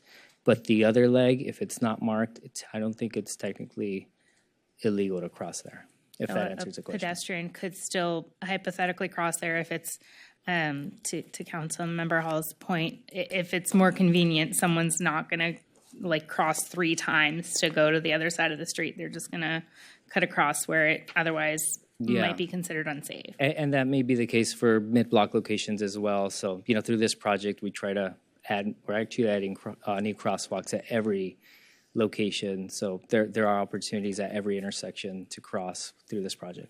Okay, yeah.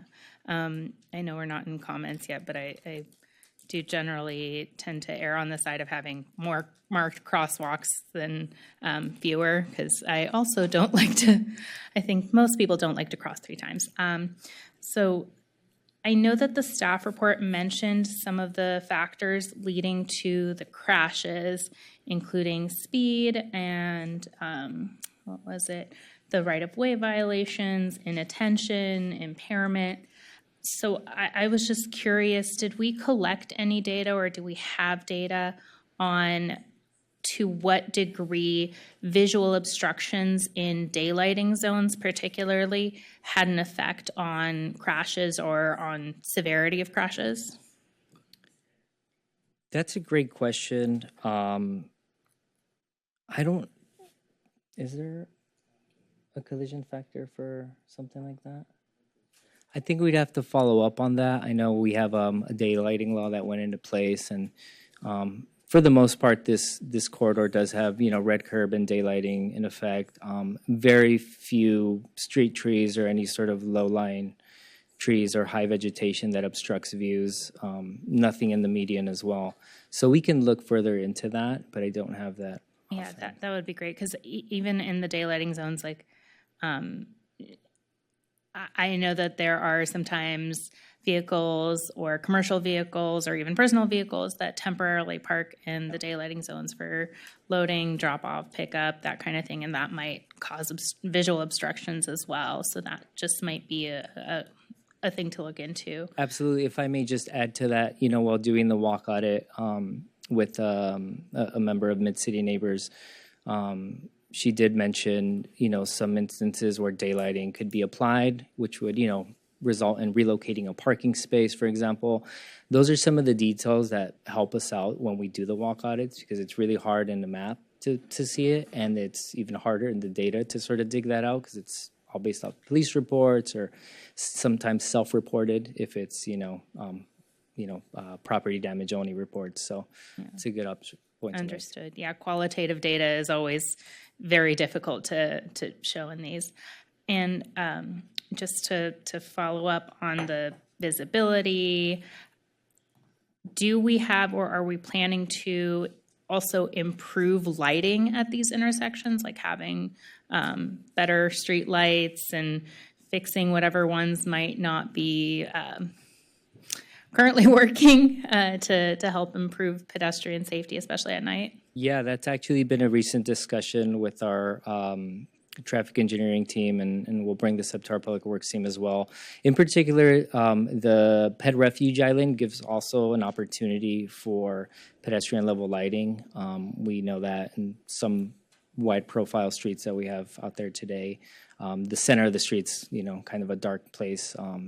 It's not very easy to see somebody crossing. So that ped refuge island does give us an opportunity for some pedestrian level lighting. But it's something that we can continue to look at. Again, we're at the midpoint of this project, so that's something that we can look at more closely. That sounds great. Thank you. And final question.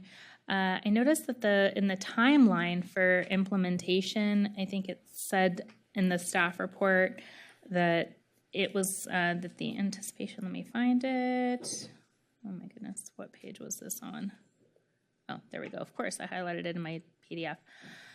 It said that the ultimately it's anticipated to be adopted in February or March of 2026. So kind of 2 questions around when do you anticipate it would be implemented, and is this timeline faster, slower, or relatively the same as other similar types of projects? I'd say that this timeline is similar to other projects. I think Wilshire Boulevard is a great example where we did a safety study. It was adopted around, I think, 2019. And then it was broken down into a phased approach where some of the, sort of initial signing and striping work was done several years after that. So this would take a similar approach, a similar phased approach as well. But it would require staff seeking additional funding to implement it. In particular, the civil work, anything that includes new signals, hardened, curb extensions or pet refuge islands, all that takes, substantial resources to build out. In the interim, a lot of that can be done with just paint and plastic. Got it. And I assume that there would be grants that your department would be That's correct. pursuing for. Okay, fabulous. All right, that's all my questions. Thank you again. Thank you. I think we're in discussion now. Councilmember Hall. Thank you. I'll try to be quick here. So just a handful of comments. I absolutely recognize that there are gaps with the Wilshire improvements, but as someone who uses those improvements almost every day, I'm really grateful we did do some of those quick builds. I personally feel a lot safer walking along Wilshire every day because of our right turn only and because of the RFBs that have been installed. Is a flashing beacon perfect? No, but it's better than nothing, so I do appreciate that. All of that said, I will always choose engineering and infrastructure as the ultimate goal here. So I am pleased to see some of the islands in this study and would encourage us to look at more of that. I'm really grateful for the new curb extensions at Cloverfield and Santa Monica Boulevard that has absolutely slowed down that right-hand turn right there in front of McKinley. I would like us to take a really hard look at that 3 legs versus 4 legs question. Forgive my use of anecdotes, but I do live right there in the college streets, and I see people crossing Harvard like every day to go to that McDonald's. I just think that humans are lazy and that they're not going to walk 3 legs instead of 1. In that wider part of Santa Monica Boulevard, I would love to see a vision where we turn that more into a boulevard with a great streetscape like we have on Broadway or San Vicente, with a median, reducing lane widths there, slowing traffic, and while also having that clear entrance into Santa Monica in the way that you get when you enter on Wilshire or on Broadway or San Vicente, like that clear delineation that you are in Santa Monica now and not West LA. I think that's something that our city's always been very proud of, and we can continue to grow on that. Super supportive of the Q jumps and switching the stops to the far side, supportive of extending the bus rapid transit west to 26th Street. And then I think my last kind of comment is, I would really ask that we prioritize builds in the eastern portion of Santa Monica Boulevard. We know that it has higher speed rates. We've literally lost bus stops and massive palm trees at Santa Monica Boulevard and Yale because of some extremely high-speed crashes. More apartments are being built there, all the time. More coffee shops, more restaurants are going in. This is already a very dense neighborhood, and Santa Monica Boulevard is a corridor between housing and our office parks. And if we're trying to create a community where people can walk to their place of work, crossing Santa Monica Boulevard shouldn't be a barrier to that. So I would just say, thank you so much for all this work, and I'm really looking forward to seeing this project evolve. Councilmember Raskin. Thank you. I just got a few very specific comments, but I'm also prepared to make a motion to move this forward, but I'll maybe defer on that until after everyone's had a chance to weigh in. You can make the motion. Yeah, okay. I'll move that we move the CEQA finding and the CEQA exemption and to move forward pursuant to the direction that we give tonight. I'll second that. So just a few real quick things. Second, everything that Councilmember Hall just said. My understanding is that when you're coming in from LA, the speed limit drops down from 35 to 30. I hope that we can find a way to more visibly advertise that speed is slowing down once you cross the city limits. I think that the first speed limit sign that you see is not until maybe like 4 or 5 blocks in once you cross Centinela. Absolutely agree about the medians to the extent that we can discourage dangerous left-hand turns into businesses. I think that's going to be crucial. I see it all the time at the CVS over by 26th. I mean, that's pretty much it. I mean, I think you've heard a lot from us tonight. I really encourage you to look closely at the comment letters that were submitted tonight from folks who use this corridor frequently, folks who live there. You got a letter from Santa Monica Families for Safe Streets with some really good ideas. But I, speaking for myself, really appreciate the great work that you're doing, and I understand that it's not easy, especially when people's lives are at stake on our streets. So keep up the good work. Councilmember Zwick. So I'm going to force everyone to have to listen to me for another few minutes on traffic stuff. I'm sorry. That timer back up. I'm just kidding. It's up. It's up. It started. But they did mention over 400 crashes on this corridor over the last decade, and we had 60 fatal and severe crashes in Santa Monica just last year. This is a corridor. It actually happens to be the same width of Santa Monica Boulevard in the wider section that they did in treatment to in Lancaster. They took out the middle 3 lanes, and they made something really incredible. Would you mind clicking on that video link, Nikki? Just the first 2 minutes. Oh, sorry, it's not a link, I guess. Okay. Can we do that? Lancaster? Street. I believe it's Lancaster Boulevard. I can, yeah, sure. I can send you the link again. Anyway, so I guess just moving on from that. What the video talks about is that not only did the improvements improve the corridor from a perspective of commercial life, walkability, it also lowered accidents on the corridor by over 50%. And what you see is that when you only have one travel lane to cross on either side to get to a refuge, it's much easier to make it without being mowed down by a vehicle. Nikki, do you want me to just get the link?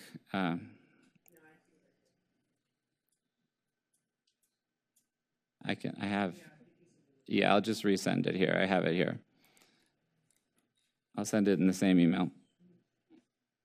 Okay. Apologies to everyone. I'm sending the link now. Okay.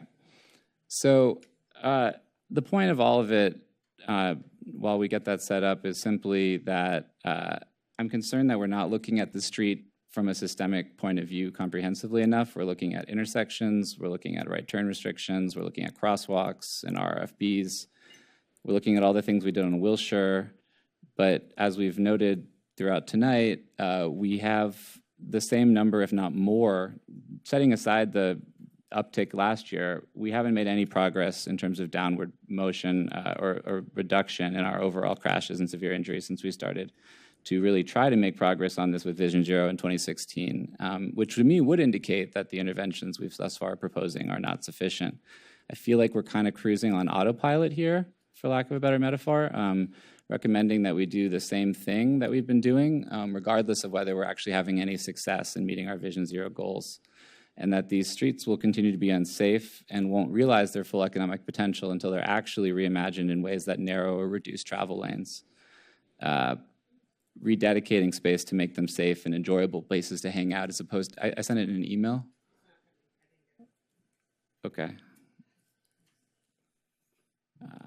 Here it is. Okay. Here it is. Send it to myself. There you go. Sorry about that. Basically, making them actual spaces that people want to hang out on. This has real tangible economic benefits as well as safety benefits to have a street that is somewhere where you want to hang out, where you want to walk, where you want to shop. Oh, that's an ad, okay. That doesn't look familiar.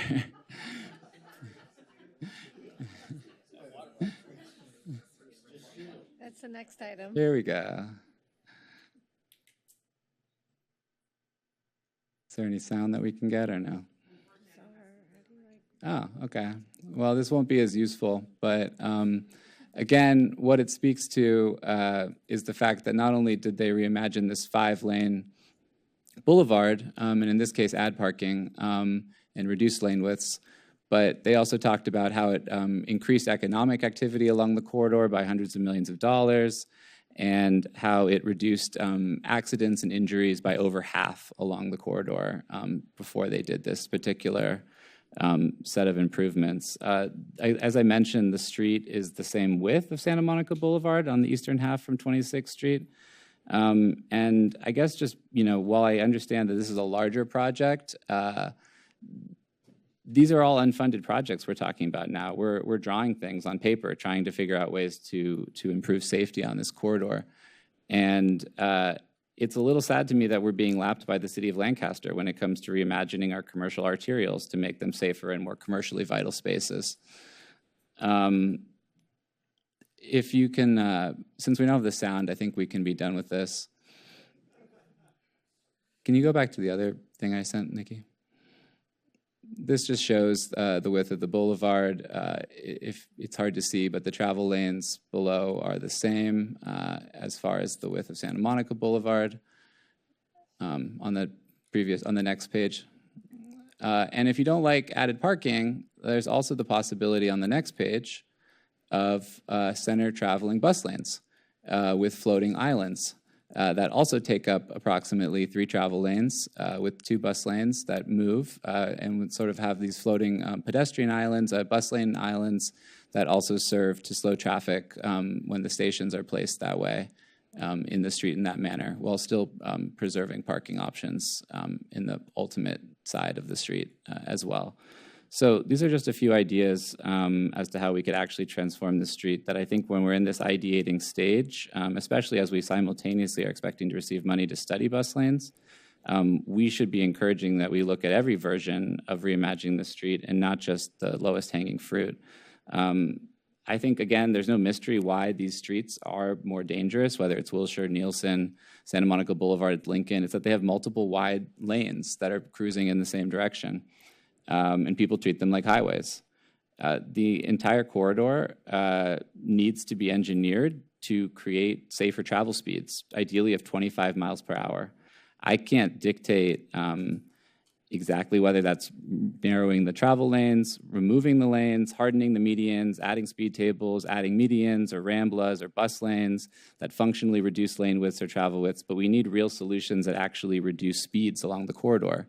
So what I'm advocating for is that we propose engineering solutions that reduce vehicle travel speeds to an average of 25 miles per hour per their engineering, not just based on signs or flashing lights.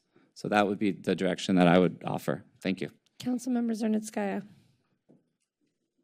I agree with much of what's been said, but I just wanted to add one request. For the signalized intersections, can we please eliminate beg buttons for pedestrians? Because pedestrians should just automatically be able to cross and be considered. I think we've previously had a 16 item on this, so please, no beg buttons as much as we can. And, and if there needs to be one because of, for whatever reason, maybe have it so you don't actually have to touch the button, but wherever we can, please, let's get rid of beg buttons and just build in pedestrians being able to cross as part of the standard cycle. Thank you. I didn't know they were called bed buttons. Oh, beg. I was like, sorry. My mind is somewhere else. All right, well, looks like that's all the comments we have in direction. Do you guys feel, I see a microphone. I just want to clarify for the motion. I think I said there was a CEQA exemption. It's not a project, right? I'm sorry. It's not a project for CEQA, right? So there's so no exemption. Yeah. So we're just giving direction at this point. I don't think we need, even though it's asking me to call for. Sure. The motion is to adopt a finding of the study that it's not a project subject to California Environmental Quality Act, to receive and provide direction, which we just did regarding the initial findings of the safety study project. Do we need to go roll call? All in favor, say aye. Aye. Any opposed? Seeing none. Thank you so much. Item 7B, large format digital signage study session. Thank you. I just like to know we got you out here an hour early, you know what I'm saying?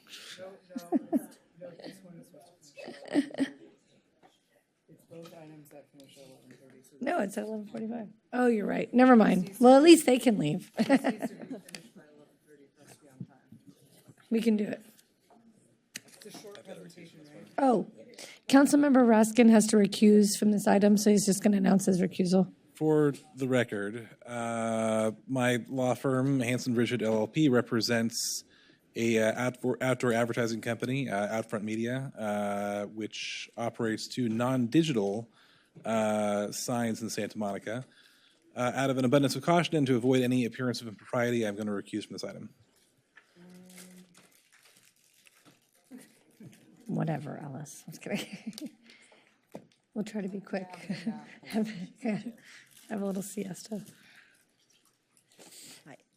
Hello. So it's June, not January. Sorry for the typo up there.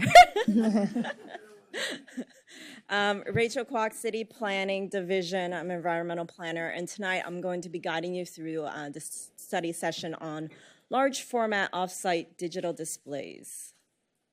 So the purpose of tonight's study session is to receive council direction on whether or not to proceed with the two proposed DA applications for large format digital displays at 301 Arizona Avenue and 1202 3rd Street Promenade.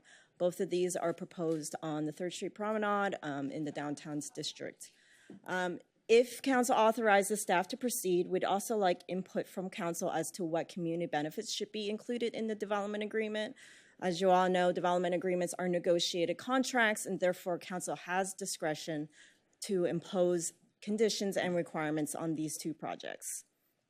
Additionally, we want to seek council direction on whether or not a broader program should be established for future offsite digital displays, including establishing a pilot program for limiting such signage to the 3rd Street Promenade.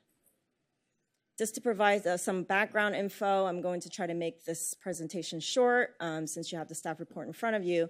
But our signage regulations are regulated under Chapter 9.61 of the Municipal Code. Our regulations currently do not allow billboards in the city, nor do we allow off-site digital advertisement.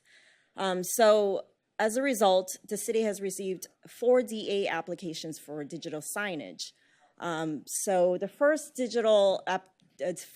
DA application for digital signage came in last year. That was for the Santa Monica Place Shopping Center, and that included 4 digital displays. However, that DA was paused shortly thereafter. So to the subsequent DAs, the 301 Arizona and 1202 3rd Street is the subject of tonight's study session, which we will be discussing. And then since these 2 DAs applications were submitted, we received the 4th application for 1310 3rd Street Promenade at the end of May. This slide just provides some background information to provide some context on where prior actions on signage in the city, as well as the city's approach for the 3rd Street Promenade and why we think the promenade is more unique in allowing these type of signage. So just to get straight to what is proposed under the 2 DA applications, both of these digital displays are approximately 800 square feet. They will both wrap the corners. The first at 301 Arizona will wrap the corner of the 3rd Street Promenade in Arizona. And then this other one would wrap the corner of Wilshire and 3rd Street. Both of these are proposed as full motion. No sound is proposed for these. They would also provide for on and off-site advertisement. Off-site advertisement means that they would be advertising for goods and services that are not currently sold or provided on site. That's what off-site advertisement means. Both of these are proposed to be operational 24/7, and they would be dimmed at night. The proposed applicant has also included content restrictions within their proposed applications.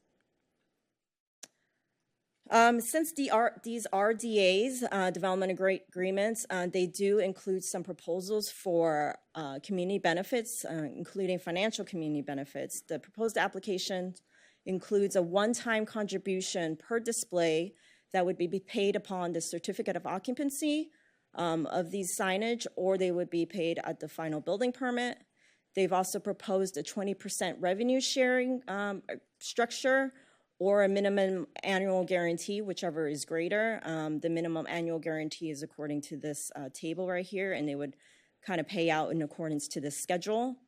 One of the things for council consideration is potential financial concerns due to advertisement saturation, particularly how these digital displays would affect the revenue share of the city's existing digital kiosk program.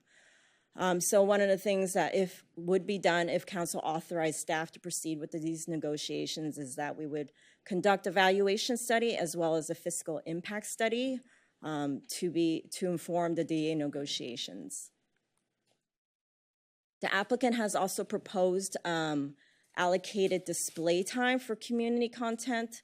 So this would mean a certain portion of the display time for these displays would be allocated solely for city content or community content. The city has the latitude to decide what should be displayed during this kind of allocated period. In emergencies, the city can immediately display emergency announcements. The community content could include things like civic news, public service announcements, anything that advertises a city event could be done. In addition, the Arts Commission has indicated that they are interested in providing curated art as part of these digital displays, and so the applicant has agreed that to provide this curated content that would be done in coordination with the city, subject to our approval. Other things that the council should consider as part of these DAs are the length of the agreement. The applicant has proposed a length of 55 years. Other cities, which is included in your attachment A, provides an example of what other cities have done. Other cities have typically had these development agreements for between 20 and 30 years. A lot of cities have also have requirements for urban placemaking. So in exchange for these digital displays, the applicant could potentially provide physical improvements like landscaping and beautification efforts. Alternatively, they could also provide a monetary contribution to either the downtown bid, a business improvement district for beautification efforts. Additionally, the applicant has proposed a building occupancy requirement. They've proposed that in the DA, there would be a requirement of 50% occupancy of the ground floor to ensure that there is activation at that site. For example, West Hollywood has a requirement of 50% of the entire building or the entire ground floor. This is up to council's discretion as to what you think should be desired for these two sites. Other issues and concerns that surround digital signage that the council should be aware of includes driver distraction and light spillage. These concerns generally can be mitigated through standards such as refresh rates, for example, how long the picture changes, the illumination levels, like lighting, how bright that they are, and then restrictions on like strobe effects, things like that. There are also First Amendment considerations that council should be aware of. Off-site digital signage, as I mentioned, on private property is currently prohibited. And since signs are protected under the First Amendment, by relaxing the existing prohibition on off-site digital signage, it could have future implications, particularly as we look at future applications that come in. So in summary, this table provides kind of a list of questions that staff has for council to consider if there is the desire to move forward with these two DAs. The things that we want council direction on relates to terms of the agreement, what community benefits should be provided, whether or not the locations are appropriate, and then also, We also want to know if, since we do have 4 DA applications right now pending on these digital displays, whether or not there should be a broader program, a pilot program established to address these digital displays. Staff is recommending that these digital display program be limited to the promenade for a number of reasons. One is general plan consistency. The downtown community plan does call for, encouraging vibrancy along the promenade and so forth. The promenade also has a very unique urban character. Its density, its entertainment uses make it appropriate for such digital signage. Also, because the 3rd Street Promenade is primarily commercial, it would be limiting a lot of impacts on nearby sensitive residential uses. The promenade also has a lot more economic value and opportunity than other areas of the city. And also, we believe it would be consistent with the downtown Santa Monica Inc.'s 3rd Street Promenade Vitality Plan. So if council does want to establish a pilot program for digital signage on the promenade, we would like council's direction on what parameters should be included in the program. For example, most of the cities that we have seen that have digital signage programs do implement these digital signage through development agreements. So even though they have the broader regulatory program, each display is required to be processed through development agreement. As I said before, we recommend that any kind of digital signage program be limited to the 3rd Street Promenade only. We would also want council's direction as to what design standards should be established as part of the program, and then what you would like to see when we do process DAs for digital signage. For example, like what operation hours should be established, what proposed community benefits should be included, as well as whether or not you believe a fiscal impact analysis would be appropriate for digital displays that are proposed. And I promised it would be short, so here you go. These are the 3 things that we are seeking council direction on, which is to provide us direction on whether or not you think a broader program should be established, as I mentioned, for the 3rd Street Promenade, and whether or not you believe that city staff should initiate negotiations with the applicant for the 2 DAs, and then also provide staff direction on desired project parameters and approach to the community benefits for these 2 DAs if they are to move forward with negotiations. And here with questions along with my team. Thank you. All right, Mayor Pro Tem Trosas. Yeah, I don't have questions so much as I want to give direction. Would that be questions? Yeah, and I think there's also. I believe the let's do applicant questions has their, first. I also have then I will reserve my. Councilmember Hall. Yeah, I'm ready for direction. Thank you. I just have one question. So West Hollywood, their digital signage program, it's my understanding that they have both a program and policy in place, but then they also execute individual development agreements per sign. Correct. Do you have any context about why they do that? And do you see a benefit to doing it that way? And can we do it that way here in Santa Monica? Yes, absolutely. So West Hollywood does it that way to establish kind of the overall, they want to make sure that it's limited to a certain geographic area. They also want to make sure that each digital signage adheres to kind of their standards in terms of design, excellency, and so forth, whatever the city desires. And so they go through the development agreement process to establish the community benefits part of it. And so that's how it's executed. And certainly the council could direct us to establish the broader program first and move forward with the DAs. That could also be a possibility. And through a DA, with regards to the First Amendment question, couldn't we control for things like obscenities, nudity, tobacco, et cetera, by using DAs? Yes, but when it comes to First Amendment rights, it would be better, as suggested, to establish an overall policy that's objective and not just picking and choosing among each DA applicant. So it's better to have the boundaries established across the board first. Understood. Councilmember Snell.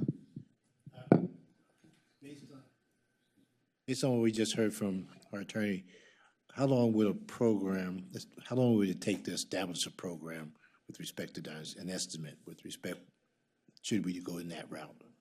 To establishing the program? Yeah. I mean, it would just be a matter of writing the ordinance, establishing the sign district and so forth. So, And the timing on something like that? I mean, I don't know, a few months, a couple months. I think we would need to take a look at we would need to do some studies. For example, like, as I mentioned, we would need to do the fiscal impact analysis study and other kind of CEQA-related studies. Thank you. Councilmember Zwick.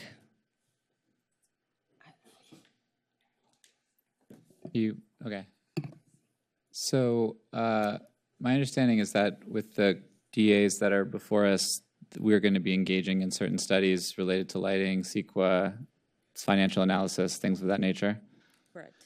And based on the fact that it's through a DA, a lot of that work will be funded by the applicant. Correct. So there's a certain benefit to proceeding along with these DAs now in order to do that work and allow it to inform our broader program. Yeah, there is a certain benefit in the sense that they would, kind of serve as the starting point to see how, what appropriate standards should be established as part of the program. So there is a certain benefit in that, but it is up to council's discretion. Got it. And as I mentioned, it's in part funded through fees through the DA. Right. Okay, thank you. If I could tack on to that real quickly, there are a lot of technical details that need to be studied and so forth, but the general parameters as to location, maybe spacing, you could give direction on that tonight. Gotcha. Okay, Councilmember Snow. I do have one other question. Have we done any work with respect to looking at providing these type of signage only on city property and what that would take? We have not looked at broader citywide program only on city properties just because there's just so many. I think we would need to establish the basis on why we are picking certain sites only, and there is also broader implications because if we did pick only city-owned sites, there could be implications with regards to how close residential uses are to these sites. They may have more impacts on sensitive uses as well. I would note the Santa Monica Place DA that's currently pending was paused. That was actually pursuant to council's direction, prior council, to initiate a pilot program at Santa Monica Place. So that one actually is on the city's public parking structures, although those are managed by the mall itself. I think the other complexity with public property is that, obviously the city would have to go through a competitive process, right? And that's going to take time. So, that's very much a council policy decision, in terms of, what you're looking for in terms of if there's interest in this and, in the manner in which you want to introduce that. Thank you. Mayor Pro Tem Terosas. Councilmember Hall, you didn't have more questions, did you? Okay. So I don't have questions. I'm going to provide direction pursuant. I'm sorry, before we do that, there's been a request by the department that the applicant present, which isn't usual in a study session. So if council would like to permit that, you'd have to vote and also permit the amount of. Wait, sorry, why do you want? Yeah, can you just explain quickly how that came about? Yeah, historically, when we've done DA float ups, the applicant this is kind of a unique situation because it's a study session with, the DAs being proposed, but also a question is being asked of council whether or not a broader program should be asked. And so this is a unique situation because in the past we have historically allowed the applicant to speak on their own behalf because it would be a float up or study session for the two applications that they are. So the question is, number one, if council's in agreement to allow it, and number two, how many minutes to give the applicant?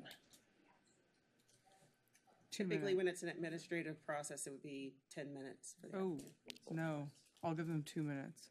10 minutes. I think if it's including questions and responses, a total of up to 10 minutes. I mean, do you guys think you're going to need more than that? I mean, just to be clear, we had prepared for 10 because earlier in the week we were told we had 10. I appreciate that now it's changed. We will do it in 5, and if that works for you guys, perfect. Be available for questions. All in favor? Motion. Aye. Oh, I make so moved and seconded by Mayor Pro Tem Terosas. All in favor? Aye. Any opposed? Seeing none? Thank you. Can you pull up the PowerPoint, please?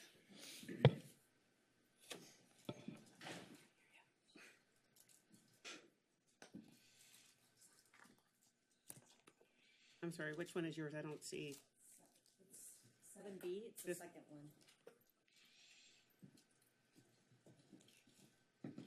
I don't have it open here. Yeah, it should have been open.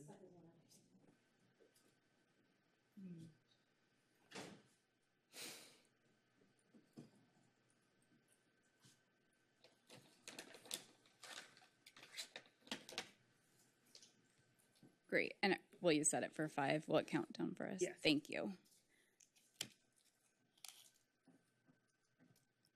Paula Larmore, representative for the team proposing the 2 digital displays at the 1200 block of the Promenade.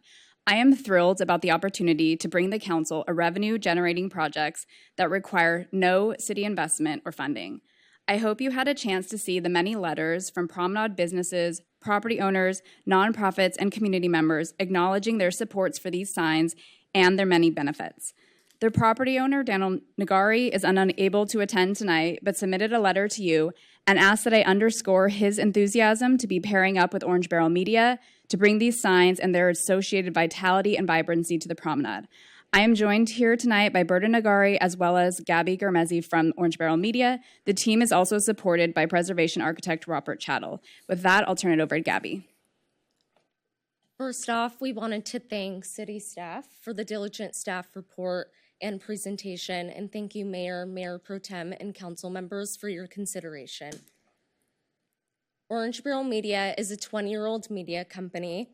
Our portfolio spans across 30 markets where we work closely with cities, bids, and private property owners to develop signage programs that bring unique public benefits to the cities we operate in and focus on reactivating the urban core. Here are a few examples of our projects that are live in West Hollywood and Miami and upcoming in West Hollywood and San Jose. These are representative in project, but much larger than what we're proposing here in Santa Monica. I wanted to flag one project specifically at the bottom center. This is our sign called The Now, where we partnered with a private property owner who is redeveloping at the top of La Cienega Boulevard and the Sunset Strip. 17.5% of time on this sign is dedicated to public art, half of which we curate. And this sign is projected to generate over $2 million annually for the city of West Hollywood, which is something very similar to what we're proposing here in Santa Monica. When we were first introduced to Daniel through an existing landlord relationship, we reviewed his entire portfolio and carefully selected 1202 3rd Street and 301 Arizona because of their locations.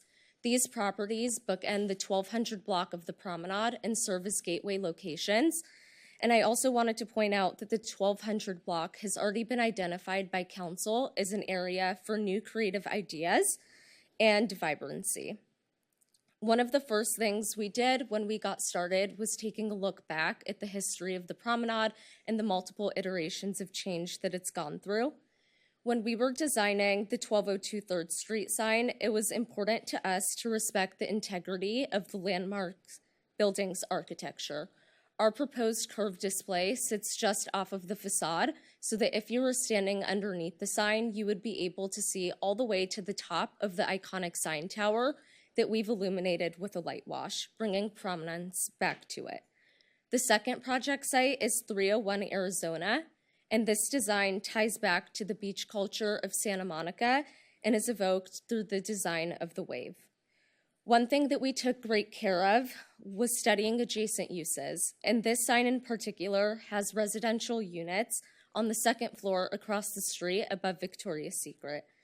As you can see here, we intentionally cut off the display on the right-hand side to avoid any light impact into those apartments. And I'm happy to speak to any questions as well regarding lighting. The benefits, and this is a map of surrounding uses, the benefits of the program we're proposing match the spirit of similar signage programs across the country. Each project earmarks 20% of time for city content, civic announcements, or nonprofit. We're proposing across both signs the greater of a 20% gross revenues annually or a minimum annual guarantee of $1 million in year one. Additionally, we've proposed a $1 million one-time contribution which guarantees the city $2 million in year one alone. On average, we project the city to receive approximately $4.8 million annually and approximately a total of $260 million over the entire 55-year term. This slide shows the steps that we've taken so far and the steps ahead of us. Overall, we request that the council authorize project review and DA negotiations tonight. We've also submitted a letter with our responses to the 11 questions before the council, which I'm happy to speak to if you're interested. Thank you so much for your consideration, and we remain available to answer any questions. Councilmember Hall. Oh, I'm sorry. Are these questions? Councilmember Snell, did you have a question? I'm ready for direct. Okay, Councilmember. Okay, nobody has questions, it sounds like. Thank you. I'm going to start with Mayor Pro Tem Terosas because she was in there. Thank you all for all of your work on this. I think it should come as no surprise that I was here last year directing us to move forward as quickly as possible with this program. You know, my opinion since that time has not really wavered. As we work to revitalize the promenade, which we've all said is a priority for ourselves, and support our long-term economic resilience, I believe it's appropriate to move forward with the 2 development agreements as a pilot, just as we had authorized moving forward with kiosks, just as we had authorized moving forward with signs at Santa Monica Place. You know, I don't think it would be appropriate for any one entity to have a monopoly over signage in our downtown area. I'm particularly focused on the public value these signs bring, not just revenue, but opportunity for local creators, local business promotion, livelier streetscape. And I just want to be clear, what the direction I'm going to give is not a blanket approval for digital signs citywide. Any applicant should be free to submit a development agreement if they are interested in doing this on the promenade, but we have to craft a thoughtful promenade-specific ordinance before we expand beyond this pilot. And I would love to see a permanent program move forward to council no later than early next year, if that's reasonable, with strong design standards, public oversight, and protections against advertising saturation. So I think it's really important now that we proceed with these negotiations, secure actual community benefits, and ensure our promenade remains innovative and iconic. In terms of the specific community benefits and answers to the questions, I am more comfortable with a 30-year term as opposed to 55 years with options to renew. I do think that you have to have some sort of financial certainty for the applicant. So anything shorter than 30 years would be a problem, but I think 55 is too long. I'm wondering if there's any opportunity for the city to receive 25% of the gross revenue with a growing minimum annual guarantee rather than 20%. And the minimum annual guarantee equating to $850,000 per sign by year 3 and increasing annually thereafter is what I would like to see. I appreciate that the applicant has offered a $500,000 bonus paid when the signs go live. I would definitely accept that and appreciate the minimum annual guarantee of $1 million per sign in the first year. In terms of the timing of the payments, I would want to see that. I think that's pretty intuitive, the $500,000 when the certificate of occupancy or the certificate of whatever it is issued, and then annually thereafter when we have the revenue. In terms of public art being curated, would like to see us working with the Arts Commission, working with the Recreation and Arts Department. I would love to see Cultural Affairs having kind of sign off on a public art plan. And I would want to make sure that Orange Barrel Media is coordinating closely with the city.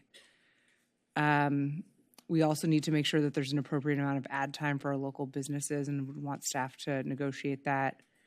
And then I think that we have to agree to like robust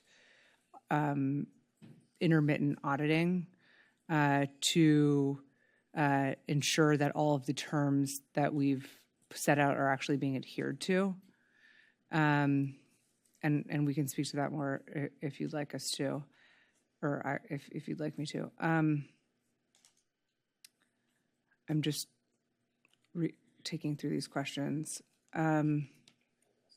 Yeah, if you want, I mean, I think Councilmember Hall hasn't answered it. I do think that the locations that you proposed are appropriate. I'm very, very concerned about making sure that the buildings that where the signs are do not remain vacant, and that we're incentivizing reoccupancy should a vacancy occur. And I would say that, of course, you know, this would just be the first of a larger program, so we want to use this as like the test case, and then, you know, go forward from there. I don't know, Councilmember Hall and I have talked about this together, so I don't know if you wanted to Well, add. before you do, I see the city attorney. Oh, sorry, was I not allowed to say all those things? Oh, when finished, no, I was just going to ask for some clarity. Yeah, go ahead, Okay. go ahead. So you mentioned you want to limit the geographic boundaries to the promenade. Do you want to include Santa Monica Place at this point? Oh, yes, of course. I mean, we've already agreed to put the. Okay. Yeah, of course. And then, are you proposing any kind of limitation on the number of signs potentially or spacing between signs? Yes. Councilmember Hall. So before continuing our direction, I would just say, you know, I know this is new for Santa Monica. It's a change from decades of policy, but we have tried for 4 years and failed to restore the massive holes left by COVID and the Euler lawsuits in our budget. If we want to restore library hours, if we want to repay the loan we took out against our housing trust fund, if we want to hire more police officers, buy a new fire truck, if we want to restore tree trimming and street cleaning services, build the Santa Monica Boulevard infrastructure we just talked about, and invest in small businesses, we have to do something new. As we heard, West Hollywood is making millions every year, and they are funneling that money directly to resident services, public safety, beautification, and programming. And based on the applicant's proposed terms alone, we're talking approximately $200 million if we agreed to those terms. So that's why I am willing to do this, and I want to do these things. To continue on the several questions posed in the staff report on the community benefits, I cannot emphasize enough the need to make sure that we have some sort of auditing program, not just on the revenue, but also on the airtime, or whatever we would call it, on the screen, to make sure that we are getting the correct community benefits and percentage of airtime that we're supposed to have. The way I think that could work is that schedules would be shared in advance so that we can actually go validate that, you know, we are getting that time, but obviously we'll leave those details to y'all. I do think that revenues to the city from these DAs should fund our ability to do that audit. And then minus that portion, I would love to see, you know, some amount of that remaining portion of remaining revenues go towards repayment of our housing trust fund, towards expanding operating hours of our libraries, and to city programming on the promenade, cleaning operations in downtown. I do think on the proposed 20% or wherever number we land of the operating time, I would love to see the city be able to reserve the right to combine that time across, you know, multiple hours. I think in the DA or the float up, it's proposed as 12 minutes per hour. I think for moments where we'd want to have celebrations on the promenade, we have programming on the promenade, light shows, whatever we end up doing, we'd want to be able to like combine those 12 minutes so that it's a longer period of time. And so some sort of ability to reserve that in advance is important. On the occupancy threshold, I think we need to come at this from the perspective that if we do not require an occupancy, we should assume that it will not become occupied, because these things are going to print money. And so I would like to see a higher percentage of ground floor, 100% of ground floor, with reasonable exceptions for transfer of tenancies, and some sort of occupancy requirement for the upstairs. You know, maybe 50%. You know, I'm willing to negotiate that. If not meeting occupancy rates, I think we should see some sort of escalator on the minimum annual guarantee after a certain period of vacancy. I'm open to an increased timeline there. I know we are a difficult city to get through permitting processes. So maybe after a year, 18 months, we start seeing an escalator in the minimum annual guarantee. And then I just want to clarify that for me, occupancy means occupied and open for business, not there's a lease that's been signed. Guiding program policy for future signs, yes, we absolutely want for the promenade. I think for signs over 1,000 square feet, I would expect to see larger public benefits. For example, in West Hollywood, I know that digital signs over 1,000 square feet of total sign space are required to provide an extraordinary public benefit, which is typically, a one-time additional payment for streetscape enhancements, public realm enhancements. For example, one of their signs has basically funded a little park right by it. As far as spacing goes, to the question from the city attorney, I think we should require a viewshed analysis. So new billboard applicants and applicants to redo any existing signs in West Hollywood, I know, are required to provide a viewshed analysis to demonstrate the presence of the new sign in relation to designated historic or cultural resources, existing signage. And I think that would be helpful in making sure that in the future we don't have existing signs getting in the way, being blocked by new signs. And obviously that helps ensure that lawsuits don't follow. As far as operating standards go, I think we need to tie our brightness levels to mirror our entertainment zone operating hours, specifically like the ordinance that we set, not the management plan. So like at night, we should be dimming these. We obviously don't need them to be as bright during the middle of the night or later at night than we do in the daytime. I think that we should, kind of like I mentioned before, we should include a city right to reserve coordinated time across all digital signs in this zone, so that in the future, if the city, downtown Santa Monica, wants to put on a light show, for example, we can coordinate the programming across these digital signs in a coordinated way, kind of like they do at Disneyland for Mickey's Magic Time or whatever they call it. But that's a really incredible experience, and I could see the promenade turning into that if we have enough saturation of such signs. I do think we should explore some sort of good neighbor policy framework where there's a clear path for escalation for reasonable issues. Obviously, there is going to be some light that has not been there before, but there should be a clear point of contact for residents to escalate issues to. I think there needs to be a commitment to aesthetic and operating maintenance with conditions for immediate repair, and if maintenance standards are not maintained, some sort of escalation path to increased fees to the city or removal of the sign if it's in a permanent state of disrepair. And I think that covers everything. No, we still have Councilmember Zwick. So to be clear, are you proposing that become part of the direction in the motion? Yeah. My mic isn't working. Oh, there it goes. Both Mayor Pro Tem Trosas and Councilmember Hall collectively just gave all of that as direction. And I think I heard a lot of typing, recording all of that. They're just giving direction. I'm happy to provide the written. Okay. And then Councilmember Zwick. So, that was a lot that you just went through, but it sounds generally it's like something I'm amenable to. It sounds like the broad strokes, if I understand it correctly, are that we'd like to proceed with these DAs. We'd like to proceed with a promenade-based program simultaneously, and there was a number of pieces of direction in regards to negotiating these particular DAs, most of which seemed like things I'm amenable to. The only things I would add or propose in relation to that are obviously we want to make sure, based on our analysis, that there are net revenues flowing to the city as a result of these, vis-a-vis the signage that we already have, and the analysis would hopefully show that. Personally, I feel like when it comes to negotiating the deal, we want to be emphasizing maximizing revenue to the city over negotiating for increased screen time. I like the idea of having the ability to coordinate for events and other things, but I do feel like a lot of community dedicated time often ends up being wasted when the true community benefit here would be money that we could put back into the community.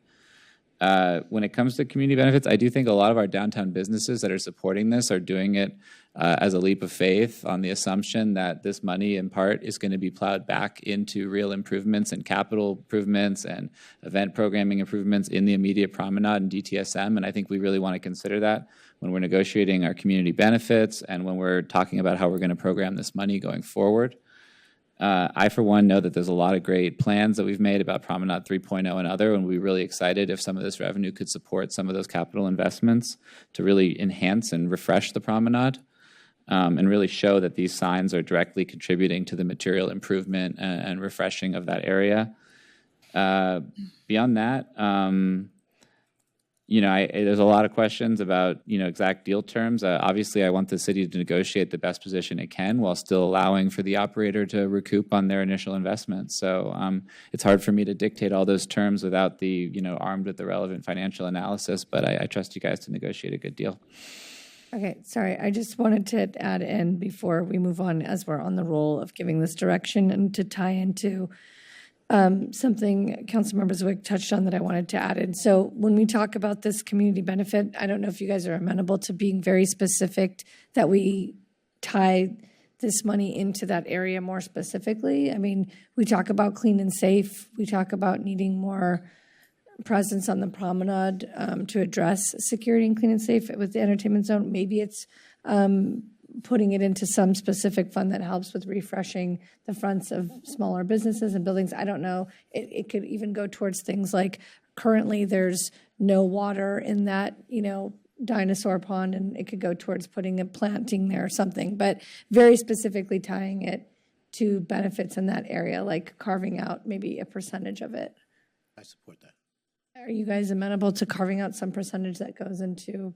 Yeah, I'm happy to contribute some part of it. That doesn't sound like an extraordinary expense. I think for me, and based off of the priorities that we've all stated, the overarching urgency in this community is ensuring we have affordable housing, ensuring we have third spaces that our community can go to.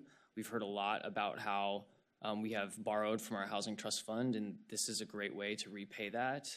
And then we hear year after year that and frankly, we cried to the public that we can't afford to restore library hours. And here's a great opportunity for us to do that.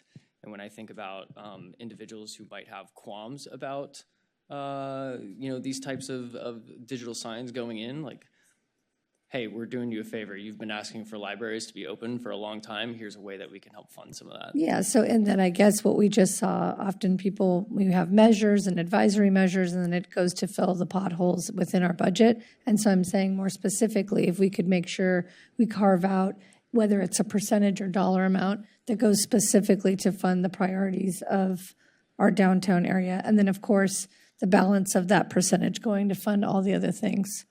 If you guys are amenable to, I don't know what that percentage is or if there's a number, but it feels like if we could be more specific, all of these things we're saying sound very nice, but oftentimes it just gets put in that big essential black hole pot of the general fund, and then nothing sees anything new from it, right? Like it just backfills everything we haven't done in the future. Councilmember Snow? A lot of my direction has already been discussed with Councilman Hall and Mayor Terrosa, or Mayor Pro Tem Terrosa, but I do want to emphasize strongly that the pilot program should come back to us so that it gives us some direction with respect to these DAs. I noticed that when my questioning regarding the fact that they conducted a study with the tenants and residents for the applicant, and it was a Zoom meeting and only 12 attendants, and that for me was a concern. I think something like this, a DA application, I don't think we've had a DA application since the Miramar project, so this is the first DA project that we're doing with signs, so I want to make sure that the community is involved in making the discussion with respect to it, so I think that's important that we reach out to tenants and residents. I also support the mayor's position with respect to the revenue that's generated from it to go back into, or specifically some of it go back into our downtown to enhance the downtown area.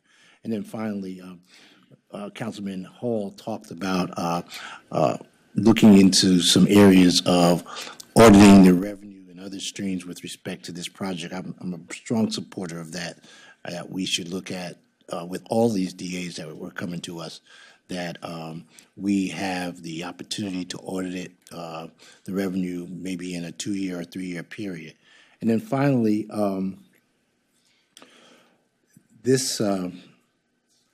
with respect to the lighting, I think when I'm talking with some of the people from our West Hollywood area, my understanding, with digital sign, the actual technology will change quickly.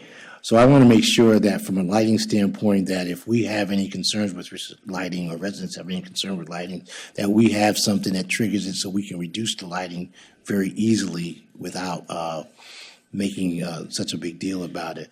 So I definitely support all the positions that you've heard already tonight, but I'm really concerned that we have a pilot program in our downtown area only, so that we can really take a look at what the benefits are to our community. Thank you. I'm sorry to ask this question. Is there a light study will be done, right? Okay, just making sure. Councilmember Zernitskaya? Thank you. I support what my colleagues have said. And regarding the mayor's suggestion that some of the funds potentially go back into supporting downtown Santa Monica, while I'm typically not most of the time I'm not in favor of earmarking funds, but I believe that I can live with having staff look at what that might potentially look at when they come back to us, because we're directing a study right now, is my understanding. We're directing staff to come back. I did have a question. I'm not sure if this would go to staff or the applicant, but with regards to potentially using the signage to alert the public if there is some sort of emergency, what would that kind of look like? And do we have the ability of, hey, there's not to be not to catastrophize, but like, what if there's a tsunami and we need to let people know? Or that's definitely written in the DAs. We actually have that for the digital kiosks as well. And so that would be written into the development agreements, that in the event of an emergency, the city can take over and provide any kind of emergency announcements. That includes Amber Alerts and things like that. Okay, great. Thank you. On that note, does it include, because I just had the kiosk company call and talk about, like, for example, protesting and reminding people, it's not really an emergency, but reminding people laws, rules, and being safe. Does it extend to that, or is it pretty specific? It would be part of the city's allocated 20%. So whatever you want to display during that 20%, it's flexible to the city. Like public service announcements. No, that makes sense. So that's a good complement to it. All right. So I think my colleagues have said everything else I wanted to support. Thank you. Councilmember Zweig. I'm not sure. Again, Councilmember Snell mentioned this is the first time a DA has been floated up in my time on council. I guess my question is for staff in part. Sounds like we've provided general agreement on proceeding with both the DAs and the pilot program, and then we have a lot of direction that seems largely in line, but not perhaps entirely, regarding the negotiation of these DAs. Do you guys feel like you have a clear enough direction to move forward at this time? Because it's my understanding that we're sort of opening this process as opposed to fully deciding it. Correct. Yeah, this study session is to get council's feedback and direction on whether or not to move forward. Since we have your direction, then we would move forward with negotiations and come back to you with the negotiation. Okay, great. Well, then, I think while we might have quibbles over the exact community benefits and things of that nature and different priorities, I think we generally agree on wanting to move forward with this, and I would be happy to back or to call the question on this motion. 11:29, let's call it. We'll be on schedule. We're obsessed with being on schedule. Mayor, it would be helpful to have a council motion to approve the staff recommendation along with supporting generally the direction given by council members You tonight. just said that now. I'd like to move, okay, does somebody want to make that motion without going into all the details because we already read it? I'll move the staff recommendation with the supporting direction. Good. Moved by Councilmember Hall, seconded by Councilmember Snell. All in favor? Aye. Any opposed? Seeing none. Thank you very much, staff. On the dot, 11:30, we ended this. Thank you, thank you, thank you. Item 10A, introduction and first reading of an ordinance amending Santa Monica Municipal Code, Section 3.12.675, to allow bicycles and other devices in transit-only lanes.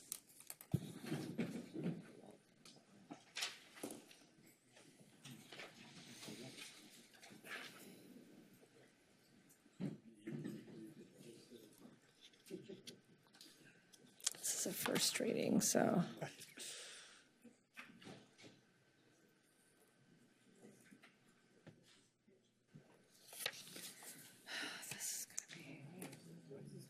This doesn't have to be. Oh, we almost forgot about you. I was like, why is it so airy? Why can I see over here? Right. No.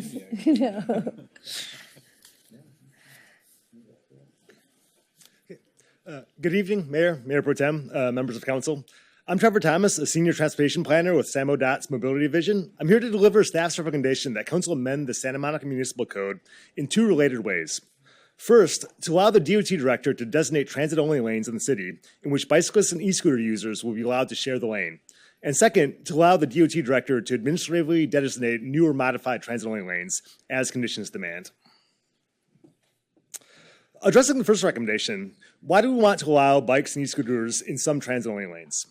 First and foremost, staff believe that doing so would create safer and more comfortable conditions for the city's active transportation users and for the broader traveling public.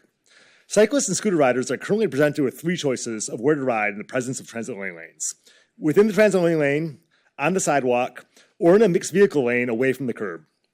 The sidewalk option is explicitly prohibited, and for good reason, as it presents a collision hazard, as it presents collision hazards for both rider and pedestrians. The mixed travel lane is currently the only legal option, but it presents its own hazards. The rider is away from the curb, where they're likely between two streams of moving vehicles, where they're likely to feel less familiar and less comfortable, where they're less likely to be expected by motorists, and where turning movements and lane transitions are more likely to be cumbersome and unsafe. Most fundamentally, staff are recommending the ordinance amendment because they believe that cyclists and e-scooter riders are safer in suitable bus lanes than either of these two other alternatives. Bus lanes are adjacent to the curb, where cyclists and scooter users are more used to riding. Bus volumes are typically much lower than vehicle volumes in adjacent lanes, with average travel speeds typically slower. And buses are driven by skilled and professional motor coach operators who will be accustomed to seeing bike and e-scooter riders sharing their lane and knowledgeable in how to navigate transit interactions. The intuitive case for greater safety in bus lanes is backed by local observation. In designating shared bus bike lanes on extremely busy Wilshire and Sunset corridors, the City of Los Angeles, in conjunction with LA Metro and a prominent transportation consultancy, found both greater cycling volume and fewer cycling crashes. Beyond the basic safety argument, there are other reasons why staff are presenting this recommendation. Formally permitting cyclists in designated transit-only lanes will move us toward the connected bike network called for in the city's Bike Action Plan and other planning documents. And doing so will also aid in the consistency and navigability of our transportation system. We will become more aligned with the City of Los Angeles and with Culver City in terms of their bus lane permissions. And confusion will be reduced when cyclists are no longer presented with a choice between uncomfortable and typically discouraged travel in a central travel lane versus formally prohibited travel in the more intuitive and lower volume curb-adjacent bus lane. As mentioned at the outset, if the recommended ordinance amendment is passed, SAMODOT would start with an initial designation of permission for bicyclists and shared mobility users on the westbound Broadway transit-only lane, from 5th Street to Ocean Ave. Staff are pursuing this approach for several reasons. First, the current transit-only lane on Broadway has conditions that are particularly favorable for sharing with cyclists and scooter riders. The National Association of City Transportation Officials, or NACTO, offers guidelines around favorable bus lane conditions, notably around average bus frequencies and average bus operating speeds. Lanes with fewer and slower moving buses tend to be more comfortable for cyclists and scooter riders and tend to have less impact on bus service. The Broadway transit-only lane has frequencies and operating speeds well within these guidelines. Beyond its favorable conditions, the shared bus bike lanes on the west end of Broadway also has particular importance for connecting the city's bike infrastructure. The segment would link a protected bikeway currently under development along the full Broadway corridor with a protected bikeway already in place on Ocean Ave. In fact, this particular segment is called out specifically for a shared bus bike lane in the city's Bike Action Plan amendment, and it can be highlighted in the connection in the map shown here. So the little oval on the bottom of the screen shows a green line designated as a future priority connection that would connect an existing protected bikeway on Ocean with one under development on Broadway right now. So provides a crucial connection. And finally, in starting with the designation of a single transit-only lane for the inclusion of bicycles and shared mobility devices, staff will be able to hone the implementation of these shared lanes in a limited and favorable setting. And staff will be able to closely evaluate their effect on traveler safety and behavior, as well as any effects on transit service, before potentially looking to expand to other transit-only lanes. If the recommended ordinance amendment is passed, staff would undertake a number of steps in the initial destination of the Broadway transit-only lane for the inclusion of bikes and shared mobility devices. First, staff would prepare an evaluation scheme for the shared lane, gathering pre-implementation data on safety, roadway usage, and transit performance in order to set up comparisons with post-implementation observations. Staff would also work with Big Blue Bus motor coach operators, as well as the Santa Monica Police Department, making sure all are aware of the change and that motor coach operators are knowledgeable of best practices for interacting with cyclists and shared mobility users in the lane. Likewise, staff will look to educate the riding public on how best to utilize the shared lane. In conjunction with the formal designation of the lane as permissive bikes and shared mobility devices by the DOT director, staff will implement signage and pavement markings along the shared lane. Staff will follow relevant guidelines and best practices, making clear that the lane is for transit vehicles, as well as bikes and shared mobility devices. Finally, staff will continue to closely observe the lane after implementation, evaluating its effects on safety and connectivity. So finally, the second aspect of the recommended ordinance amendment grants the DOT director the ability to administratively designate, add or modify, grants the DOT director the ability to administratively add or modify transit-only lanes. The current transit-only lanes on Broadway, Santa Monica Boulevard, and Lincoln Boulevard, shown on the map here, are each specified within the Santa Monica Municipal Code. Any addition to these lanes, therefore, requires an ordinance amendment and an official act of council. By allowing additions and or modifications to be carried out administratively by the DOT director and with appropriate public notice, the recommended amendment would allow greater flexibility to stand up lanes quickly as circumstances might demand. This is of specific concern with upcoming regional mega events, the World Cup in 2026 and the Olympics in 2028. It's conceivable that these or other conditions require the expedited destination of transit-only lanes, which the recommended ordinance amendment facilitates. To summarize then, staff recommends that council pass the ordinance amendment to allow the DOT director to designate specific transit-only lanes to permit bicycles and shared mobility devices, and to likewise allow the DOT director to administratively add or modify transit-only lanes. Thank you for your time. I conclude my presentation here and open up to questions. Thank you. Mayor Pro Tem Terosas. Yeah, quick question. How are you going to do outreach and education in multiple languages? Oh, it's a good question. So we'll certainly draw on experience we have with our Share the Friendwood Road campaign in terms of making sure that outreach, materials are available in these other languages. I'd have to confer for our specific policy and sort of best practices and plans for that. But yeah, we would ensure that we're reaching as many potential users as possible. Okay, because I just want to make sure there's language access, and I also want to make sure that if we have tourists who are unfamiliar with our laws as well, that there's robust signage and communication to folks. Is that something that you're thinking about? Yes, it is. Okay, great. And then are you you said you're doing an evaluation scheme, which is great because that was one of my questions. But are you going to make the metrics publicly available and disaggregated by mode so we can tell who's using what? Yeah, so the plan for the scheme will be to look at sort of usage patterns of who's traveling in what ways along the corridor and gather, as much safety information, relevant safety and transit information as we can. In terms of the publication of that, happy to follow direction. Happy to follow council direction in terms of how we put that out in the world. Yeah, I mean, I think that this council has said multiple times, and not just for this particular topic, but that we are seeking like impact metrics that are more publicly available. And I'm not saying we're going to drill down into like if it's a bike, a scooter, or whatever it is using the bike lane, but I do think that like us being a little bit more transparent with our data would be helpful and just having that publicly available. Thank you. Yeah, we're happy to follow direction on that. Okay, thank you. Councilmember Zook. Thanks for this. Just so I understand, we're allowing bike biking in our bus lanes now, or only in that one bus lane? So the proposed, the recommended ordinance amendment would grant the DOT director to make the designation, and our plan would be to start with Broadway. So we're not going to allow bikes in any of our, I mean, we don't have that many, frankly, but we're only allowing it on those 4 blocks, but not the other 4 blocks or the Lincoln Boulevard during the peak hours? What am I supposed to do on Lincoln Boulevard? Yeah, so as currently written, as the ordinance amendment currently stands, that would be the case. So it would still be formally prohibited to ride your bike within those bike lanes during the hours in which they're in force. So you gave a lot of evidence from other cities doing this and all the positive effects for doing this. Why are we restudying this on 5 square blocks when we could just do it on all of our bus lanes? Yeah, it's a fair question. So to go back to the points I made for starting with Broadway, it's a particularly amendable condition. It allows us to sort of get our feet wet in terms of how we implement this. But yeah, we do believe that this is a broadly effective technique. I mean, I guess like if I'm riding my bike on Lincoln trying to get to City Hall and I have the choice again between the sidewalk, the traffic, and the bus lane, I'm already choosing the bus lane. So you're saying it will still be illegal for me if we do it this way? Under this ordinance amendment, yeah, it would be. Okay, I would propose we do it on all of our bus lanes. Thank you. Councilmember Zernitskaya.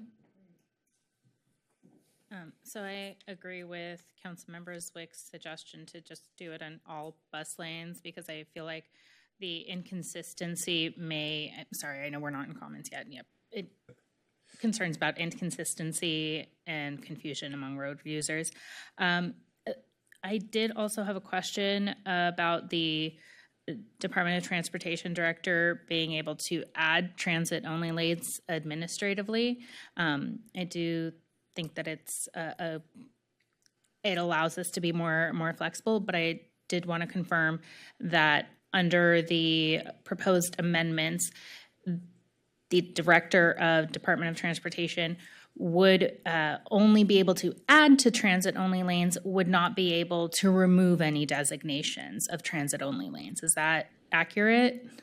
That is my understanding. I would defer to CAO on sort of the exact interpretation of the ordinance amendment, but that is my understanding. Okay, thank you. I don't know if the city attorney or attorney. Yes, that's correct. Okay, thank you. And then, so the other thing, the specific language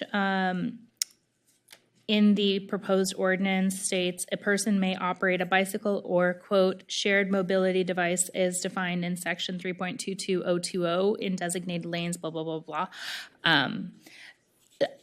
I did want to just bring up that may exclude folks who have a personally owned mobility device. So I would just ask if we could remove the word shared and just correct the language so it accounts for folks who might have personally owned mobility devices, tricycles. I don't know, maybe there's somebody who has a unicycle who wants to go to ride in a bus only lane. That'd be impressive. So that's all my questions. Thank you. Yeah, thanks. Councilmember Snell.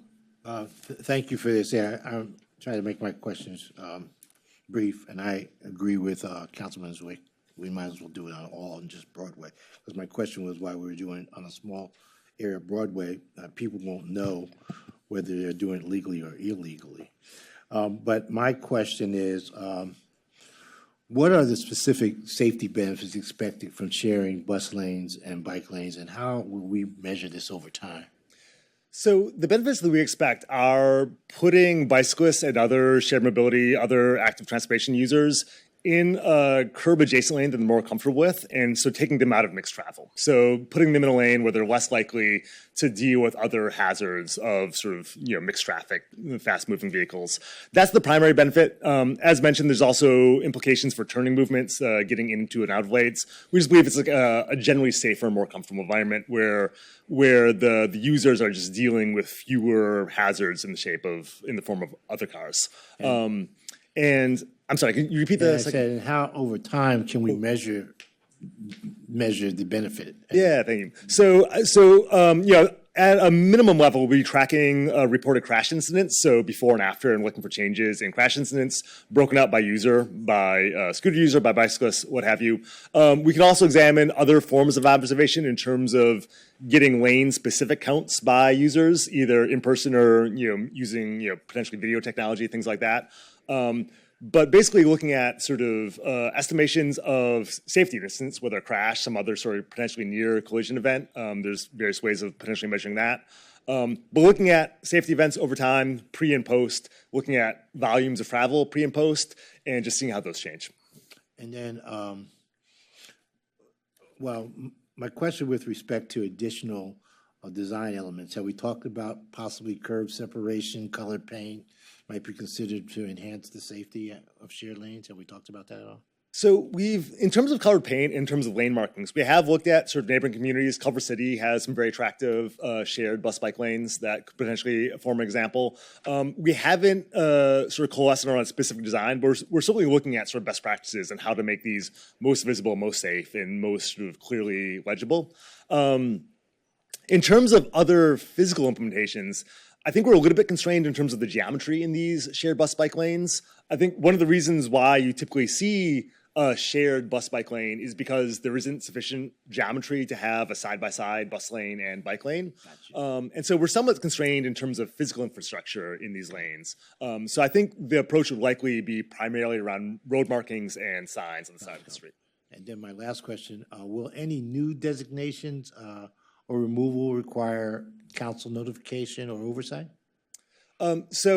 The purpose of the second portion of this ordinance amendment to grant the DOT director the ability to administratively designate new transit lanes. So that would not require an ordinance amendment. So there wouldn't be that element of direct council action. The actions of the director is still subject to council oversight in a general sense, and there would be a public notice requirement here as well, right? So that's part of the ordinance amendment.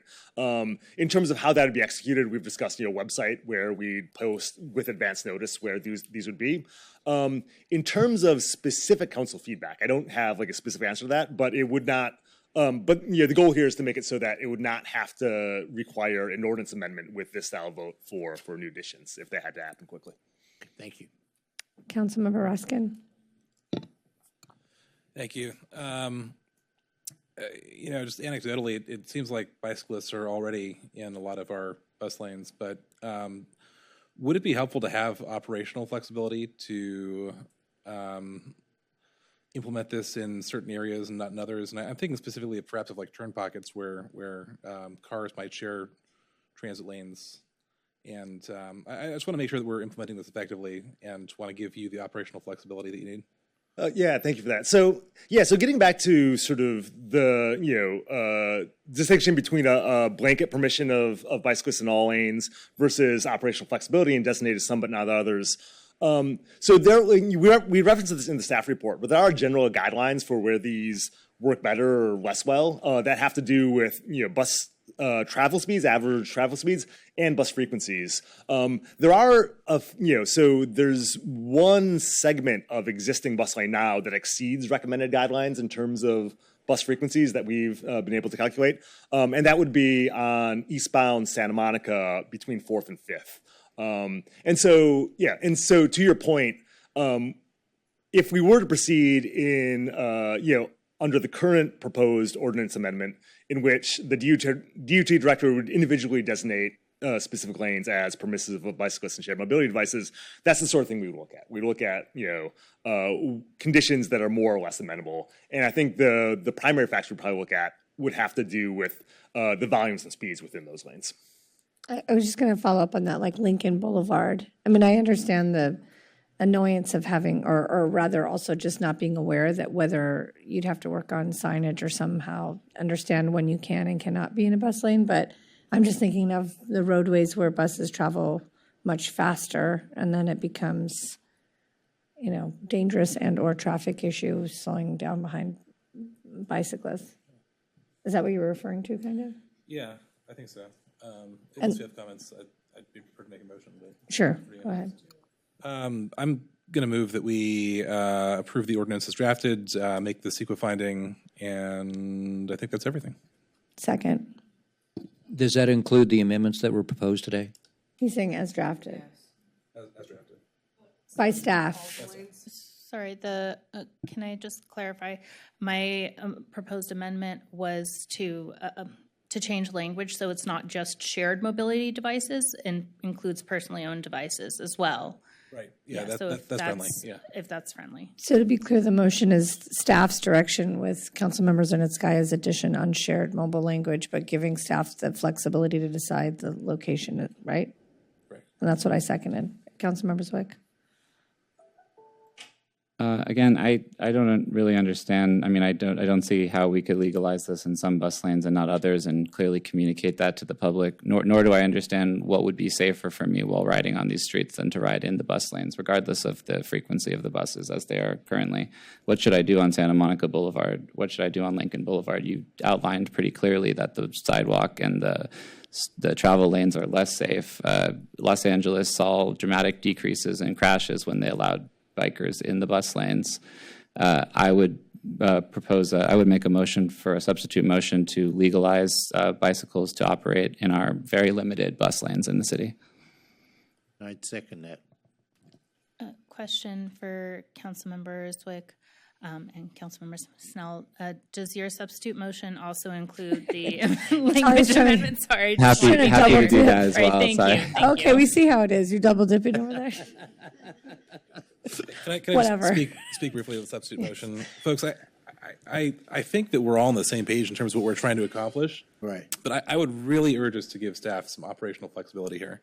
I mean, I think ordering a blanket implementation of this, I would like to see that, frankly. But We've been debating even doing this for a year when other places have done it for a long time. I mean, just to bring this ordinance took over a year. What do we need? What are we looking to give them? I'm just thinking that the speed difference is so considerably different from some of the streets that were mentioned. But and based that's on the the whole, criteria, it says Lincoln is recommended in the staff report. but Santa Monica Boulevard is not. And my concern is that, I mean, bicycle folks aren't going to know that Broadway is the only place that we can ride on. I mean, that's a concern of mine. I mean, you know, and to enforce it would be very difficult if I'm riding on Santa Monica or Lincoln in the bus lane. And so I don't know how we can. I would love to know if we actually enforce that. I doubt any of our. Who's enforcing that? The police, I guess. I think they have other things that they're doing, but. I mean, I don't think it's a matter of enforcement. I think it's a matter of like training our motor coach operators, training our bicyclists, training the community on like what and where is legal. How would we communicate that if it was, how was staff planning on communicating it in the event that you went with the staff direction? So we were planning to communicate it at the site via sort of lane marking specific to the lane that would be designated, the lane/lanes that would be designated, along with signs, roadside signs. So a combination of signs and pavement markings. Well, there's a substitute motion. We can call the vote on that. Quick clarification. So you just stated that it would, the staff recommendation to begin on Broadway and then eventually expand is to begin with adding markings and signage to Broadway. Does that preclude bicycle riders and people using mobility devices to ride in other bus lanes throughout the city, even if they don't have those the type of signage yet? Depends on what we. Yeah, so regarding that specific question, the designation, so the signage and markings would correspond to a specific designation, and the designation would only apply to those lanes for which it was designated, and so the lanes that were not designated as permissive of bikes and other mobility devices, those would still be prohibited in those other lanes. What would be the timeline for expanding to those other lanes? So I don't think we had worked out a specific timeline, although we do sort of reference the desire to evaluate how things work in the Broadway lane, but we don't have a fixed timeline. We haven't discussed that in detail. And unless I'm mistaken, previously there were sharrows and other markings and signage that permitted bicycle riders to go in the bus-only lanes, right? Because I vaguely remember riding my bike, I want to say like 2012-ish, in downtown Santa Monica, and being able to go in the bus-only lanes without it being an issue. And I vaguely remember seeing sharrows, unless my memory is not as good as I thought. So that predates my time with the city, but my understanding is that up to this point, they have not been allowed, formally permitted in bike lanes. Or in bus lanes, excuse me. Okay. Good evening, Council. I just wanted to briefly jump in just to provide a little bit of context. Obviously, we're prepared to implement whichever direction the City Council decides to go with regard to this question of designating all versus a more phased implementation. I think one of the points that I wanted to just, and sorry, Anuj Gupta, Director of the Department, and our team, both, the mobility team that Trevor is a part of, has been working with Big Blue Bus, also in DOT, as well as, the Police Department, City Attorney's Office on the different pieces of this. One of the pieces underlying the recommendation for a phased approach is because it is an interdepartmental partnership, right? And so we are working with the Police Department on implementation. Lincoln is a much higher speed corridor, and so the idea was to start with a discrete, smaller portion. I think, what has been identified, right, by the council and community and what's identified in the staff report, that there are other corridors that meet the criteria, including Lincoln. And obviously, this is something that is in place in Culver City and Los Angeles. That's all correct. I think I just wanted to provide a little context on why we were initially recommending this more phased approach so that we could assess potential safety impacts. And then Lincoln obviously is our, kind of flagship bus-only lane, peak hour bus-only lane in the city. And as we've discussed earlier tonight, we would be looking at potentially additional in the future. But that's kind of why we were recommending what we did. Obviously, we would be prepared if necessary. The other piece that has arisen is the question of communication. Regardless, I think we believe that the most effective way to communicate it is actually by the signage and the striping on the road, right? People in the moment, a bicyclist or any other, traveler on the roadway is much more likely to see and be informed by that than a social media post or education otherwise, right? So we would, if we implemented it in a phased way, we would just adjust signage and striping on Broadway. If there was direction to do it more broadly, we would do that, in all of our bus-only lanes, and do it mainly through signage and striping, and then obviously do some messaging to the general community, to the cyclists, specialized training to our MCOs. But that's kind of the distinction there with regard to how we actually implement it. So hopefully that will help clarify some of council's decision on this. You still in there, Councilmember Hall? Councilmember Hall? Yeah, sorry, either of you, I guess. I get that there's obviously challenges doing interdepartmental coordination. Very tactically, what are your concerns operationally with doing a citywide rollout of this?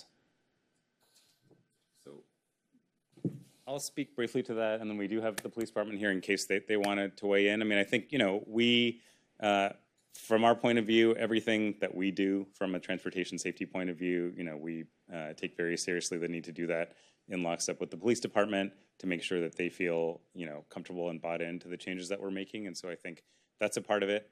And then certainly within DOT, right, ensuring that we have our motor coach operators, certainly they already have been trained on this because, as we've discussed, it is implemented elsewhere within the Big Blue Bus service area. So it's not a brand new concept.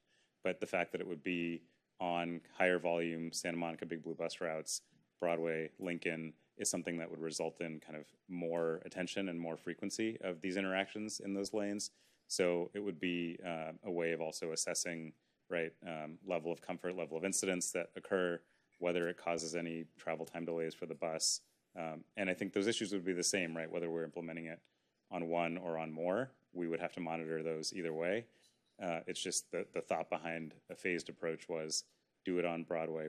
It also provides the connection between the forthcoming Broadway protected bike lane and the Ocean Avenue bikeway. And it's kind of a more natural bikeway than Lincoln in any respect, right? Lincoln is not comfortable for cyclists regardless of where they are, including in a bus-only lane, right? Given the volumes and given the speeds and given the fact that those bus-only lanes are peak hour only for a couple of hours in either direction out of the 24-hour day. So that's our thinking behind that. And I know you haven't done like a detailed study on when you would roll out specific sections of the city, but ballpark, how long would you expect to go from starting with the most obvious choice to maybe Lincoln as the more challenging route? It's hard to put a specific timetable on it, but I think we would look at like once if we were to implement Broadway first, I think we could revisit it and assess within I'd say 6 months of implementation to see if we're having issues, to work with PD, with city attorney's office to see if there's any kind of risk management or liability concerns being posed, and then be prepared to implement more broadly. Councilmember Zwick. I think we need to just vote on this. I don't see any compelling reason not to allow it. It would be the safest option on these streets if we were to allow it. Okay, so there's a substitute motion that we'll vote on first that is not staff's recommendation, is inclusive of Councilmember Zernitskaya's addition to the shared mobility, different modes of transportation. And there's a motion, and I'm sorry, it was Zwick, and the second was Snell. So let's call the vote on that first. Councilmember Zernitskaya? Yes. Councilmember Snell? Yes. Mayor Pro Tem Terosis? No. Councilmember Raskin? No. Councilmember Hall? No. Councilmember Zwick? Yes. And Mayor Negrete? No. And so now the other motion is to go with staff's recommendation, inclusive of Councilmember Zernitskaya's shared mobility language as well. Councilmember Zernitskaya? No. And may I explain my no vote now? After. Okay, thank you. Councilmember Snell? Yes. Mayor Pro Tem Terosis? Sorry. Yeah. Yes. Councilmember Raskin? Yes. Councilmember Hall? Yes. Councilmember Zwick? No. And Mayor Negrete? Yes. Did you want to explain? Just to explain my no vote, I'm fully supportive of allowing bicycle shared all mobility devices in bus-only lanes. My no vote just reflects that I believe we should do this in all bus lanes for consistency across the city. And if there's any way to speed up expanding it, that would be great. Thanks. Yeah. I would just add for my no vote, the physics in Santa Monica are the same as those in LA. We know it's safer already. We don't need to study this. Slow and steady wins the race. All right. Okay, that item passed. Thank you, staff. Item 12A, public hearing and adoption of a resolution establishing scheduled 5-year water service rate adjustments. We've got 3. Oh my God, this is going to be so long, right, Sunny? I think we're on schedule, though. I guess I should say good morning now, right? Yeah.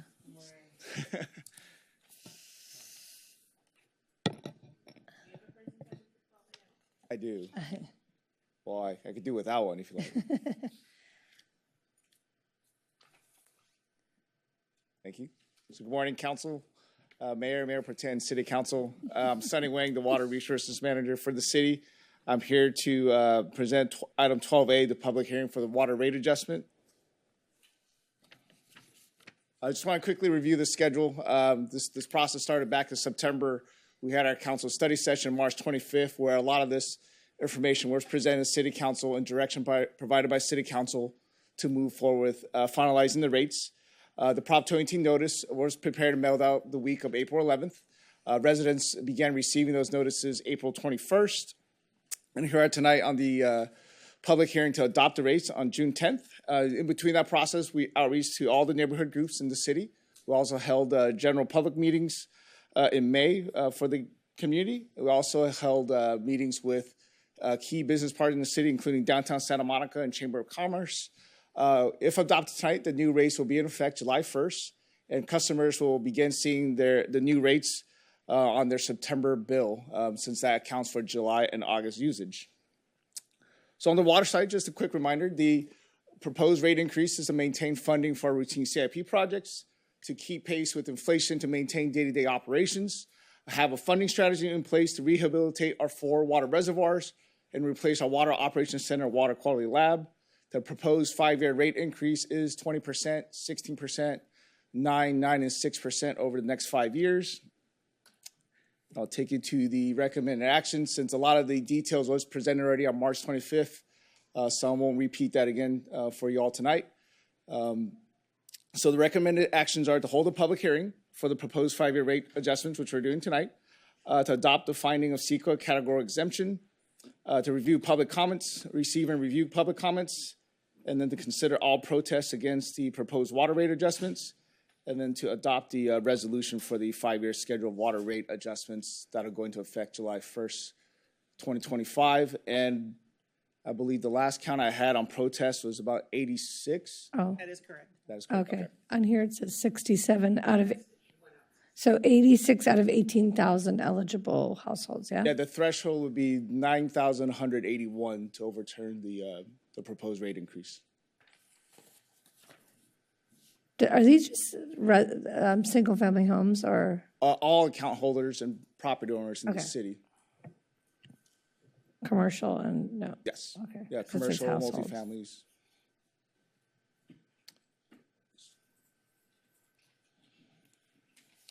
I think Are we, it's the, oh, is that it? Sorry. If you want more, I have more. No, thank you. Public comment, otherwise I'll move the motion. Are there questions? I have Snell, Councilmember Snell.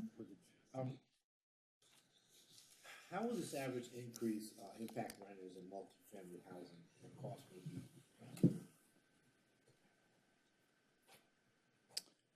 So as in terms of comparison to the bill that goes up, this was shown previously how it compares to our neighbors. With the current rates for an average multifamily, this is an 8-unit apartment complex.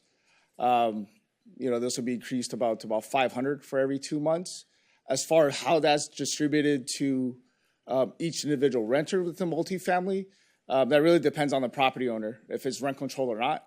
For units that are not rent controlled, we came across during our public outreach to the community that there's a service that some of these property owners hire to kind of divvy up the bill to individual residents or rental units, or that they just pass it on through rent. So they have the ability to do that. For rent-controlled units, that is not allowed to be able to bill those utilities separately from the rent. Mayor Pro Tem Trosas. Yeah, I just want to clarify. So this program is maintaining the low-income subsidy that's funded by the general fund at approximately $115,000 annually. Is that correct? That's correct. Great. And how does our low-income program compare to other cities? And do we have any plans to expand it? There's similar programs, although all cities are a little different. Ours is providing a discount of $1 per HCF on the Tier 1 amount. There are cities out there that does not provide a low-income subsidy as all. Yeah. But I believe there's a state bill that's actually working on this as a whole for the entire state to provide low-income support on that. I forgot the second part of your question was. No, to just if expand we're the trying to program. expand the program at all. Well, the actual reimbursement depends on the customer. Oh, So that yeah. 150,000 is just an average. So it really depends on how many customers you get each year. So that amount actually goes up and down. So we've never had a situation where we've run out of money to give these subsidies, correct? No. Got it. Someone appeared to go to the bathroom, so right? We can't vote on that. We can vote on it, but.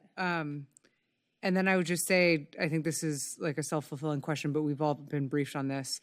What capital projects have you deferred during the last 5-year plan, and what are the risks of if we further defer these projects and don't raise our revenues? So the reservoirs was one of the things we deferred in the last 5 years in favor of water self-sufficiency projects. We also deferred about 18 million or so of water main replacement projects in the past 5 years as well. So that just increases the risk of a major event that could disrupt supply or impact these infrastructure. I mean, just this morning, as I was driving to work City Yards, we had a water main break right at the entrance where an 80-year-old valve was leaking that we had to repair. So we're still in that process of trying to maintain modernized infrastructure for the community. And might I remind everyone that we had a stellar water system during the fires, Mm-hmm. and we're very lucky that we are still, operating well and want to make sure we maintain that. I'm prepared to move the item, but I don't know. I'm going to wait for, as we wait, we have public comment, I public believe, too. comment? Yeah. Okay, my apologies. So do we have, yeah, Okay, we have one person in the queue for public comment. Connor Everts? don't know if they're here. Oh, is it in person? Okay, Connor Everts. Is Connor Everts here? I see you, Denise, but I don't have your name on here. I signed up for it. All right. Well, you can take Connor's place. Come on down. Denise Barton. Good evening. On item 12A, I previously heard city staff cry poor mouth about the water fund being low. So let's look at where the water funds have gone. $15 million was transferred out of the water fund to pay the Powell lawsuit, and you still seem to be misappropriating the Gillette Boeing settlement funds, because weren't those settlement funds supposed to go to the water fund per the court documents? But yet you sit there tonight taking no responsibility for your actions, and you want to put the cost on the individuals who have the water accounts in Santa Monica. Now, does this seem fair for the individuals with water accounts to have to pay for your financial mismanagement and poor governance? And don't you think doubling the cost of water every 5 years could be seen as price gouging, especially considering the Powell lawsuit payment? I would encourage everyone to object and protest to this price scheme 5-year rate increase for water. Voice your objections to the City Council. Let them know how you feel about the city and the City Council taking financial advantage of you in this way, because that's what the City Council is doing to you. Thank you. Thank you, and that closes public comment on 12A.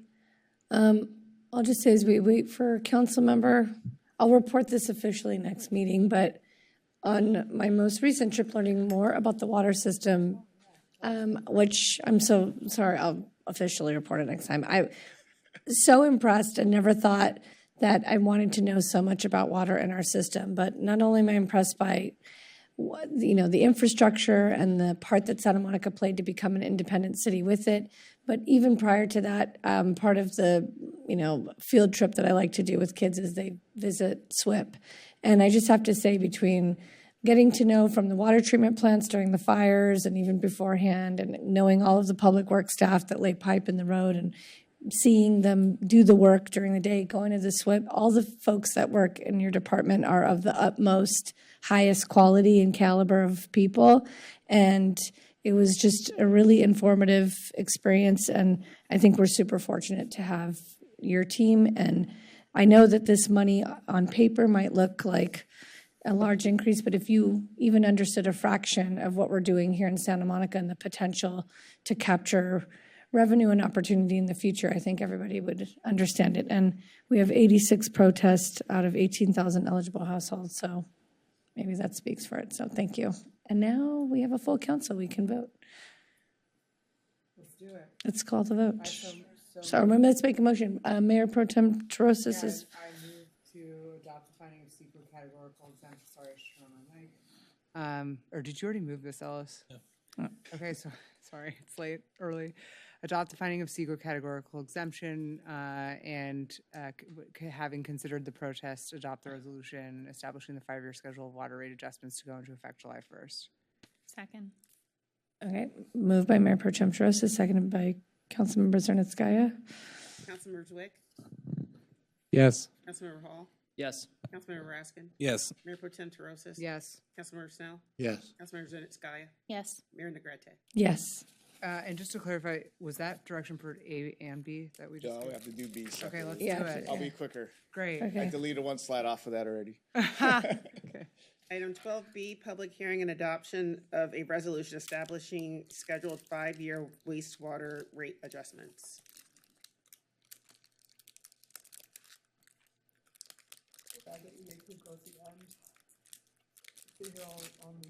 I think he went home and came back. So good morning again. I'm Sonny Wayne, Water Resources Manager. I'm here presenting 12B, public hearing for the sewer rate adjustment. So just a quick recap, the proposed 5-year rate increase on the wastewater fund is 7%, 7%, 7%, 6%, and 6% for the next 5 years. That's primarily to keep pace with inflation to maintain day-to-day operations and to avoid costly service interruptions through maintaining our routine CIP projects to maintain a modernized infrastructure. So the recommended action is, once again, hold a public hearing for the proposed 5-year sewer rate adjustment, adopt a CEQA category exemption finding, receive public comments, consider all protests, and to adopt a resolution establishing the 5-year schedule of sewer rate adjustments. Similar to the water fund, the received protest count is 86 as well on this. Correct. And that's it. Any questions, any comments? Seeing none, would you like to make a motion? Public. Oh, sorry, public comment. And now we have two, correct? There's no public comment. Oh, It's 12C. I see two speakers. 12C. Oh, sorry. All right, so no public comment, closing public comment. Now do we have any questions or comments? Want to make a motion? Councilmember Ellis Raskin? Carolyn did it so well last time. You could just read here. You can read that. You could just say I move staff's recommendation. Yeah. I move staff's recommendation. Good. Moved by Councilmember Raskin, seconded by Mayor Negretti. Councilmember Zernitskaya? Yes. Councilmember Snow? Yes. Mayor Pro Tem Terosis? Yes. Councilmember Raskin? Yes. Councilmember Hall? Yes. Councilmember Zwick? Yes. Mayor Negrete? Yes. Item 12C.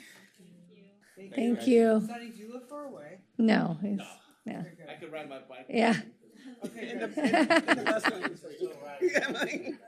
Don't do it right now. Wait until it's a bus and bike ride.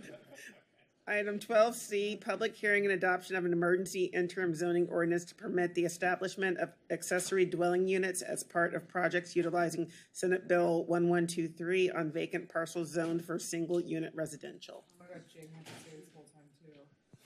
Sorry, Jane. I'm in my element. No, kidding. Good evening, Council. I'm going to be pretty fast with this. This is a IZO being brought back to you pursuant to your direction to allow ADUs in conjunction with SB 1123 projects. This law goes into effect on July 1, so this is an emergency IZO to ensure that this is in effect ahead of any projects that are coming in. We've also received public inquiries, both at our counter through the 311 system, so there is interest in use of this law. Just to give you a bit of background, it builds upon a state law, SB 684, that allowed small lot subdivisions of parcels of 10 units or fewer, or the creation of 10 lots through a ministerial process. All this law does is allow that and expands that to single unit residential zones with some additional limitations. So this is just a brief overview of SB 1123, and we want to note that this is just our preliminary understanding. HCD has not issued their official guidance about this, so it certainly could change, and we will need to pivot over time as that guidance comes out. I would note first, the parcels must be vacant, meaning they can't have a structure on it at the time that an application is submitted. There are displacement and tenant protections to ensure that structures are not removed in order to qualify under the state law. There are locational restrictions.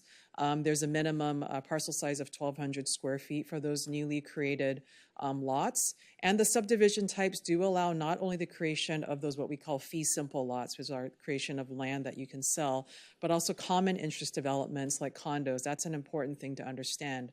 It essentially allows up to 10 units on R1 zoned lots. It also allows a local inclusionary ordinance to apply, so the AHPP would apply. We've kind of been looking at this carefully because our AHPP applies to multi-unit projects only. It would not apply in the case of the creation of these fee simple lots. However, it would apply to that like condo project. So just to clarify, there is a distinction there. And as I said, it allows for the ministerial approval, so there'll be no public hearing in these newly created subdivisions, and it's subject to the underlying standards, but it can override that density. So obviously in the R1 zone, it's 1 unit. The state law allows up to 10 units. The city can impose objective standards as long as it doesn't violate any of these things in the state law. For example, there's minimum FAR requirements, that have to be allowed, no setbacks between units, no height limits less than the underlying district. So that's an overview just of the law itself.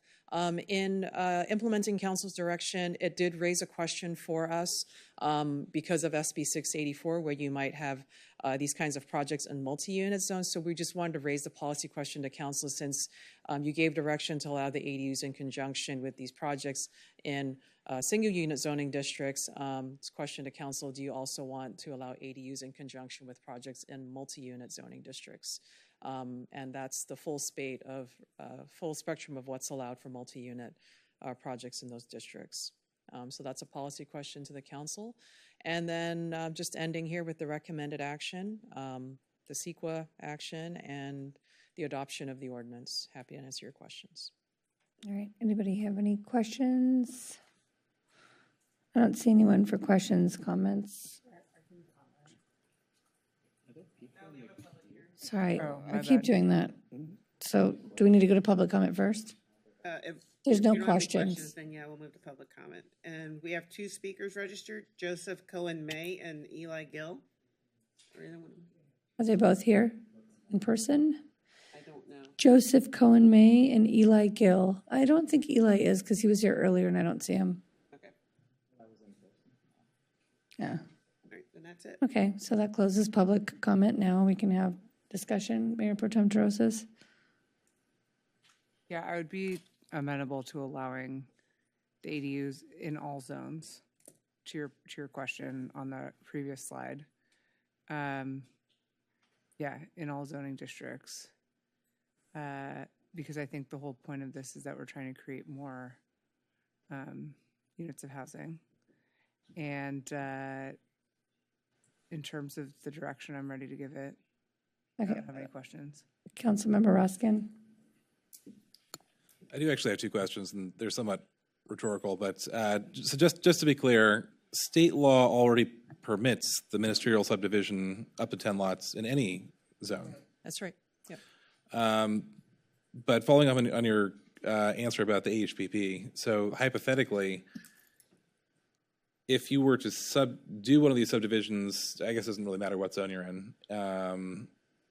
Well, I suppose it would if you're doing, I guess, a condo project in each new lot. But hypothetically, we're talking the R1 universe here. Mm-hmm. You got 10 new R1 projects, each with an ADU. So none of that would be subject to the HPP. No. If you go through kind of what was contemplated by the state law originally, the small lot subdivision, I take a bigger lot and it creates small, land parcels out of it, and you put a house on top of it. In that situation, we were looking at our AHPP. It really refers to multi-unit projects. I think in its creation, it wasn't contemplating something like this, where you're creating the parcels themselves, and homes are built individually, one house per lot, right? That's not a multi-unit development. That's a single unit one. And I think just the complexities of, what that might look like, it just doesn't seem like it applied. However, if you took that same lot and you put, 10 condos, all at once on it, right, that was contemplated by the HPP. Got it. Well, since we're in discussion, I'll just let folks know where I'm sitting on this. I share the goals of leveraging the tools that are available to us to open up new housing opportunities and affirmatively further fair housing where it hasn't been available before. I'm really concerned about this inclusionary housing loophole. I know reasonable minds can differ with respect to how inclusionary housing is implemented. I understand that there are trade-offs. Where my values fall are where I am more in favor of accepting the trade-offs that get us towards more inclusionary housing. My preference would be, and I'll make this a motion, to refer this to the Planning Commission with direction to look at how we can potentially figure out a way to implement the AHPP and inclusionary housing in a way that's consistent with state law and come back with recommendations to council. Okay, that's like direction, right? Correct, yeah. Well, I'll second that. That's a motion. I second that. Councilmember Zwick. Sorry, first question, refer what? Because the law goes into effect in 2 weeks. Refer the question of ADUs? Rather than pass an IZO now, I'd rather this go through the ordinary ordinance process. I mean, I understand the urgency findings. Again, reasonable minds can differ on the inclusionary housing issues, but I would like us to figure out a way to thread that needle. Got it. Okay. So I support adding ADUs, and I see no reason why we can't pass the IZO at this juncture, regardless of whether we want to study that issue. I would say personally, all the thinking around missing middle housing is that the margins are exceptionally low.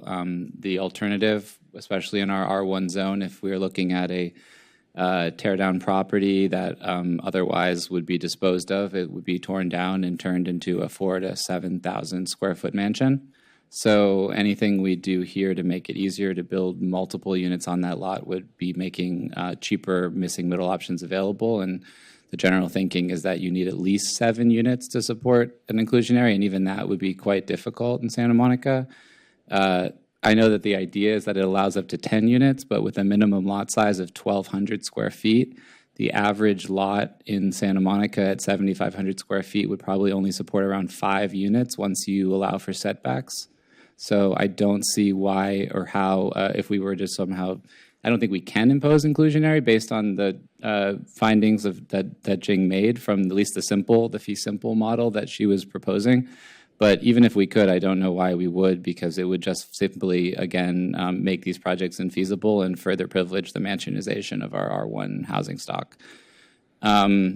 So when it comes to this ordinance, I do support passing it now and allowing for ADUs. I do have a few pieces of direction that I would provide were we to pass it today, and I would want to add as direction to council, and it involves just explaining a couple things.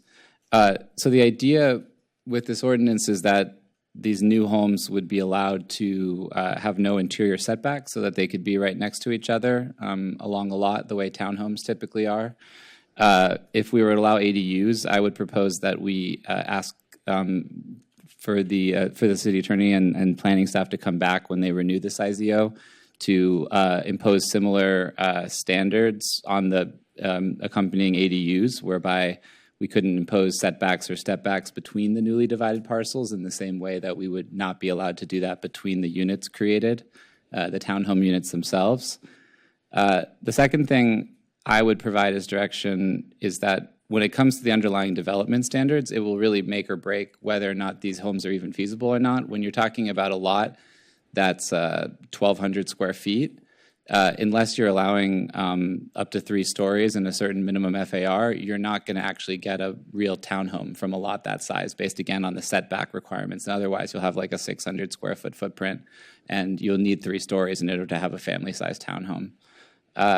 I've never seen a townhome with upper story stepbacks, but currently that is the law in the R1 for all projects. So I would also propose that we exempt 1123 projects from all upper story setbacks. And I just have a small list. It's much shorter than the one before, but just to sort of show you what I'm saying. It's 3 items. It's what I just enumerated.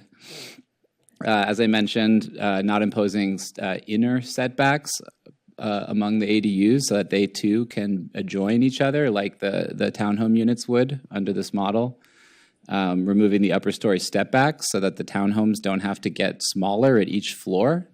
Again, I've never seen townhomes that have that requirement, and it would really make it impossible to have multiple bedrooms on upper stories. And then allowing for 3 stories and 33 feet, which is similar to what we proposed for SB9 duplexes in the R1 as well. And a maximum of 1.5 FAR so that the units could actually be 1,750 square feet, which is the average that is the maximum under the ordinance, under the state law, that is. Another proposal is because of the fact, again, that your amount of lots that you can create is severely limited by the development standards. When you have 30-foot setbacks, for instance, on a single-family lot, that puts 1,500 square feet out of commission so that you're automatically losing at least 1 or 2 lots. So I would propose that we allow for reduced setbacks in the case of 1123 projects in the R1, and that we exempt these projects from the in lieu fees because, again, if you tear down a house and build a McMansion, you are not paying any in lieu fees. And the goal here, again, is to promote naturally occurring affordable housing in the R1 as opposed to McMansions. So those are the proposals that I would make to accompany passing it tonight. Councilmember Zernetskaya. I just had a quick question. In the staff report, it states that the definition of vacancy for the definition of vacant for the purposes of SB 1123 is, quote, having no permanent structure unless the permanent structure is abandoned and uninhabitable. Does that also include structures that have a demolition permit? It does not. The determination of abandoned and uninhabitable is a technical one, that has to be made by the building official. So it's either that or, completely like vacant scrape site. Just because something has a demo permit doesn't mean that it's uninhabitable. Got it. Would there be any specific implications to expanding the definition of vacant to include sites where there is an approved demolition permit?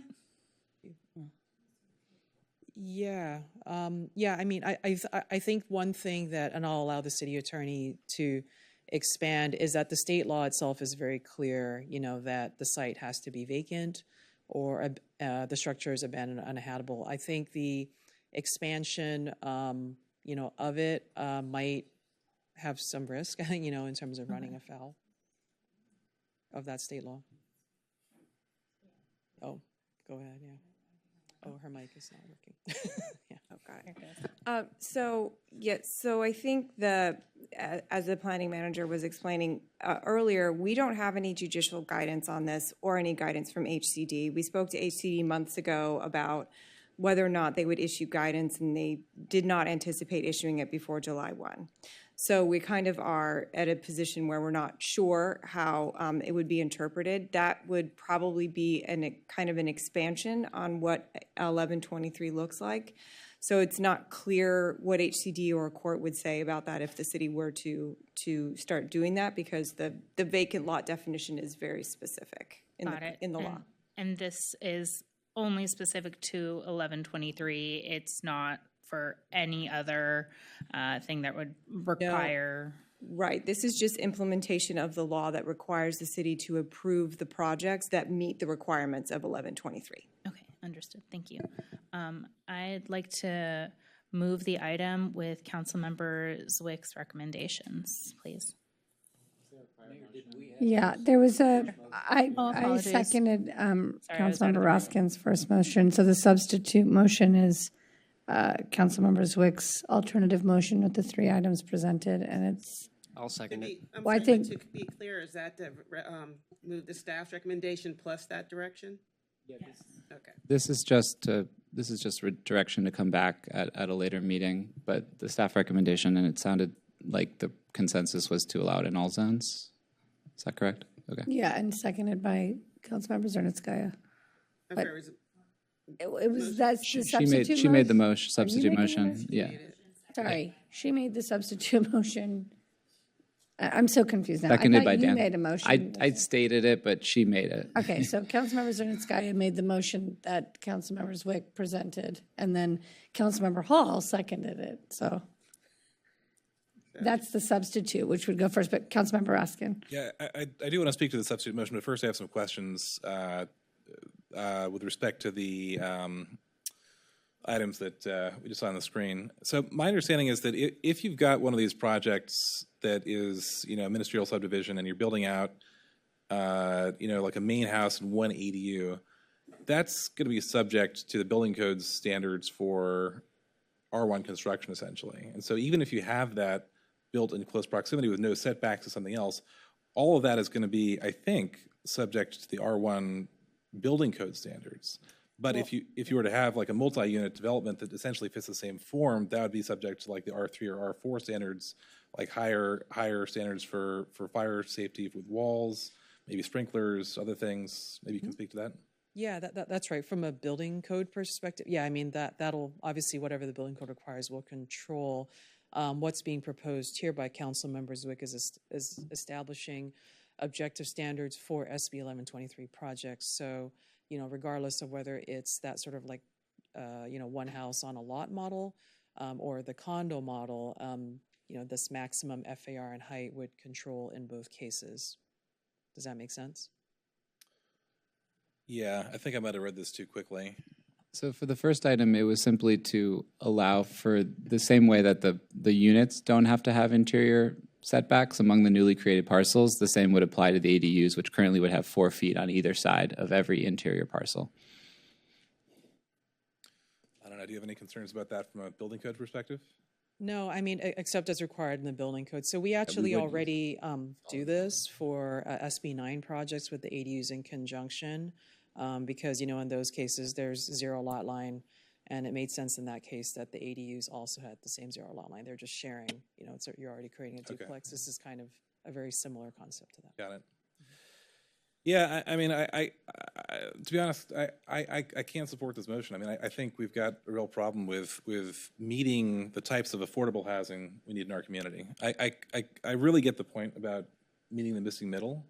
I think, you know, as we've seen from the numbers, you know, we've got thousands and thousands of market rate units coming online, but it's not meeting the missing middle that we're getting. We need inclusionary units, and I really urge us to figure out a way to do it. If we don't do it now, we got to come back at some point in the future and figure this out. Hold on, sorry, let's just. Well, and honestly, exempting projects from in lieu fees. I mean, guys, we're desperately in need of trust funds. We just had a project that you know, we debated you know, at Virginia Avenue, where you know, we really desperately need these funds. I urge you to not exempt in lieu fees here, and really, I think we should send this to the Planning Commission and figure out how to get the inclusionary units that we need. I agree. I don't know what the emergency is, and as you were discussing, and I don't want to go back and forth. We can call the vote after this. Just when we look at what we're talking about, townhomes, 3 stories, bedrooms on top. I don't know who that. They're just McMini mansions, and they're on land that's extremely expensive, and so we've gone round and round. So I also can't support that motion and support the comments made by Councilmember Raskin, but we've got the substitute on the floor. I think everyone's clear on what that is. Well, could I ask for a friendly amendment to not exempt projects from in lieu fees? That's not friendly. Sorry. No, that's not friendly. Okay. Councilmember Zernitskaya? Yes. Councilmember Snell? Yes. Mayor Pro Tem Terosis? Yes. Councilmember Raskin? No. Councilmember Hall? Yes. Councilmember Zwick? Yes. And Mayor Negrete. No. Item 16A, request from Santa Monica Library Board to assign, I'm sorry, are we done on that one? Okay. Yeah. Sorry, I'm ready to move on. Sorry. Item 16A, request from Santa Monica Library Board to assign a council member as the board's council liaison. So in accordance with section 15 of resolution number 11510, a board or a commission can, or at least ask that a council member serve as a liaison. The library board had made such request last year. The council member who was selected is no longer sitting on council, so they have made the same request this year for a new liaison. Does somebody want to nominate themselves or someone else? Councilmember Zernitskaya. I had a question to pose to my colleagues. Would folks be amenable to asking, I know we have the boards and commissions study coming up to evaluate just existing boards and commissions and structures, blah, blah, blah. Would folks be comfortable asking that we look at potentially providing liaisons per, this kind of request within the context of that study? But like, as in not appointing someone tonight and waiting until we do that study? Yeah, because I'm just concerned, like if we appoint a liaison like tonight, then we might, there might be a lot more commissions that come back and ask for liaisons, and not everybody might have the same availability of time, so there might end up being a situation where a single council member ends up being liaison to 5 things. Like a bunch of boards and commissions. I think that's just a personal. The resolution actually precludes that. You can only serve on 2. 2, yeah. Okay. And so far, we've only received one request, and it's been from the library board. Yeah. And I would just say that everyone should just assess their desire, need, and, and what is the time? How many meetings? You don't have to attend any meetings. No, but- There's no requirement. It's just. What they would like for the Right, person. Yeah. But how often do they meet? Once a month, Okay, for regular meetings. Thanks. and it's in person. Correct. Okay, So, Councilmember Snell. so I strongly urge, I mean, we go to a lot of meetings, and I strongly urge us as council members to visit our boards and commission as much as possible, learn from it. But actually assigning someone to the library or any particular commission, I tend to not support that, because I don't want to get into a situation where a council person has undue influence on the commission's ability to discuss it. And I think what we want from our commissions and from our boards and commissions is to bring us information, to bring us ideas, to bring us questions that we can deliberate on and really make some decisions on. So from my standpoint, as much as I believe that we should visit all of the boards and commissions when our time allows, to actually identify each of us on a particular board or commission, or actually appointing someone to the library board, I think really affects how things are discussed with those boards and commissions when they come to us. So I was just about to nominate you, so I'll take your name off. take it off. It's true. So that's just my opinion on it. All right, Councilmember Hall. Sorry, forgive my lack of knowledge here, but there's a resolution that establishes a liaison program currently. Is that accurate? It's in the board and commission's resolution, or policies and procedures resolution. It's resolution 11510. And But nobody exercises it, you were saying? so far, the library board, I believe, has been the only one that actually made the request. It's not a requirement. Council, if no council doesn't want to do it. It's they don't have to do available. it. Yeah. So they're asking for it, but if no one wants to do it, Understood. Okay, thank you. I move that we reject the request from the Santa Monica Library Board for all the reasons previously stated. I agree with. Okay, I mean, is that, voice vote? sure, all in favor? Aye. Aye. Aye. Any opposed?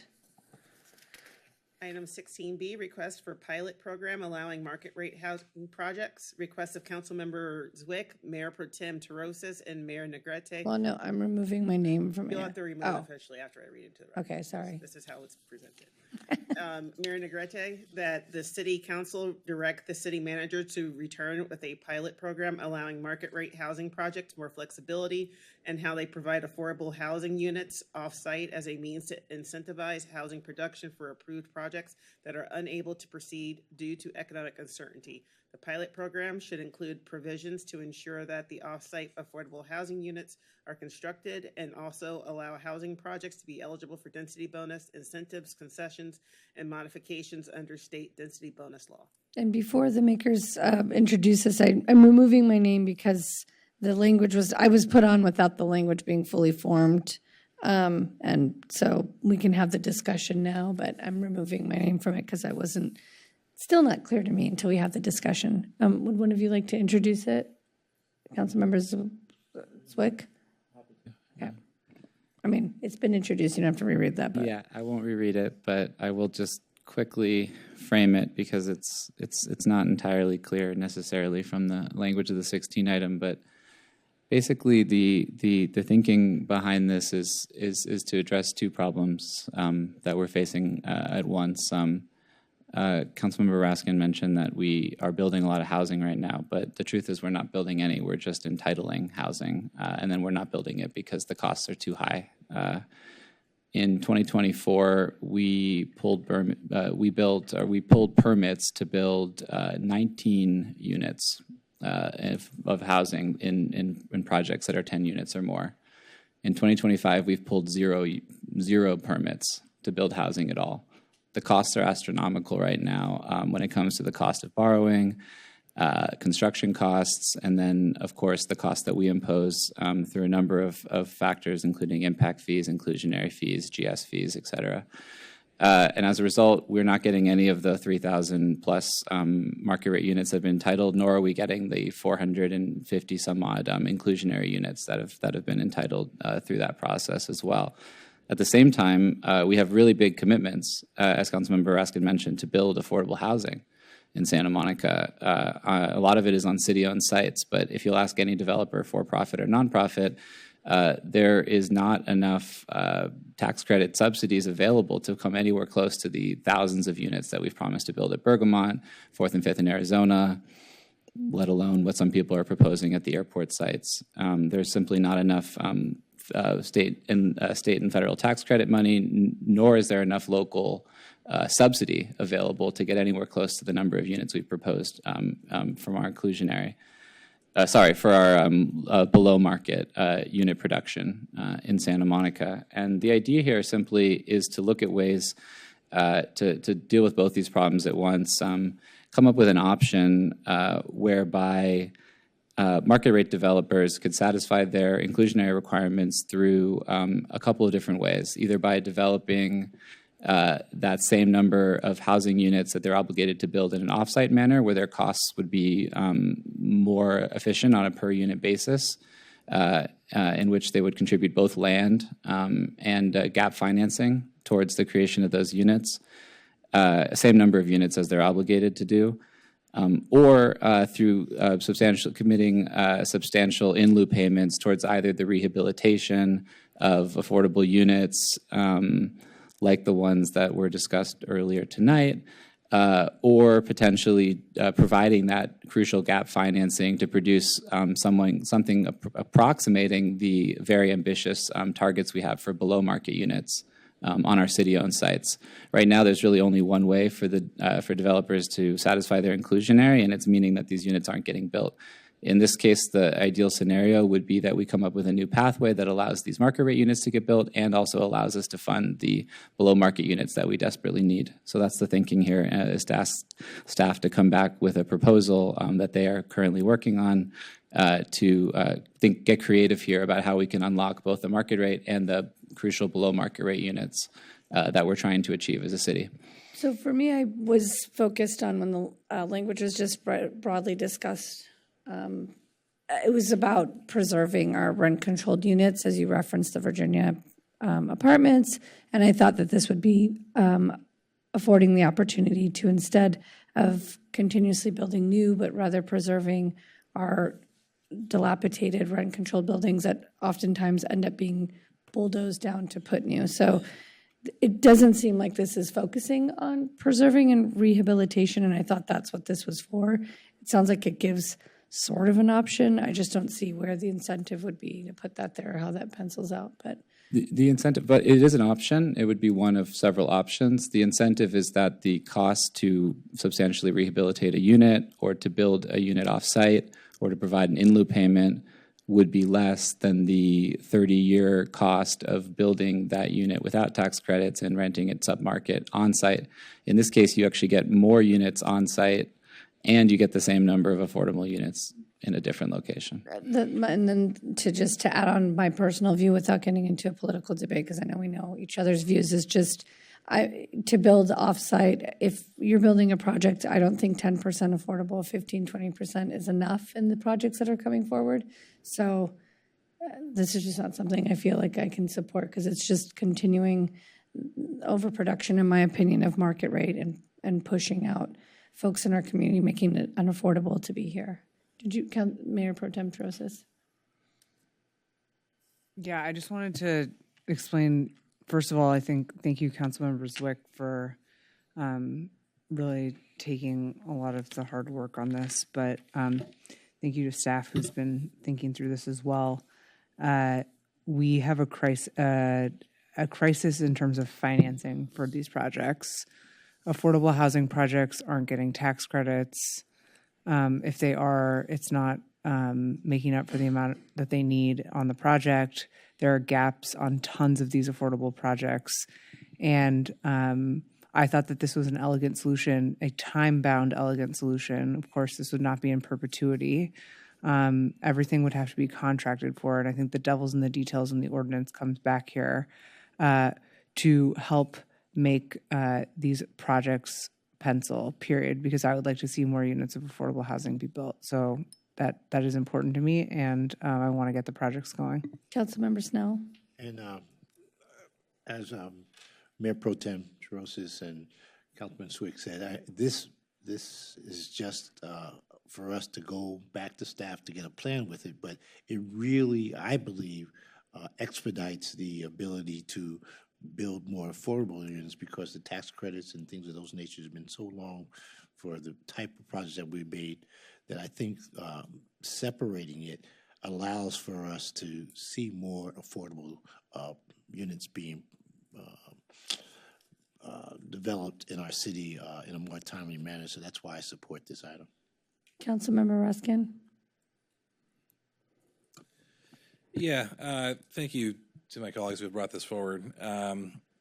You know, as you probably heard from the last discussion, you know, I'm supportive of programs that can get us more affordable housing than less. I've seen in other jurisdictions where folks have in lieu fee payments of, say, $150,000, you know, that would otherwise pencil for an affordable unit 20 years ago. But today, given labor costs, construction costs, interest rates, it gets you less than a tenth of an affordable unit.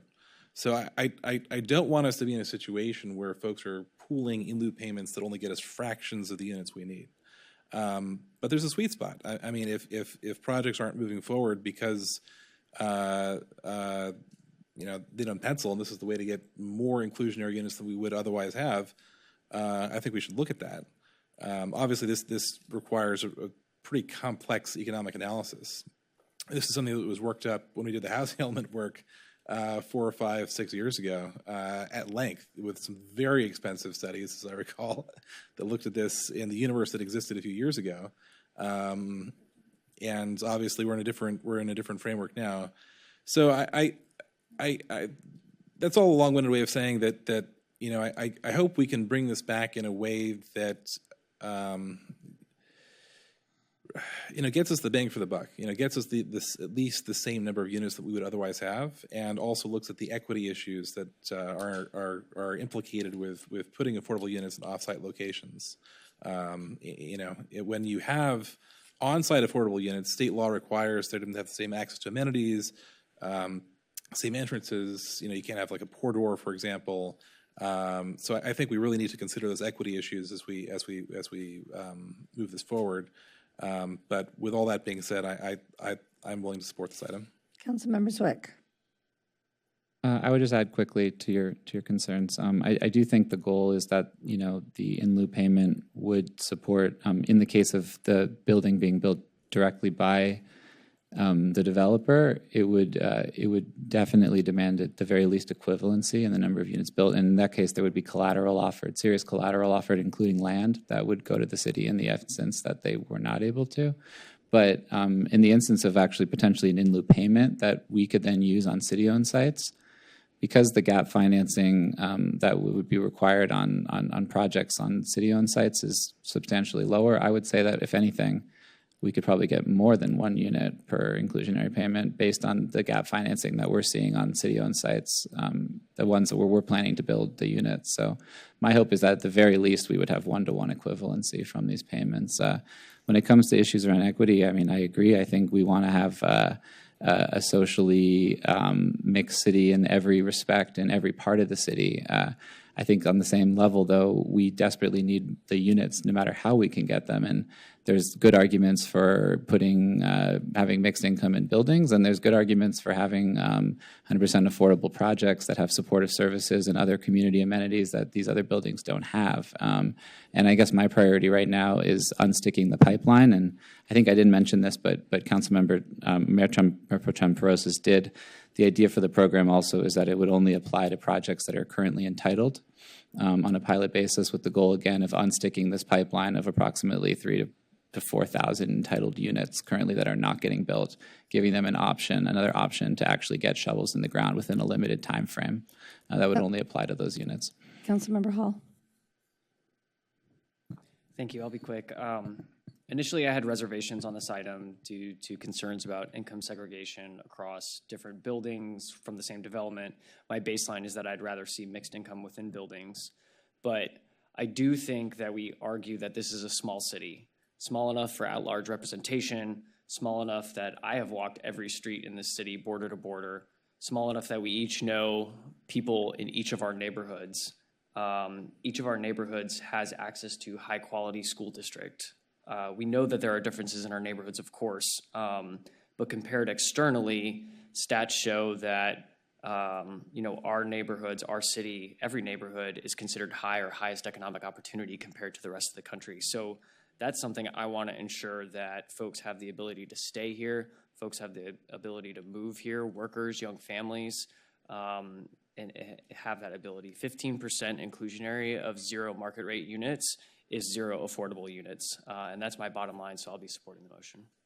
I just want to add that whenever we bring these motions forward, I would really like to eventually look at, and maybe it's not in this item, is we talk a lot about how things are penciled out or not penciled out, and at what point are we going to daylight investors and developers' books and really see when they make their money back? Is it not penciling out because of cost of materials and labor and prevailing wage? Or is it not penciling out because people have to make back their investors' money within a certain timeline? We don't have to go back and forth about it. We're just giving direction, but that's just my comments are that there's other concerns and other ways I think that we should be looking at who's developing. We just saw earlier how oftentimes all of a sudden people come back with lower quotes that weren't given before, and I often wonder, what is it that's not making it pencil out? I mean, I've talked to developers before who've told me how they have to make back all the folks that are putting in the money to develop these projects in a certain timeline. And sometimes I think that type of pressure when we're putting roofs over people's head is often what causes it not to pencil out as well. But I know that this is just direction for tonight, so it sounds like we've got a motion. There's not really, did you want to add something to it, Councilmember? Oh, only that, the main determinant of returns, it's determined by the institutional investors, and the main determinant is often risk. You'll see in different states where entitlements are a lot easier to get, that the returns demanded by capital can be as low as like 12%. Whereas in California, because it's a really high-risk environment for housing projects that often get sued, installed, and don't often come and take years to accomplish, at which time capital costs can increase and construction costs can increase, you see that 18% is typically the return that's demanded by capital. That's not actually the money that's demanded by the developer. That's the money that's demanded by the pension funds and the other institutional investors that are the ones providing the equity for these projects, things like CalPERS and various pension funds around the country.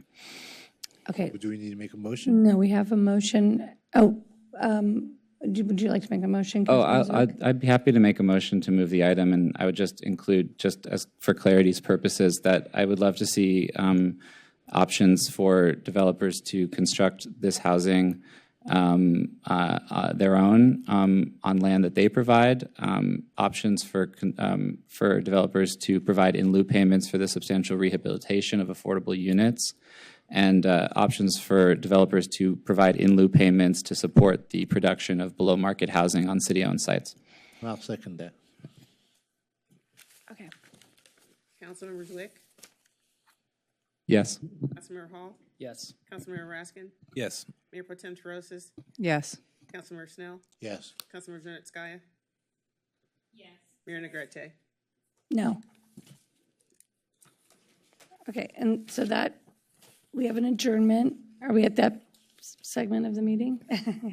So we have an adjournment tonight in memory of Marty Rubin. Everyone knows Jerry Rubin. Marty is Jerry's brother. So tonight we adjourn our meeting in the memory of Marty Rubin, a devoted environmental advocate whose tireless efforts significantly shaped our community's approach to air quality and public health. Marty was a longtime resident of Santa Monica, living just under a half a mile from the Santa Monica airport. He first became aware of the serious environmental concerns in '97 when he noticed foul odors and persistent noise in his garden stemming from idling private jets. In 2003, alongside his wife Joan, he co-founded Concerned Residents Against Airport Pollution. The acronym was CRAP, an organization that became instrumental in educating the public, organizing community members, and advocating for meaningful policy change. Through CRAP, Marty brought scrutiny to the health risks associated with the Santa Monica Airport, including air and noise pollution, and built lasting alliances among residents, environmentalists, and elected officials. His leadership galvanized efforts leading to public hearings, municipal ordinances, and a broader dialogue about environmental justice and community welfare. Marty's unwavering dedication transformed CRAP into a powerful voice for cleaner air and safer neighborhoods. His advocacy not only shaped the trajectory of Santa Monica's environmental policies, but also left a legacy that inspires ongoing work to protect our community's health. Marty Rubin stands as a testament to how one's individual passion and commitment can lead to profound change. Tonight, we honor his memory and extend our deepest condolences to his brother Jerry, family, friends, and all who continue his mission. May Marty Rubin rest in peace, and may his vision for a healthier Santa Monica continue to guide us. And with that, thank you. We will be back in session June 24th at 5:30 p.m. Thank you, Santa Monica.